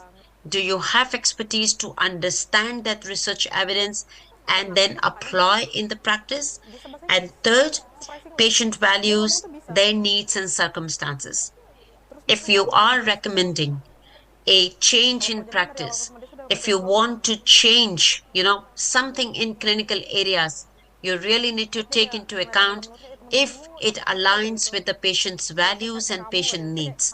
And I will provide the examples later in my presentation. So what is evidence translation now? We have talked about the evidence-based practice. So evidence translation seeks to apply or translate best practices obtained from the evidence-based research to improve health outcomes. In what forms the evidence is translated? You will be able to find the translated evidence in a form of practice change, in a form of policy or protocol, practice guidelines, best practice information sheets, evidence summary, and recommended practice sheets, right? So at one stage, we have talked about what is evidence-based practice. But now in this contemporary world, we all talk about how do we translate that evidence into practice. I, as a researcher, has generated the evidence through the research. But now the step comes that how do I translate that evidence in the practice so that I can inform the patient outcomes, I can improve the patient care and the practices. So what is the process? How do we identify the best evidence and then apply in the practice? So first of all, you need to ask a burning clinical question. So there are some examples of clinical question. If in your practice area, if you are student nurses or you are clinicians, you are healthcare practitioners, you always look at some of the areas in your clinical practice. So for example, if in your area, patients' skin integrity is not maintained, like you come across lots of bed sores, or there are number of medication errors that are reported in your area. So that becomes your clinical question. Then you search for and you collect the most best evidence or relevant evidence. Now, how do I decrease the medication errors in my unit or in my ward?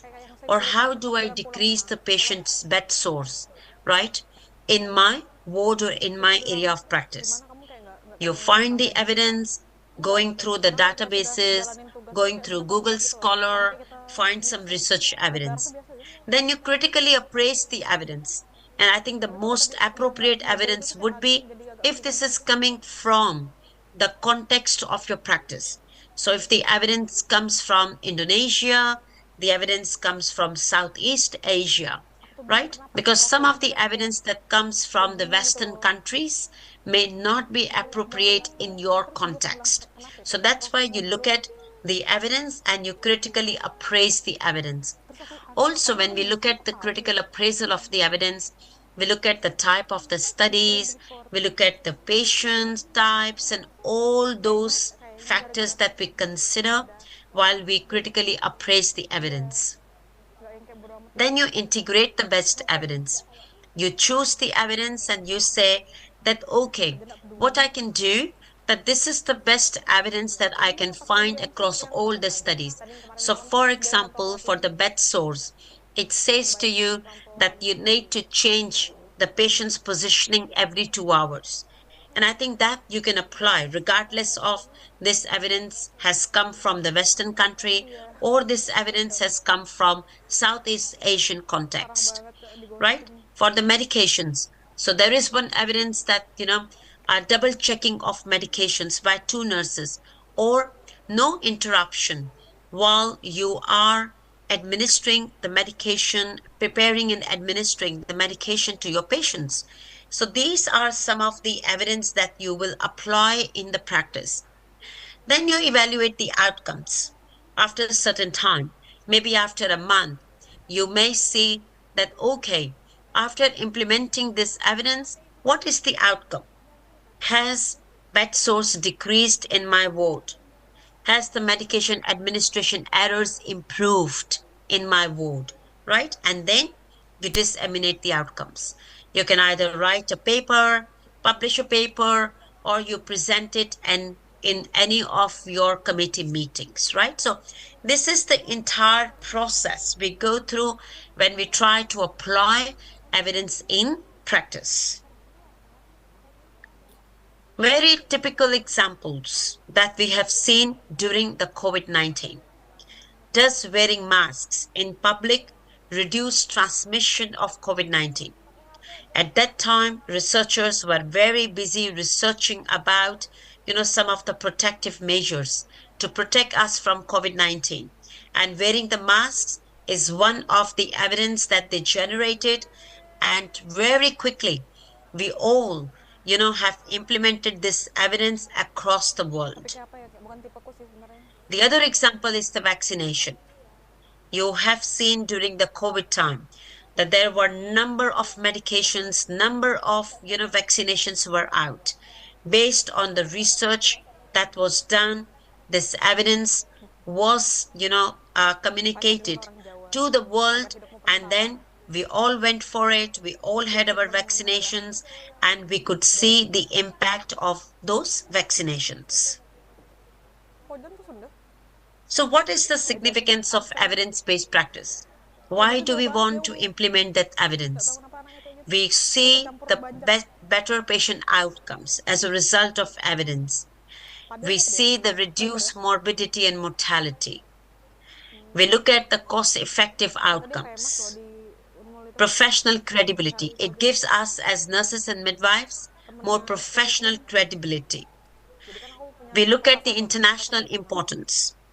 And I think initially, US was leading in evidence-based practice area. Most of the research was coming out from the US, but then other countries followed, and we all started talking about evidence translation. We want to care for our patients based in best evidence. Increase clinician empowerment and role satisfaction. When we look at our patients are improving, we change the practice, and based on changing the practice, we see the better patient outcomes. We feel more satisfied. We feel more rewarding. Reduces staff turnover rates and meet the expectations of the public, because they expect that when we go to the hospital, they receive the best possible care from the healthcare practitioners. What are the facilitators of evidence-based practice? So first of all, we as healthcare practitioners need to have adequate knowledge and skills. And this session is one of the examples that you will be aware of, that what evidence-based practice is, how can you incorporate evidence in your practice. Support and encouragement from the leadership and management. Time to search for, critically appraise the studies, research reports that are clearly written, accessibility to evidence-based practice mentors, proper tools to assist with evidence-based practice at the point of care, clinical promotion system that incorporate evidence-based practice competencies, journal clubs, evidence-based practice rounds, accessibilities to EBP policy and procedures. So these are some of the factors that will help you to facilitate evidence in your practice. But what is the reality? We have been talking about evidence-based practice for the last many years, but still much of what is known from research has not been applied in practice. And if you look at the literature, what it says that it takes about 17 years for an evidence-based research to be translated into practice. So what does it mean? That today, if I write a paper, if I generate an evidence, it takes about 17 years for that evidence to be incorporated into practice. So what are the barriers? What do we face? What are the issues that prevent us from applying evidence in practice? Lack of knowledge and skills by healthcare practitioners, negative attitudes towards research and EBP. We feel that whatever we are doing, that's the best practice. I don't need to change my practice. Lack of belief that EBP will result in positive outcomes. There is a lot of information out there, and I don't know how to use this information. Lack of time. We don't have time to go search for evidence, right?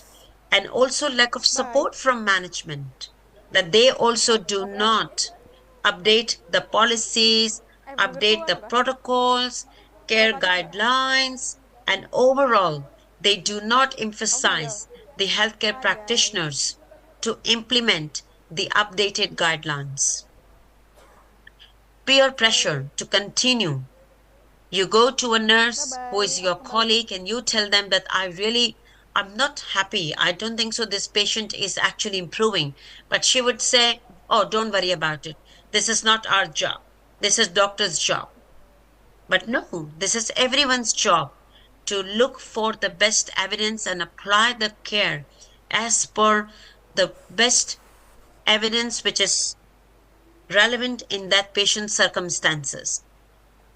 Resistance to change. So again, if there is an evidence out there, your management is trying to bring some change in practice, but then they face the resistance from healthcare practitioners. They don't want to change.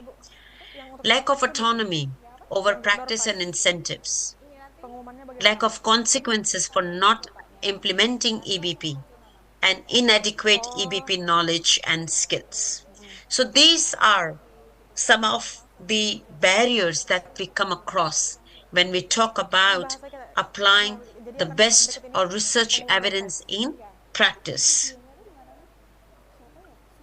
So, these evidences or these barriers were recognized by the world researchers. So then they came up with some kind of theories and models. There are so many evidence-based practice models available in the literature. But the one which I really like it, and that addresses evidence-based practice in a holistic manner, it's a COM-B model. What is COM-B? Is capability, which talks about the physical ability, the psychological ability, in terms of the knowledge and skills, in the healthcare professionals to be able to change practice. Opportunity. We provide them the opportunity, we provide them the environment to change their practice based in evidence. Motivation. We motivate them. We give them incentives to change their behavior. So that's why it is called capability, opportunity, motivation, and behavior model. This model has come out from the implementation science. I'll give you now one example. How this model has been used by one UK-based hospital setting. So in a year, I think back in 2012, 5,000 people died in the UK, right, due to hospital-acquired infections, which is MRSA, methicillin-resistant Staphylococcus aureus infection. And what they found, that most of the healthcare professionals were not maintaining their hand hygiene and were not following the specific guidelines for clinical practice. So what they used this model, right? And first of all, they started Clean Your Hands campaign, a very basic universal precaution to prevent from hospital-acquired infections, which is hand hygiene. How they applied the model? So capability, they trained the staff to set goals, observe their behaviors. They develop the action plan with the staff, right? The next was the opportunity. They provided the alcohol rub at every bedside, alcohol hand rub, right? Because staff told them that it is not possible for us to, all the time wash our hands between the patients. It takes a lot of time to go to the sink, wash the hands. So they made the alcohol rub available at every bedside. Then they motivated them by having the persuasive posters.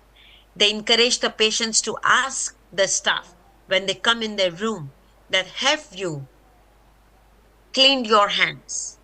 Right? So this is how they use this COM-B model to change the behavior of the staff. Then what happened? They individually monitored the staff for 20 minutes. They gave the feedback to them. So those staff who were fully compliant, they were given the certificate.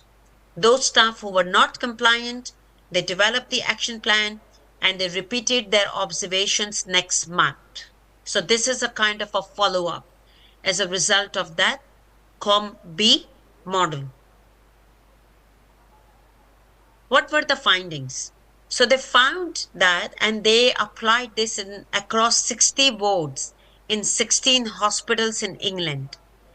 What they found, that use of soap and alcohol hand rub tripled from 21.8 to 59.8 ml per patient per day.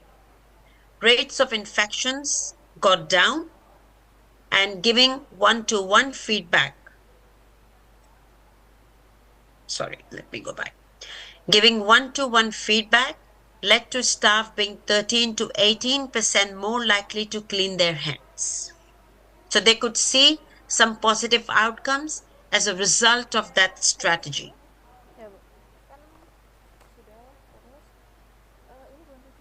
So based on this COM-B model, they identified, they developed this wheel of change. So what does it mean, wheel of change? As you can see, that under opportunity, under motivation and capability, there were some important elements. So education, increasing the staff knowledge and understanding, persuasion, use communication to induce positive, negative feelings to stimulate action, incentive. They provided the incentive to the staff. You give them positive incentive if they follow the instructions. If they don't follow the instructions, then they need to have some kind of consequences, right? Then again, the training, imparting skills. They also, provide some examples of the people who were following the instructions. They provided and put forward the stories of success. They changed the physical or social context, as I just provided you an example that provided that environment so that people can go use the hand hygiene, right? And then they use the rules to reduce the opportunity to engage in the behavior. So again, some of the restrictions were there. So if I give you some of the examples, some very practical examples of some of the topics which you can pick up and then use this model or use that wheel of change.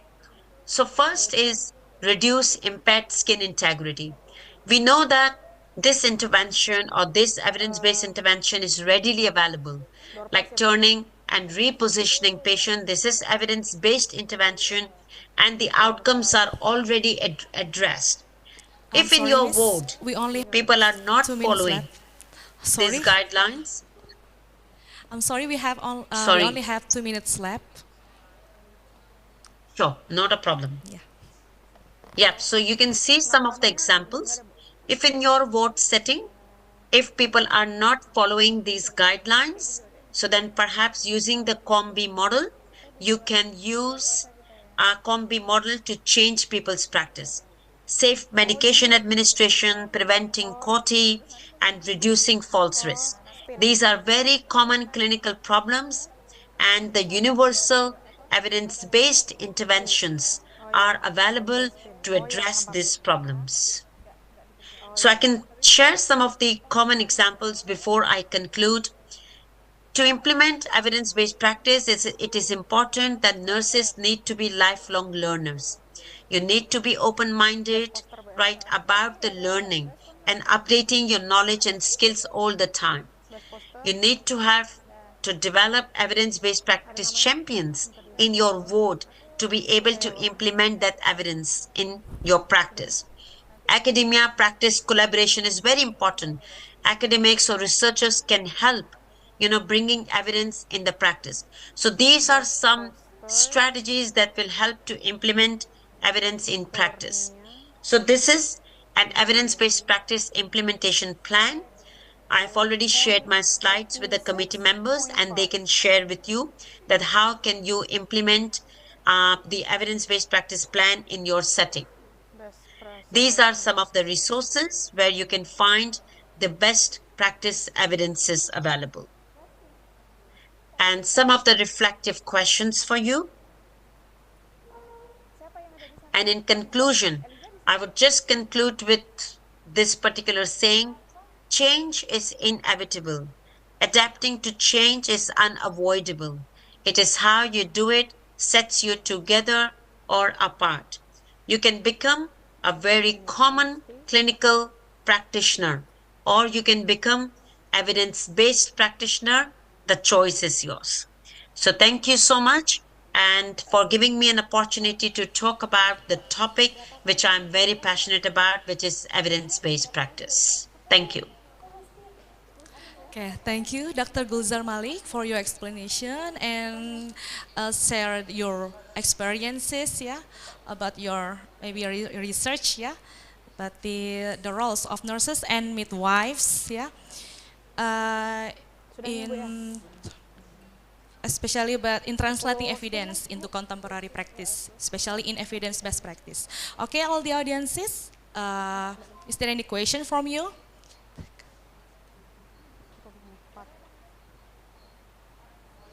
Maybe the committee can help me. Oh yeah. There are two persons who are already raised their hands. Yeah. Ibu Sri Deswani. Yeah. Yes. Please ask Yeah, your thank question. you. Yeah. Okay. Yeah. Okay. Am my voice clear? Yes. Yes, You are yes, I audible. can hear you. Okay. Thank you. Thank you, Miss Malik, that your explanation is very important to me as a teacher to how to teach the student. Actually, I have problem to make my student understand more about the EBP. Maybe you have advice how to teach it more simple to make them understand, as such as to implementing the EBP in the in the area where they practice something like hospital. That's it only is my question. Thank you for explanation. Thank you. I think this is a very important question. My entire PhD was all about how academics can teach evidence-based practice to the nursing students. And I think very important finding that I found from my research was at the undergraduate level, right? If your students are in the Bachelor of Nursing degree, if you teach them how to generate research, you teach them what is qualitative research, quantitative research, analysis, P ratio, this P levels, and all those things, if you teach them, that's really not for them. For them at the bachelor level, what you should teach, how they can incorporate, how they can go, that process that I went through. So ask them to identify the clinical topic. Ask them to go and find the evidence and utilize the evidence in their assignments, in the lab settings where they are practicing the skills, When they go to the clinical practice, right, on their clinical placement, they identify patient's problem. They go and then find the evidence and then care their patients as per the evidence. Or in fact, if they're student nurses, they're not able to change the practice. At least when you are talking to them and discussing the clinical problems at that time of that particular patient, you can ask them that, okay, how do you provide the best care to your patient? What is the most relevant evidence, for this particular clinical problem that your patient is suffering with? So at the undergraduate level, if you make them more evidence users, that's more relevant to them as compared to make them evidence generators. And I think that was a very important finding from my research. At the master's and PhD level, they need to be evidence generators. But at the BSc level, if you teach them how to go and use evidence in their assignments, in their clinical lab sessions, right, in their clinical practice, that would be itself a success, and that will generate the interest of research, interest of evidence-based practice in them. When I looked at Australian curriculum at that time, and I was going through the subjects, evidence-based practice subjects or research subjects, when I look at the outcomes of the subjects, most of the subjects' outcomes were how to do the research, what is research methodology, analysis methods, right? How will you conduct the interview? How will you conduct the survey? Absolutely, at the bachelor's level, you lose your students if you teach all of this to them.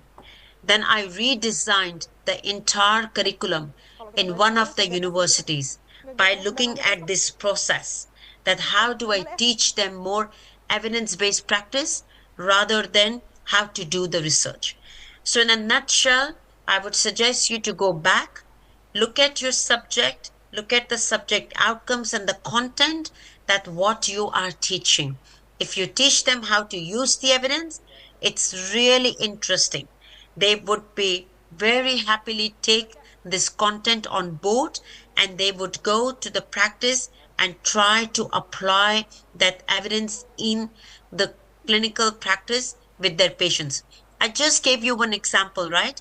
That very simple things, patient's bed sore, patient's fall, catheter related urinary infection, hospital related infections, they are very simple topics and simple clinical problems that you can start with, and that you can ask your patients or your students to bring the evidence, and they try to apply that evidence. So I hope I was able to answer your question, but please feel free to reach out to me if you have more questions about this. My entire research, my entire PhD was actually in that topic. So thank you. Yeah, thank you, Dr. Gulzar Malik. Yeah, it's really clear, yeah, but your explanation. After this, there's one question from Helda Husri.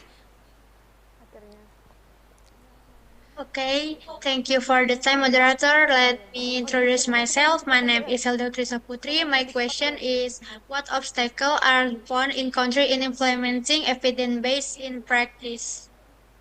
Thank you. Yeah. What constraints?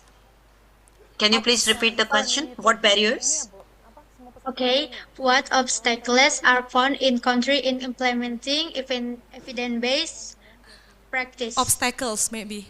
So I think if you look at what obstacles, yes. So if you look at my slide, right, I did talk about some of the barriers, that what are some of the important barriers, and I divide them into, 3 or 4 key themes. So first of all, our clinicians, nursing students, nurses, midwives, the lack of knowledge and skills about evidence-based practice. How do I go find the relevant evidence, and then how do I go and apply the evidence? So that's at the clinician level. Second, at the administration level, is their support is very important.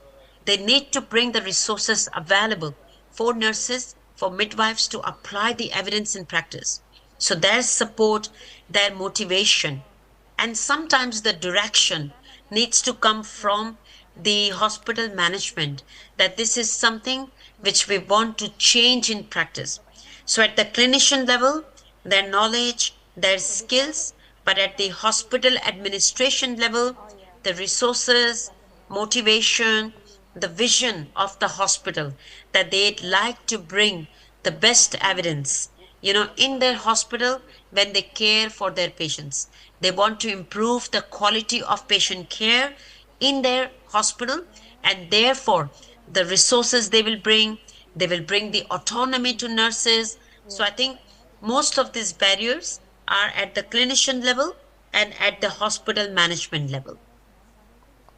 Yeah, okay. Yeah, But there is an entire list of barriers which you can see in my presentation, which you will find it in the literature. Yeah, because you are already state in your presentation, yeah, some barriers in implementing the evidence-based practice, right? Yeah. So maybe she would That's right. like to know more, maybe the highest obstacles or barriers in implementing the evidence-based practice. But as you say that resources and motivation, maybe in clinical practice, right? Yeah. Okay, thank you. Maybe. That's right. And I think most of the time is incentives. We do not provide Incentive. True, incentives to yeah. nurses, midwives who actually, Yes. implement, who try to change the practice. In fact, we just tell them, oh, don't worry about it. We don't have money, we don't have time, and we just demotivate them. Yeah, So true. I think this is also one of the, highest or top rating barriers, which Yeah. is addressed. Yeah, true. Yeah, incentive also, yeah. Okay. Maybe other question, another question maybe? Nothing, yeah. From the committee? Okay, I think that's all for this session. Thank you very much, Dr. Gulzar Malik, yeah, for you sharing your knowledge, research, yeah, and maybe your experiences in clinical practices, especially for nurses and midwives, yeah. Okay, Thank before you everyone for yeah, inviting me. before It's I my end pleasure. this yeah, Thank you. before I end this session, I would like to read a brief conclusion of this session. Evidence-based practice is a framework of decisions based on research evidence, clinical expertise, and patient values, needs, and circumstances. There are some significance of evidence-based practice to healthcare professionals, including the better patient outcome, reduce morbidity and mortality, cost-effective outcome, and meet the expectation of an informed public. Some barriers are also identified to evidence-based practices, such as negative attitude toward research and evidence-based practice, lack of evidence-based practice knowledge and skills, and lack of belief that ABP will result in more positive outcomes than traditional care. Before I close this session, we would like to give you a virtual certificate as speaker. Yeah. Thank you. Thank you so much. Yeah, thank you so much. Hopefully we can meet again maybe in the next session. Inshallah. For the next event. Okay.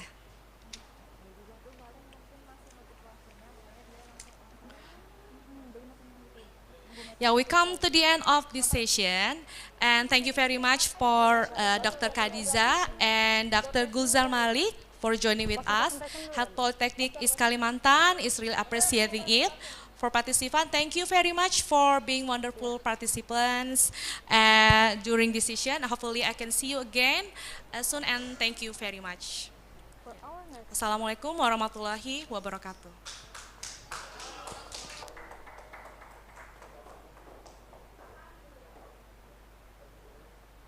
Participants, our next agenda is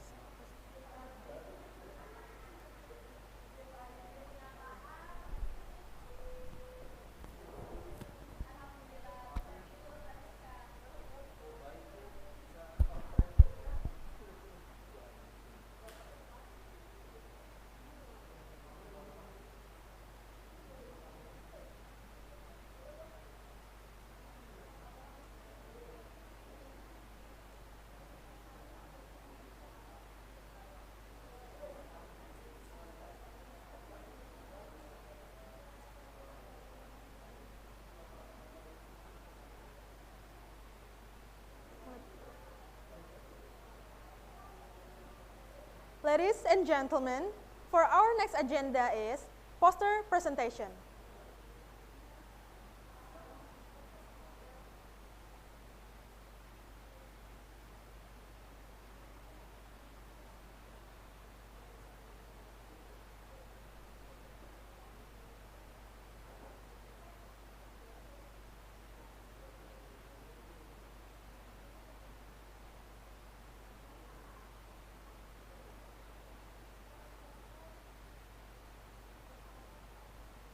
So here's our first poster.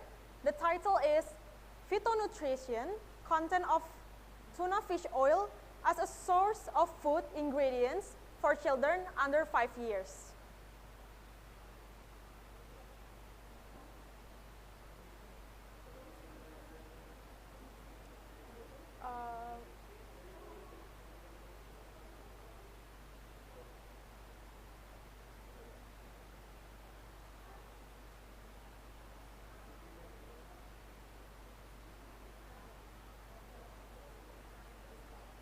For the second poster, the title is The Influence of Prelension Stickers, or the Principles of Balanced and Safe Nutrition on Students' Knowledge about School Children's Snake.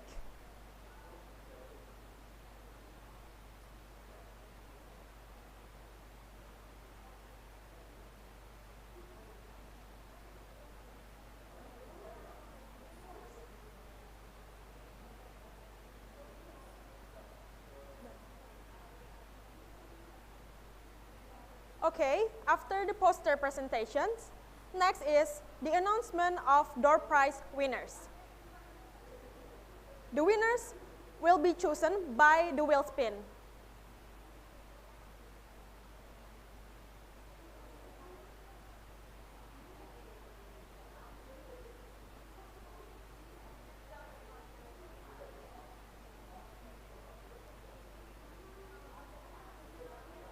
Dear Astri Martiana, Mrs. Astri Martiana, can you raise your hand?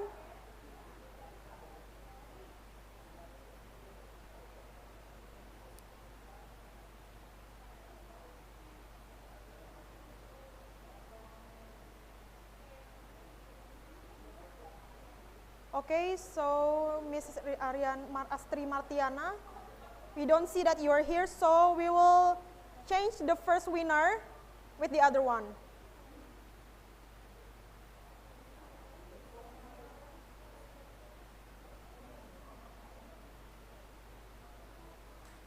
Congratulations to Chacha. Chacha, are you there? Please raise your hand so we can know that you're still on the Zoom.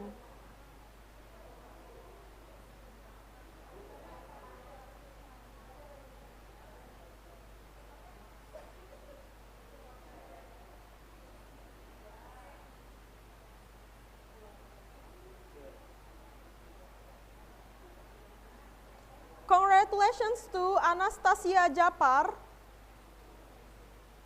Anastasia, are you there? Please raise your hand.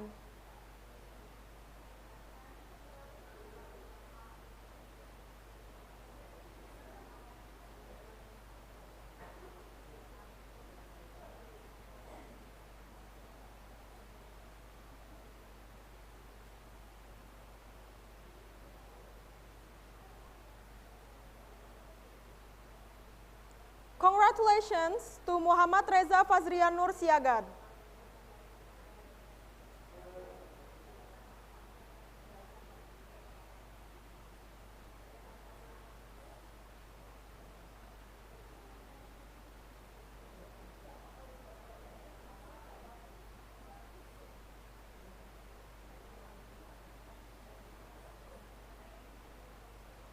Congratulations to Safina Nurul Hidayah.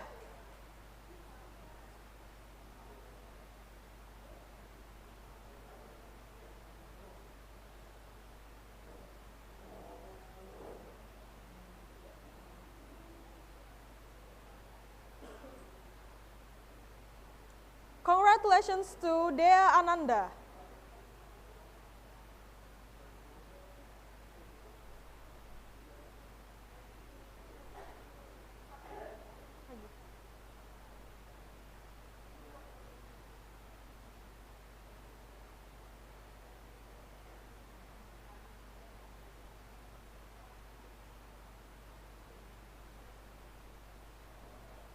Congratulations to Dinda Isnania Chovsov.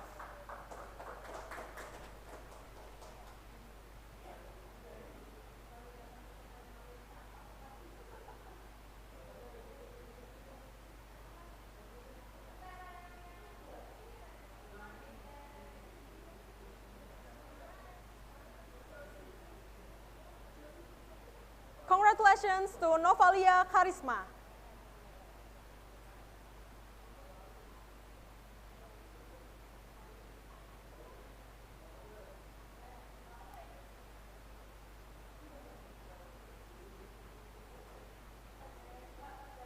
Congratulations to Diki Wahyu Ramadan.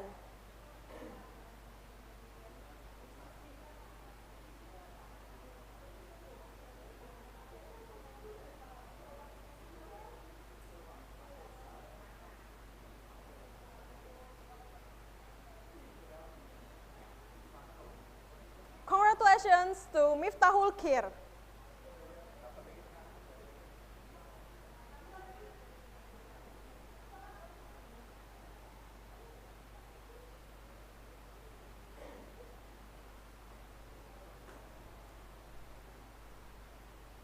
Congratulations for all the winner. Our next agenda is Best Oral Announcement. For the best poster is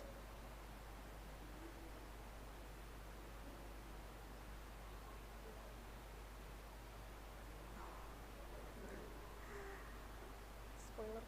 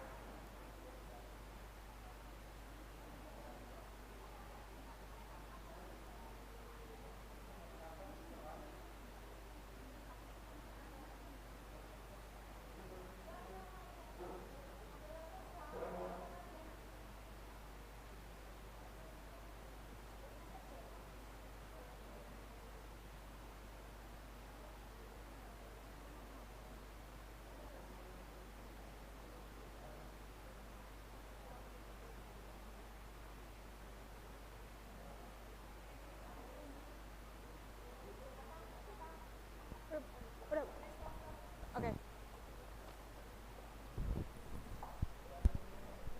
Oh.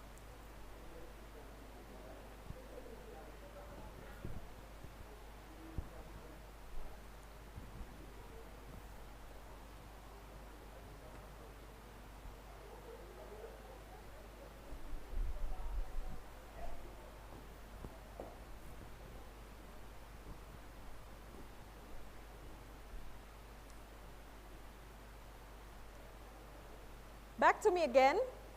So for the announcement, for the category of best poster is congratulations to Kurnia Dewiani with the point 86.5.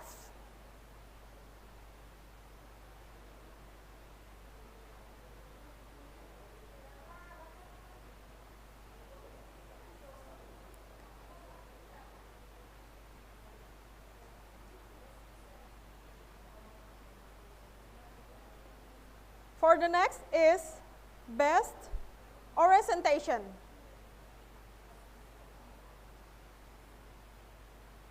The first winner is Nuria Arma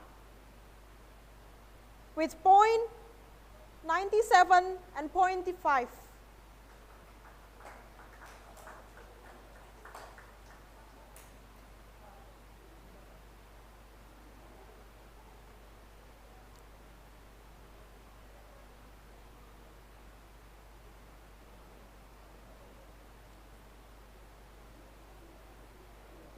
is for the second winner.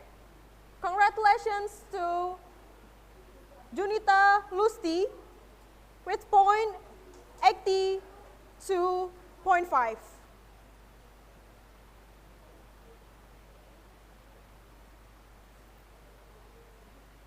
For the third winner,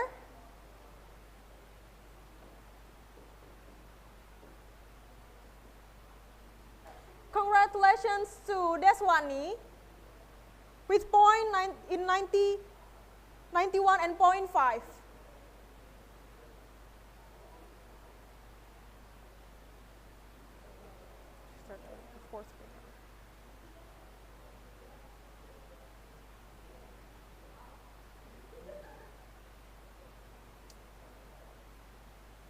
Lastly, for the fourth winner is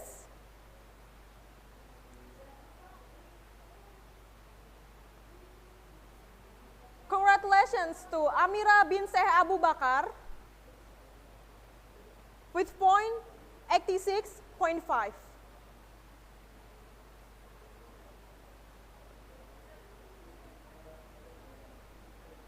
We finally come to an end of today's agenda. I hope you have found the presentations on this conference are informative and helpful.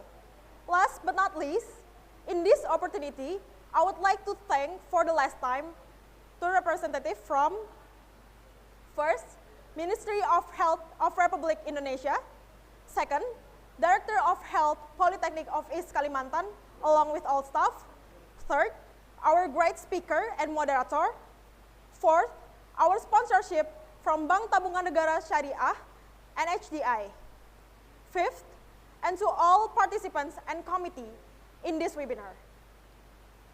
As your master of ceremony today, from my deepest heart, I do apologize in case there were some of my mistakes and flaws in guiding this webinar.